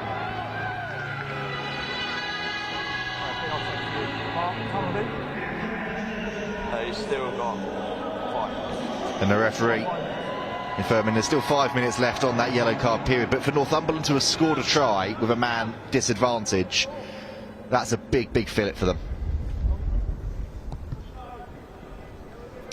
That kick-off on the money with a take from Coombs. Under pressure was fantastic. Little tip out the back. And there is the try scorer, McNichol. Backwards. Who just chips it behind Miller. Miller, though, with a little chip and chase of his own. And the chase is good. He's up, hunting for the turnover, fighting for the turnover. The North Midlands are going to get this back here. That's all thanks to the work of Maro Miller.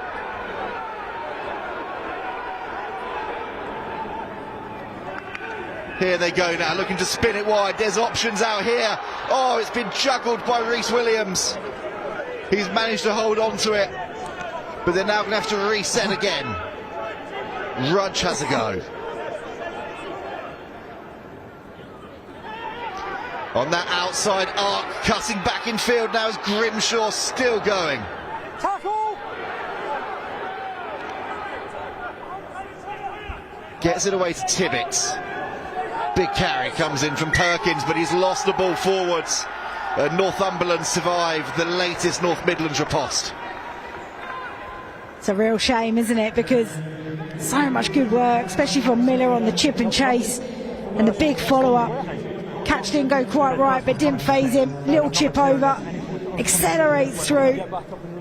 Great timing, allows the player to pick up the ball, and then look at this, the counter-ruck. Quick turnover.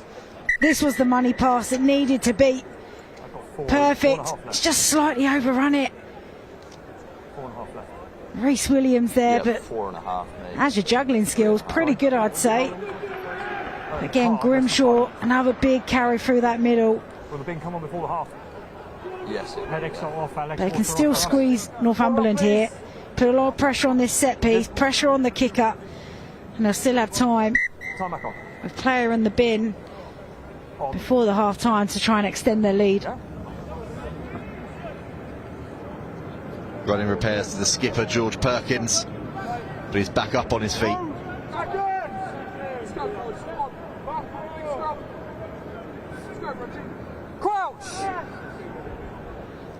And pressure is going to come on here. French and Chapman got to be in perfect synergy. Well, they're not even going to need to do that. It's an early engagement, feet too far back. A penalty for Northumberland. Just over eagerness. No. Don't know if they were trying to say that Northumberland slightly pulled back as well, so it looks worse for the referee, but nevertheless, Northumberland can breathe again. Go nice and long on the kick and try and play their way out of here. Take the edge, please. Sorry, Red. Chapman. A decent nudge, and they're going to want to try and inject some pace into this. They do. Quickly taken at the line out. And now in midfield, Lendiu fancies a little go himself. There's the try scorer, McNichol. Nice pass out to Townsend, who's still going forward, eventually pulled down by Tanner. But it's controlled off of the boot, and then McNichol dives on that. No. Use. Done well to keep hold of that. Done really well there.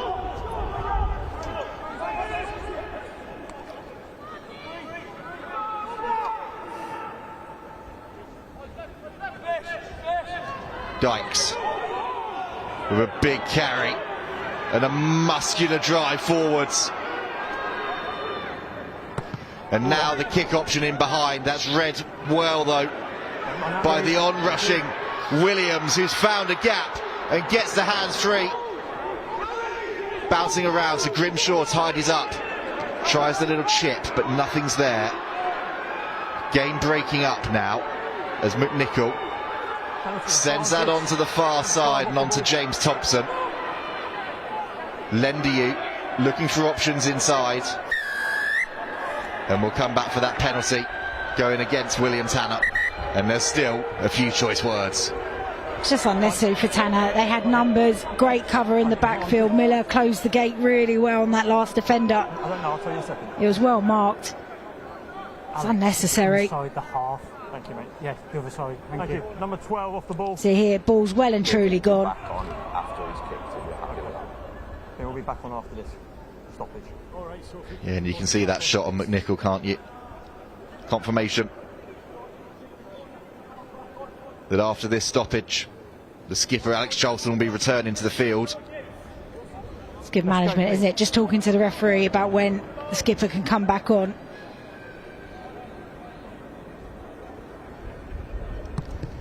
Chapman. Up on you, Alex. Decent nudge there. Entering towards the final minute of this first half. I think they managed that period really well, to be fair. I know they conceded a try, but they also scored a try as well.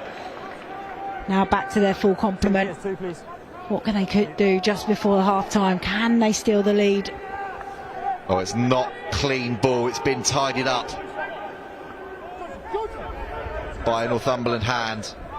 And they get the ball on now. Lendiu has looked busy since coming onto the field. That one lost forwards though.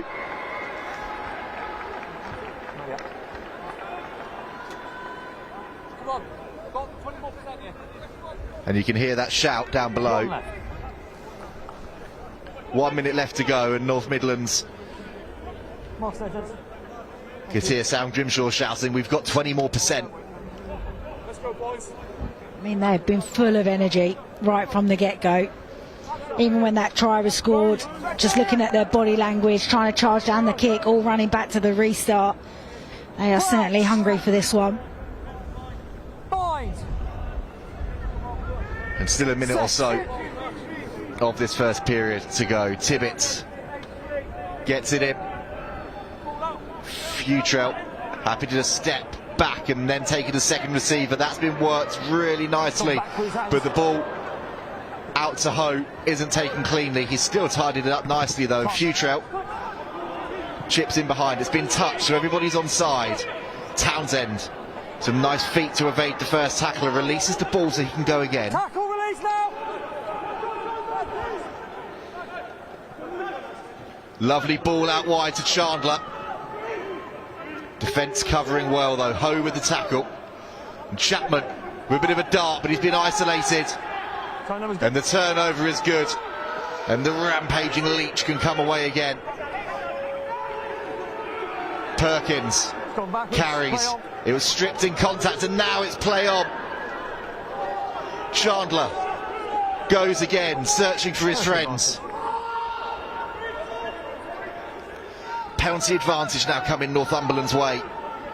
Oh, that was a nice little offload out the back to Coombs, who is then marmalised in contact. Fisher again. He's been everywhere defensively. He certainly has. Sholton carrying forward the show and the go and the dummy. And Coombs again now, charging, reaching, scoring. Northumberland strike right at the end of the half. And it's Josh Coombs, the loose head prop, that powers over under the sticks. What a finish to that try. The offloads, the desperation of North Midlands trying to get back here. Again, dropping ball, but doesn't stop. Their transition was excellent through this period. Look at that fight, just keep on going. The little tear and rip, offload on the inside, little bit of a juggle. That little show and go just does enough to buy in the defenders. And look at that leg drive. Front row on front row. And Coombs comes out on top. And an opportunity here now to go ahead just before the half. Which has duly been taken by George Chapman. What a first half of action we have had in the final game of the weekend at Allianz Stadium. It's Northumberland 21, North Midlands 20.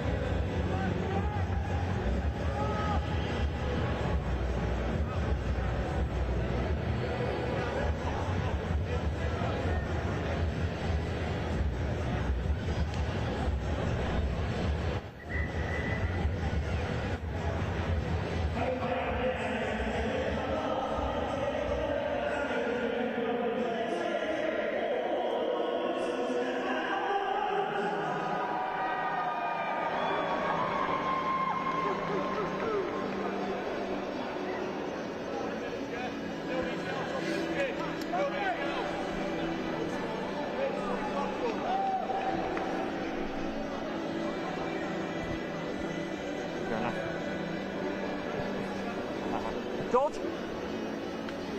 21 and 22 green are on for 9 and 10. Okay. Time's on. Strap yourselves in. 40 minutes left of this final. George Chapman and Matthew Dunn leaving the field for Northumberland at the break, replaced by Jack Elliott and the co-captain Callum Byrne. With their side leading by a solitary point. Line's yours, please, Red. Thanks to that Josh Coombs try right on half-time. He's 21 tomorrow. That is a perfect early birthday present that he has given himself there. They're 5, they're 5. They are 5.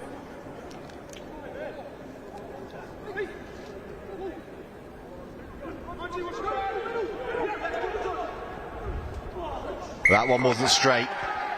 Could hear the call coming in. Ben Meakin also on wearing 19 for North Midlands. There's going to be a scrum for his side early doors here. But it's been a high scoring first half, but it's one that this has felt tight and cagey throughout. Yeah, it has. There hasn't been much in it, has it? Each team keep wrestling back the momentum from one another. Very interesting this second half. You know, it's right in the balance at the moment. You know, where are those margins going to be won and lost between these two? It'll be fascinating how this next 40 goes. Well, we're going to get a reset at this scrum. Red's lost his bind. Green needs to be Bind lost. Make sure you're squares can be. And the referee happy. There was nothing untoward in there. We just need to have another go at things. I think the ARs have been brilliant the last 2 days. Really informative, feeding in good information to the referees. So often you don't hear them enough feeding in some information. Like, ultimately the referee makes the decisions, but to have as much information as they can to make the right ones, it's been brilliant. Exactly that, working as a team and working in perfect tandem. Even that one there, as North Midlands getting out to Ho, who loses the ball back, and Townsend can now come away with it. You could hear the referee and the AR just both speaking to each other, being happy that it had gone down and just needed to be played away. No advantage. No advantage. And no advantage coming. Whistle goes after probably the most knock-ons in 30 seconds that this pitch has arguably seen. Yeah, well, it was just like the end of the second half, wasn't it? Yeah, Red lost It's his to me, bind, to you. as the pressure came on and Green's just folding. Lots of quick turnovers. Yes, please. You know, Michael Ho, you can see he's got a bit of pace about him, but he's well marked. He's trying to keep that ball in, but smart play there from the number 13, James Thompson, getting in that channel, knowing you often see wingers do that, try and keep the ball alive on the inside. Crouch!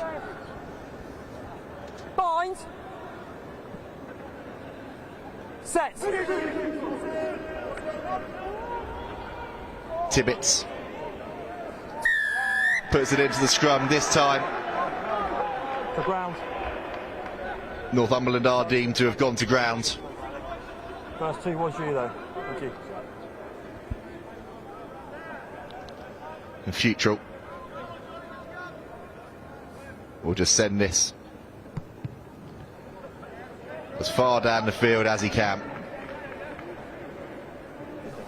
It's a decent nudge. It was on a tight angle there. I guess that these are moments that you really want to capitalise on. And they've been under a lot of pressure from Northumberland in that last stage of the first half. So what can they do with this here? In 5. Rhodes. Okay, once. With the ball in his hands and his shirt being pulled right up over his head. Backwards. He's done well to get that out. Oh, what a line that is, cruising through is Grimshaw. Grimshaw going and scoring. What a response from North Midlands, and what power from the big man at 13. Such a good run, comes from speed, but that's all built up from the depth that he's held his line. But how good on the driving maul to get that ball out and away so they can continue play. But Grimshaw has been so good. You see there, it just pops it out as it just starts to break down. But there it comes from an out to in line, bounces back out. But look at the power in his legs to keep leg driving through. 2 players on top of him, but still gets over the try line. He's been so good in those close quarters, close contact areas, often beating one or two. Gives a salute to the sideline. Obviously got some family and friends there. Brilliant try, and what a great start to the second half for North Midlands. It's exactly the start that they needed and would have wanted. You can see this replay here. Future, beautiful flat pass, and then Grimshaw, one-man wrecking ball over the line to regain the lead for his county. Oh, another big collision coming in there. Okay, use please. Thank you. Townsend underneath that one, gets it away to Lenderue. 20, no. And the boot to ball option chosen by Byrne.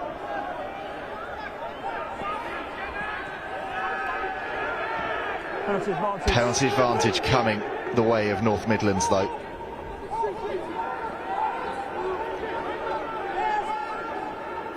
And they're going to come back for that now. Callum Byrne is the co-captain for Northumberland. He can play across the back line, but what do you make of that decision to switch both half-backs at the break from this Northumberland coaching unit? Yeah, it's an interesting one, isn't it? Especially as they just went ahead at half-time. The combination's been working well, but with rolling subs, maybe it's just give a bit of a different picture. Maybe they offer some different attributes that might just be able to get them their noses back in front.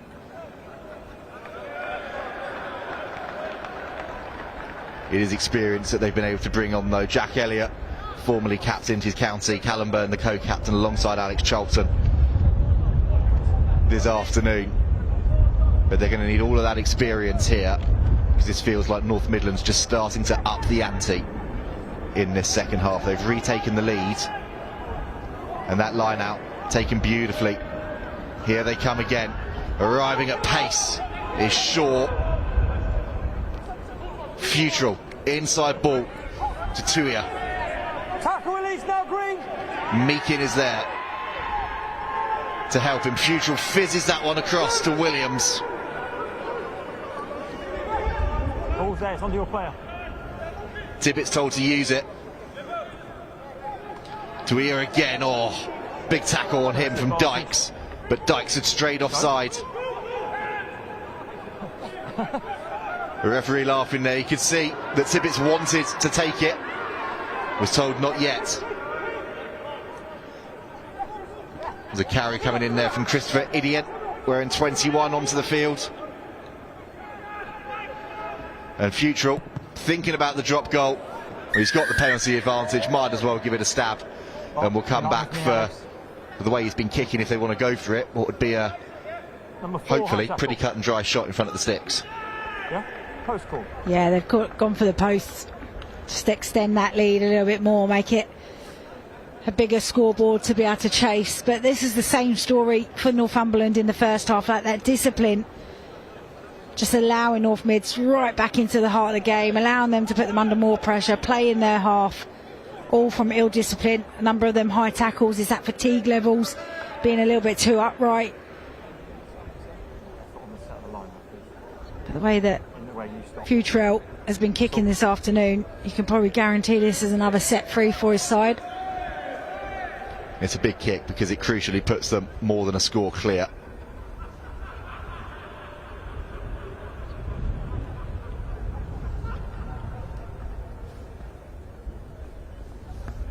Futrell lines it up, sinks it straight and true. North Midlands now with a 9-point lead. That's 10 points to 0 that they lead in this second half. With Johnny Young now coming off for Northumberland and James Bird making his way onto the field. It's Jacob Futrell's boot right now that is keeping North Midlands in the lead.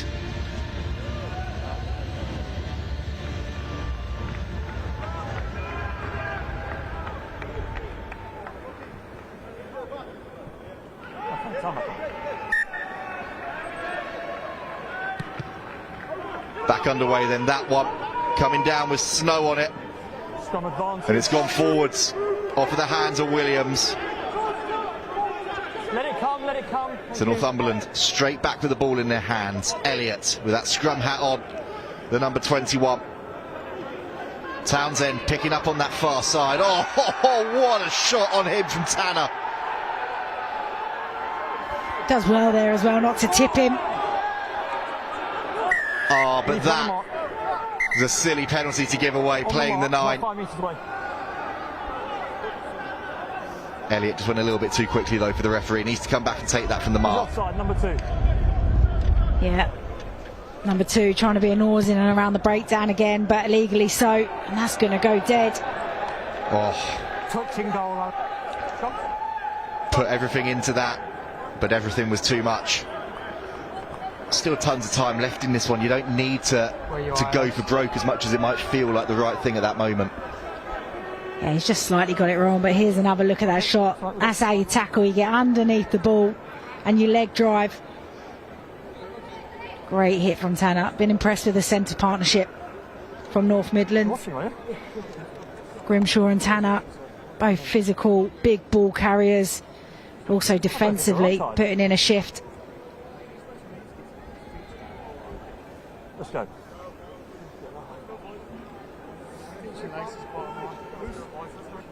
7 times that William Tanner has played at this famous ground, probably getting used to it by now. And he's put in a commanding performance thus far this afternoon in that inside centre jersey for North Midlands.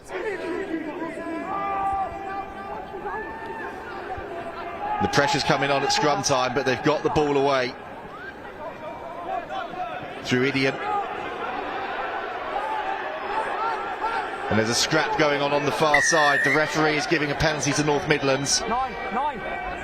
And he might have to have a word Hands on the floor before you take the ball. with his AR. Yeah. There's bodies strewn all over the ground again.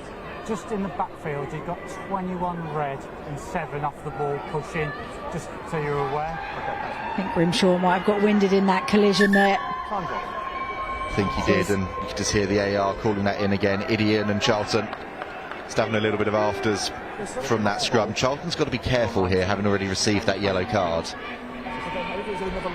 Yeah, it's just unnecessary again.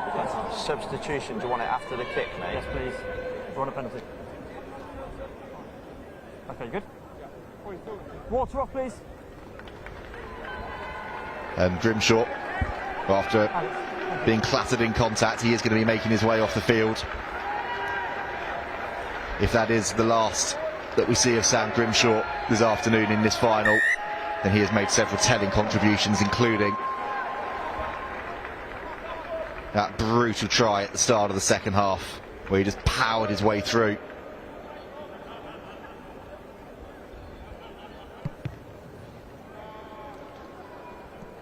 That one, despite the best efforts on the far side to keep the ball in play, has just made it over the whitewash, despite the fact that I don't think Thomas Chandler is particularly convinced. Futrell took every single millimetre he physically could out of that one. It was a great attempt to try and keep it in. Back by red. It's been patted back and it's been picked up by Perkins. What a momentum shift and territorial shift this has been. One missed kick to touch from Northumberland. And they're now back down defending on their own 22. Futrell gets it out to the shore. Good clear out. Tanner. Oh, that's lovely play. Oh, the pass from Williams out to Miller just behind the on-rushing winger and goes into touch. Number 7 and number 20 off. Number 7 and number 20, Northumberland. Number 7 and 20. And Alex Charlton, Rob Lenderute, both leaving the field now. Yeah, Callum Byrne on the field as co-captain. Considering Charlton's already had that yellow, perhaps a wise decision there, Beth. Yeah, maybe just thinking he's over-egging it a little bit and don't want to run the risk. Okay. This is unfortunate, isn't it? You can see he was trying to do that quick transfer. I don't think he realised how quick he is. Reece Williams just needs to hold his feet a little bit more, so he's not under as much pressure to get that final pass away. Really good work from Northumberland from the maul. Gaining a few metres on that one. And they're going to look to try something here with the penalty advantage coming. McNichol thought about having a go himself, but they will come back now. Still in the maul, you've swung around the side. Swimming through them all and an opportunity to clear the lines. He's driving around the side, number 2.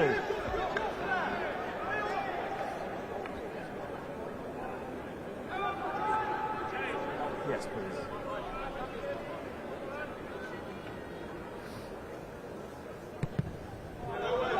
On you. Yeah, Ben Rhodes again. You can take the line. Swimming through the middle Substitution for red. of the maul. Number 6 and number 1. Number 6 and 1. 6 and 1. Changes being made.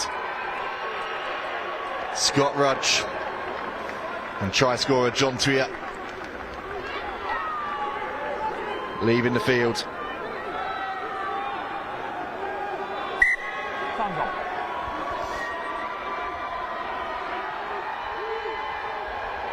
In the 5, Alex, in the 5. You can see Clarkson McLeod in there as well, but that is a big win for North Midlands, putting the pressure on at the line out, and you could hear the AR calling in that it was caught in the 5. Free kick from the not going 5. Hadn't gone the required distance, it's a free kick. Yeah, they're the real frustrating and coach killer ones, the basic things not being executed. Big let off. An idiot. Waste no time, powering forward. Futrell. Short pass. It's picked up by Clarkson McLeod. Another Kiwi in this North Midlands side, ex-New Zealand under-16s. That's a big shot coming in though. No hands now, Green. You can hear the mark shout being called. That's a really good take from Lachlan Townsend. Yeah, good work from Townsend in the background, but that breakdown, that tackle just took away all of the momentum, really slowed it down, so it forced them to kick. Oh, the charge down, but it's come back into Northumberland hands, and it's still pinballing around out there, but now they start to charge forward through Coombs, the try scorer at the end of the first half. Little snipe from Elliott. Now looking to try and get a bit of shape back into this. Elliott with the ball out. The offload was lovely, but it couldn't be taken cleanly. Ah, shame. Great line coming in, just a little bit delayed. It's ended up around his kneecaps. But that's the tempo that Northumberland need to play with. Got to play quickly away from these rucks, really catch. See there, I think it's Townsend that coming in to try and make cover. Quicker you play, it doesn't allow North Midlands to be able to get set defensively.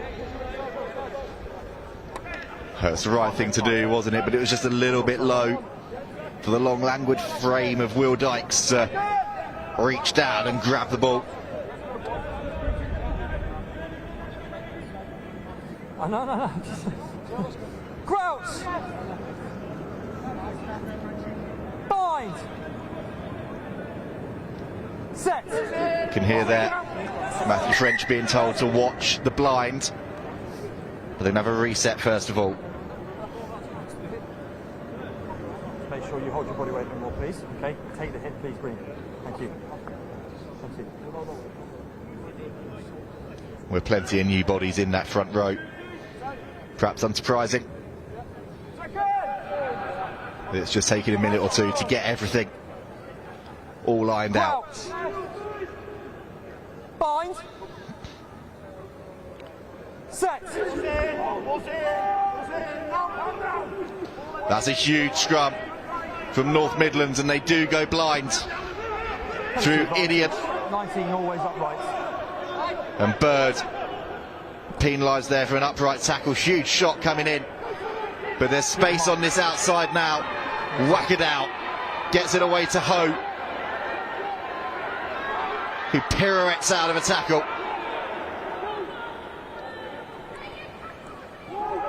And Northumberland coming forwards again, losing the ball forwards. You can hear that knock-on being called, and we'll come back for that penalty. And I think the referee just wants to have a word here with those penalties starting to mount up now. Oh, sorry. 3 tackles in the space of about 8 or 9 minutes. Yeah. High tackle, sorry. Just have a chat and to come down. Right. They're fairly passive. Yeah. They're above the sternum. Right. So that's why. No. Your players are always upright and not making attempts to go low. Okay. Please. Mark, it's on you. In line with me. Yeah. Really good refereeing again. Really good captaincy actually from Callum Byrne too. Just to say, can I just slow things down and have a word with my team?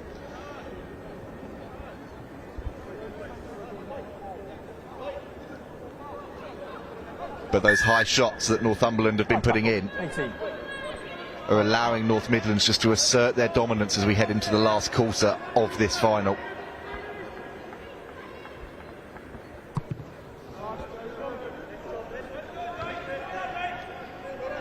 With Futrell kicking as he has been all afternoon.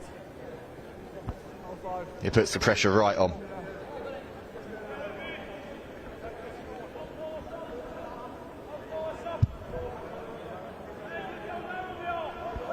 Nice touch, isn't it? North Midlands with the player names on the back of their shirts. It is. It's lovely for the players to have that momentum, or memento. It makes it a little bit easier for us up here in commentary. That line out didn't go to plan though. And Northumberland through Elliott were able to come away. Byrne has seen space in the backfield, has judged that to perfection. And it's a massive 50-22, a huge moment from the co-captain Callum Byrne. Such a great kick. Got a bit of the wind behind him as well. Got the nice roll as well, but great turnover, great quick transition.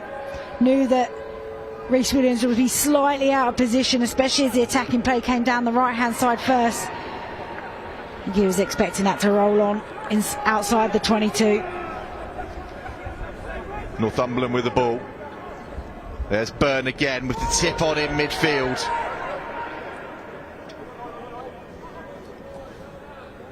Here he is again, just sizing up his options. And that referee has said 2 hands effort from Mauro Miller. He's made a 2-handed attempt. There's not a deliberate action. He's gone to catch the ball. It's scrum for me. The referee overruling his AR, comfortable that was a genuine attempt to catch the ball. It'd be interesting to have a little look at that replay of this. Let's have a look here. I mean, you could be asking either. Substitution for North Mids. I think that's pretty tough. Looks like a one hand to me. Clear overlap as well. Number 2 off. 60. I think Mauro Miller will breathe a bit of a sigh of relief on that one. Northumberland disappointed, but they do still have the scrum. As Ben Rhodes makes his way off for North Midlands to be replaced by Tom Cubitt. Been really impressive, Rhodes. Been a bit of a whirling dervish at times, but a bundle of energy all over the park. Oh yeah, he's a hooker. You want him to be an oars in around that breakdown. He's been physical, he's been feisty. He's had a really good 60 minutes. Replaced by Tom Cubitt, was the university's head coach, wearing that 16 jersey. He'll be hoping that his county can school Northumberland here at the set piece. It's gone to ground. Penalty goes Northumberland's way. Lost the bind, gone to floor. What do they do here? Do they go corner? Do they look to reduce that scoreline, take the 3? They are going to go for that corner.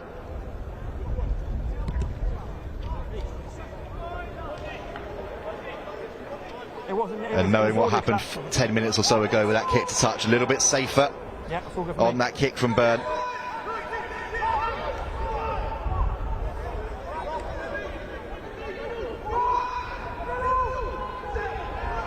Taken cleanly in the air.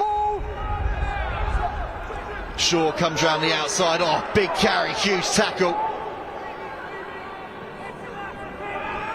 Johnny Young charges forward. Digman gets it away to McNichol. He's just around the body, there's no lift. Step. Northumberland now looking to use the heavy artillery. McNichol again in there, gets the ball away. Oh, agonisingly close for Northumberland. Elliott reaching, looks to switch the play, hits his own player. Dickman tidies it up. There is an advantage coming though. 19 red. Ben Meakin penalised.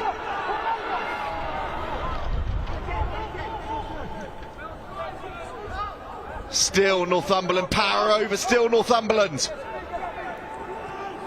Edging to the line, short the call. McNichol is in there, McNichol's looking, and I think he's managed to find a blade of grass and dot it down underneath. He's getting the applause, it's his second try of the game. Centres have got no right to be in the thick of the forwards action, but Johnny McNichol does not mind one jot. I was thinking, how is he in there again? He's had one little bite of it there, but getting in, helping his forwards out. Just the muscle, sheer determination. He's got his pack around him, he's sniffing it out. He's got the power to get over, and they make that penalty absolutely count with a 5-pointer. And a kick to come right in front of the sticks. And McNichol now also stepping up to take the 2.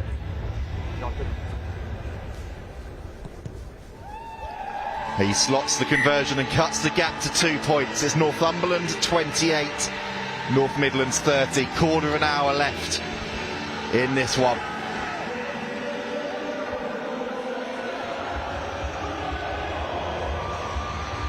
And again, you can see it's really clever awareness to see the opportunity and go for it, but it's also the desire to get over that line.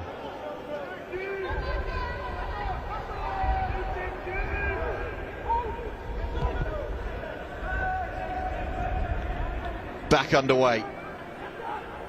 Northumberland have got to get a clean exit here. That one, end over end, bouncing around all over the place, and Williams tidies it up but is hauled to ground by Chandler.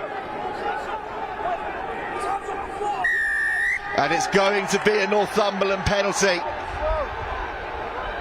The celebrations there Green clearly won the contest. from Ryan Shaw. Over there winning that turnover, massive moment again. It's that psychological battle as well. Where do you feel more comfortable? Being slightly in the lead or being the team that's being hunted? You feel that momentum swing now. They've ironed out some of their discipline issues. They've capitalised on some opportunities. And a counter ruck here. Knowing they're not getting joy by putting hands in, so let's counter through. And in and amongst it all, they're now looking down that right hand side with the power of Chandler. But a crucial covering tackle comes in to deny the Northumberland flyer. Now Idahen on the outside pulls him out.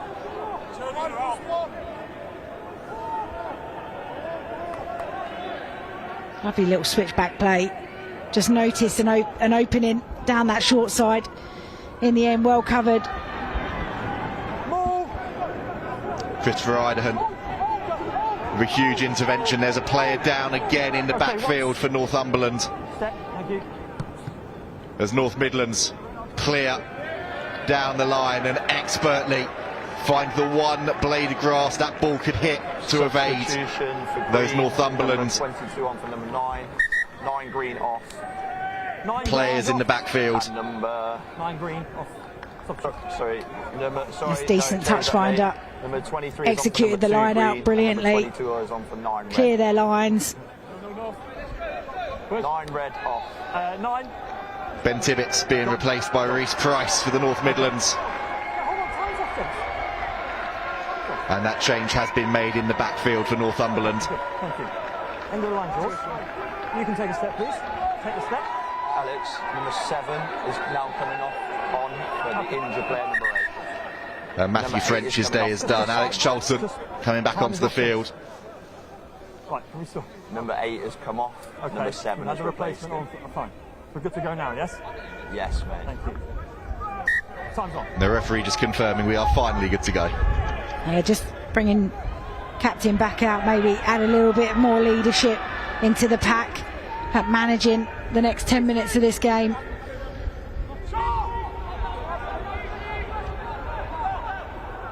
Picked up a big bruising carry.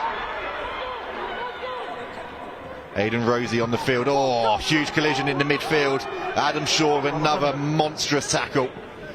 McNichol already got 2 in this final. Goes himself. Big ball inside.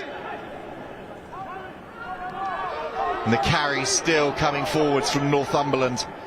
McNichol down clutching his leg in the backfield now too, as collisions continue all across the field.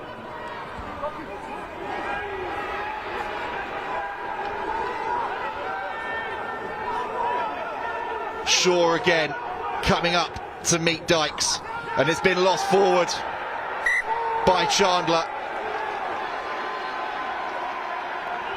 And North Midlands energised by that one. Yeah, great desperation defensively. Just getting back on their feet, effort on effort. Tackle, realign. Lots of pressure coming on, but some of the shots. I mean, Adam Shaw is putting in a shift for his team. Made a couple of really crucial ones there. Just stifle that momentum.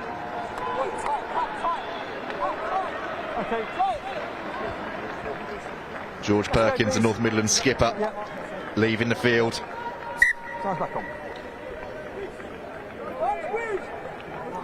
Ben Meakin coming back on, replacing him, the number 19. Crouch. Bind. Set.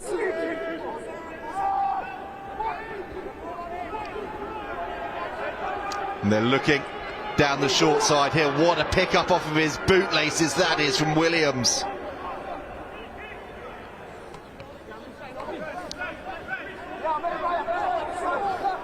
But it's been lost forwards. Lost forward on the ground. On the ground by Rhodes. Substitution for Green, number 1 off. And another substitution now with Josh Coombs leaving the fray. Joe Green coming on for Northumberland. And we're now into those tight and tense final 10 minutes. Yeah, just good work at the breakdown. Just the double tackles. Done enough to disrupt. Okay, cool. Good? Yep. On that front. Yeah. Okay, water off please. Water off please.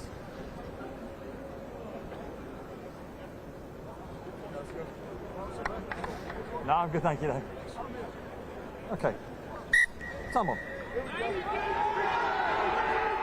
That's it there. 10 minutes left here at Allianz Stadium. In the Beaumont County Championship Division 2 final. Between the Northumberland side and the North Midlands side, who have given everything. Bind. Set. That one has gone straight to ground. We'll have a reset. It's never stable. We'll reset, please. Right, nice and tight. Right, we've got height. We've got to maintain the height. Something needs to break here for one of these teams.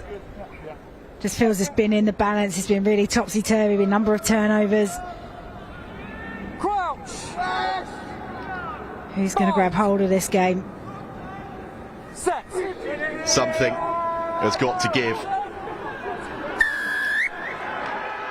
And it's the North Midlands front row that give way first. Huge penalty for this Northumberland pack. If it goes out.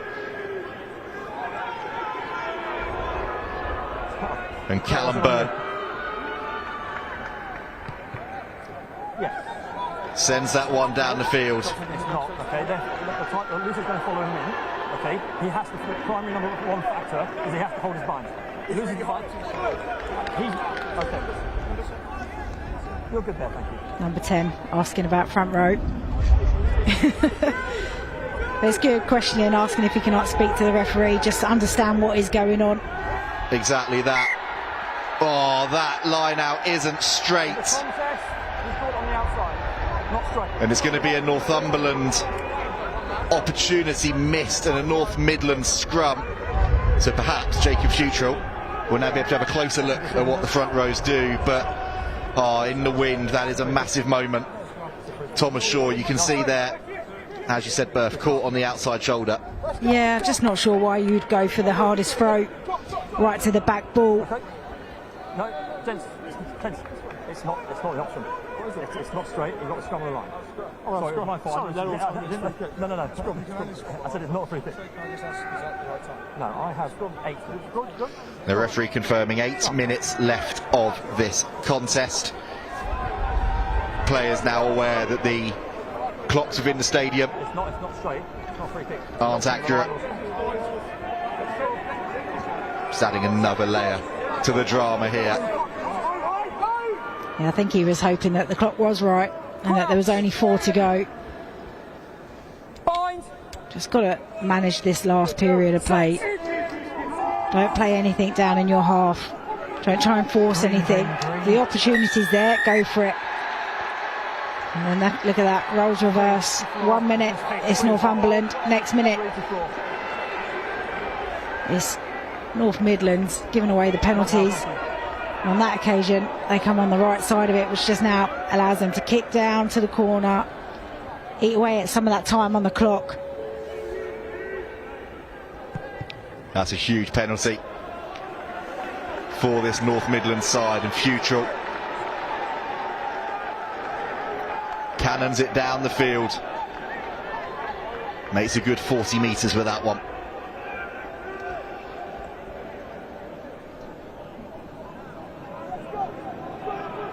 And pressure now on Cubitt to throw in. Knock on by Green at the front. Scrum advantage. It's been knocked on by Northumberland as they look to steal that at the front. Futrell sends that one high, kicks away the advantage, but puts the pressure on Townsend, who takes that well, but is now under an awful lot of pressure from Miller, and he's done remarkably well. Off his knee, play on. That one off a Northumberland knee. And still we continue. Oh, player and ball there. Tackle release. McLeod in there making the tackle. 2 points in it, and a high shot coming in from North Midlands. Shovelled on, and now the breakaway in midfield. Valuable metres. The kick in behind, it didn't need to come. They've got that penalty advantage at least, but Berth, that overlap was there. They would have had that option. Yeah, they'd done so well. That little break through the midfield had pulled in all North Midlands defenders and just had a big overlap. It would have been great just to put it through the hands and to see where they might have gotten to. I mean, fortunately, they're coming back for the penalty. But I'm seriously impressed with the physicality. 75 minutes in this game, and the shots, the collisions, counter-attack and the breakdown, it's been phenomenal. And how they've managed to keep that energy and that physicality up for that amount of time is extraordinary. Oh, it has been some contest, hasn't it? It's been full-blooded. Oh, the line out from Northumberland goes awry again as they look for the big, long throw. Townsend picks that one up. Oh, that's a lovely pass to his blindside flanker, Rosie, who continues to motor forwards. McNichol. Byrne gets it on. 4 minutes left on the clock. 2 points in it still. Oh, what a shot that is from Tom Cubitt. putting everything he has into it, but his side have committed an infringement at the breakdown. 20 offside. As George Meader strays offside. 20 offside.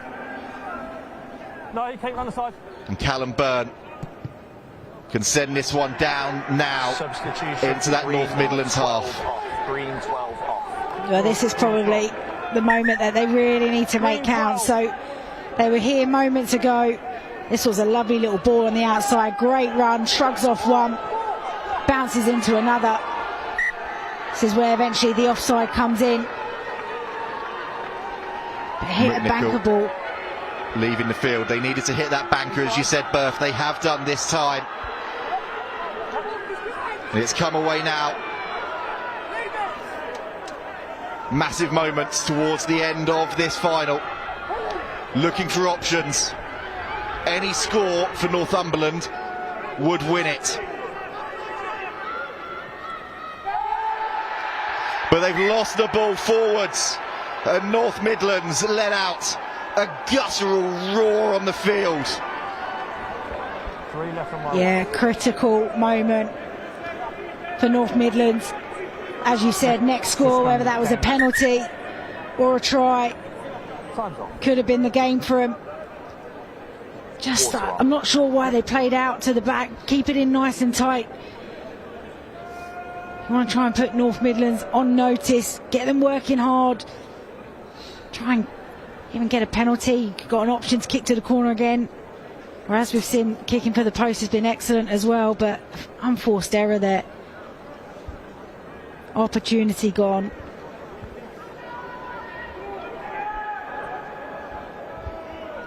And these scrums have been a real 50-50. North Midlands Are we good? Let's go, please. will be wanting to try and win a penalty out of this one, to kill 30 seconds, clear it up the field.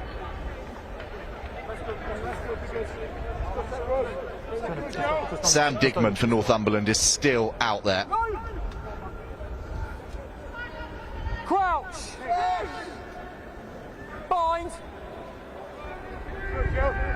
Both of these packs have been incredibly mobile and dynamic. They have, but you can see there the shoulder dropping and then the chat from Northumberland, and then march back a further 10 metres. Number 4, chat. And Will Dykes speaking at exactly the wrong time.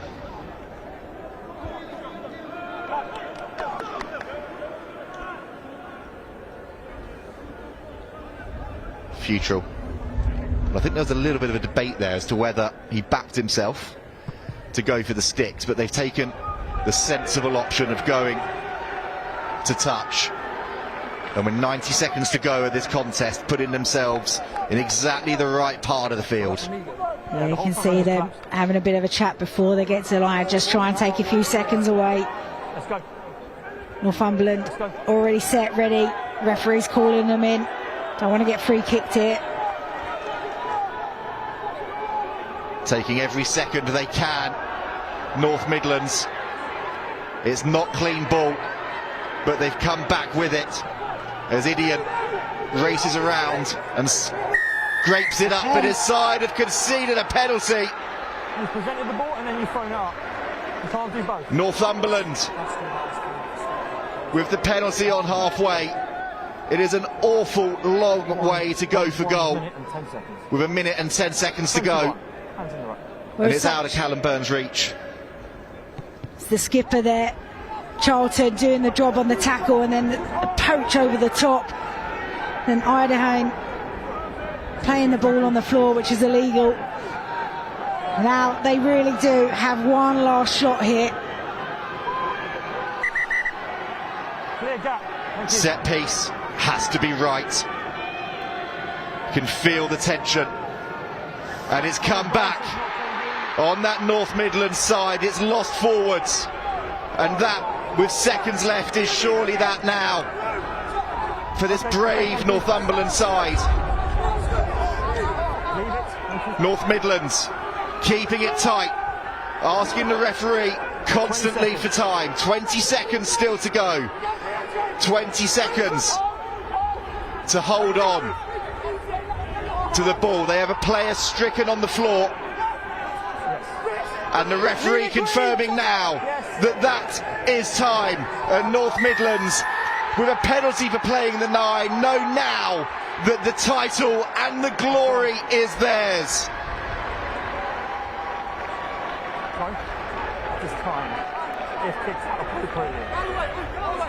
There will still be the matter of tapping and kicking. Yes, he is.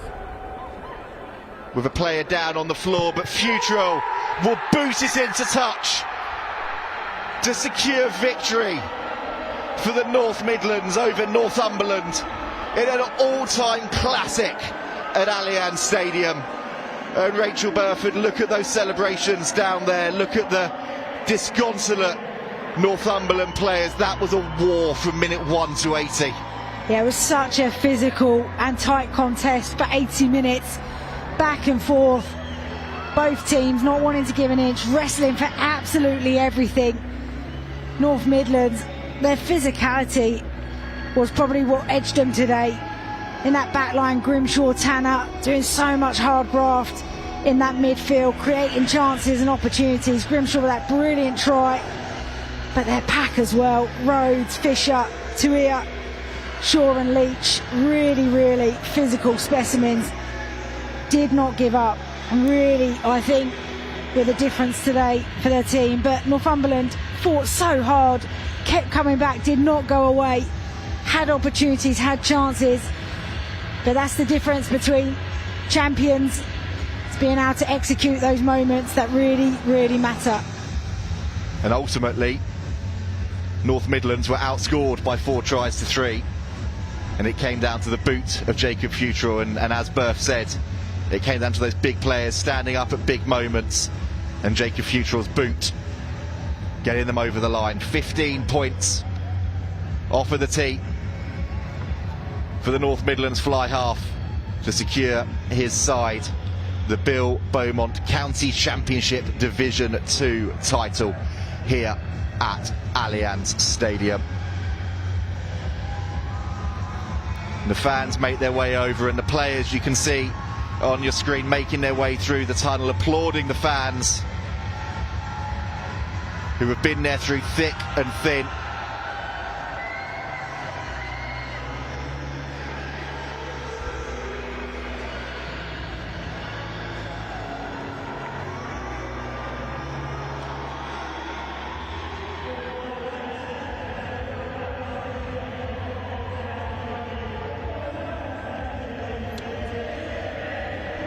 And as this is the final game of the day, we will continue to show you the scenes as the teams make their way through that tunnel, commiserating Northumberland, congratulating North Midlands.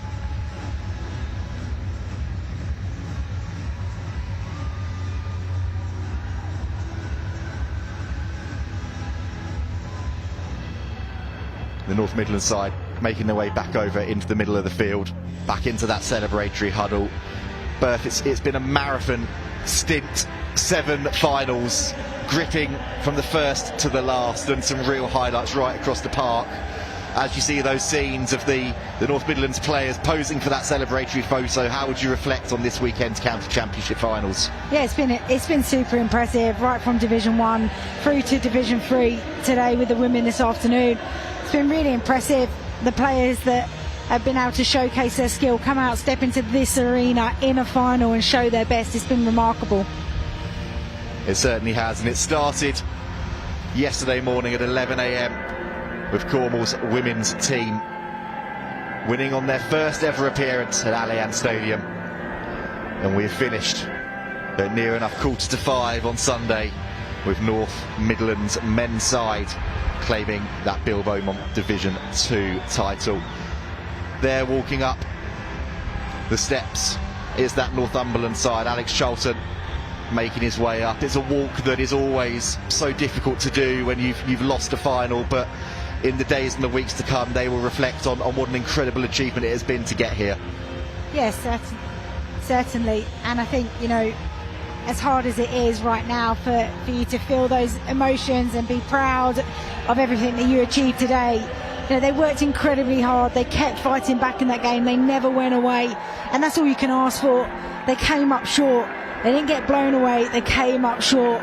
And the great thing is there were opportunities for them. They know that they've got it in them. They know that they're capable of doing more. So I wouldn't be too surprised if this kicks them on for next season. They will be back hungrier than ever, I am sure. And North Midlands have finished getting those photos and those group celebrations on the field for now. And they very shortly, led by their captain George Perkins, will make that famous walk up the stairs to receive their medals and the trophy from Deborah Griffin OBE, the president of the RFU.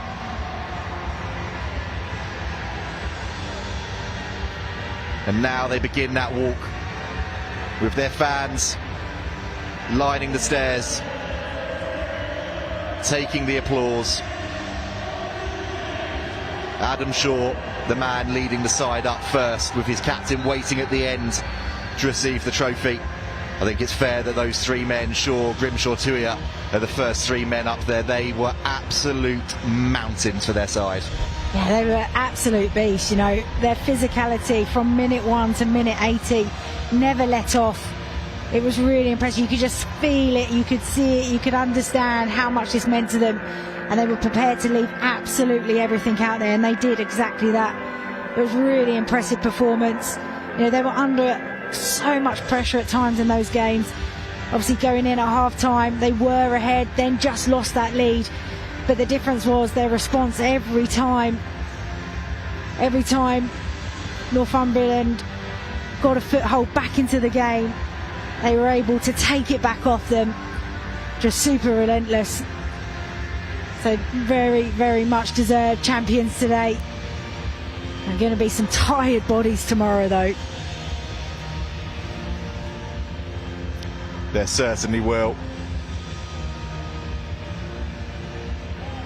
And a word for the coaches as well. CJ Osazuwa, Tom Jarvis, John Tibbetts, who have coached this side to the title. Osazuwa,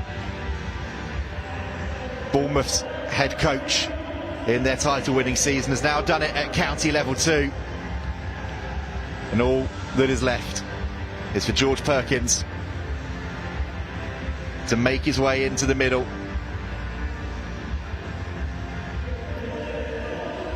There's some big men in there that they're needing to move out of the way so that the photographer can get the shot of the president of the RFU with Perkins. But here he is lifting that trophy. It's North Midlands' day. And those celebrations will continue, I'm sure, long into the night.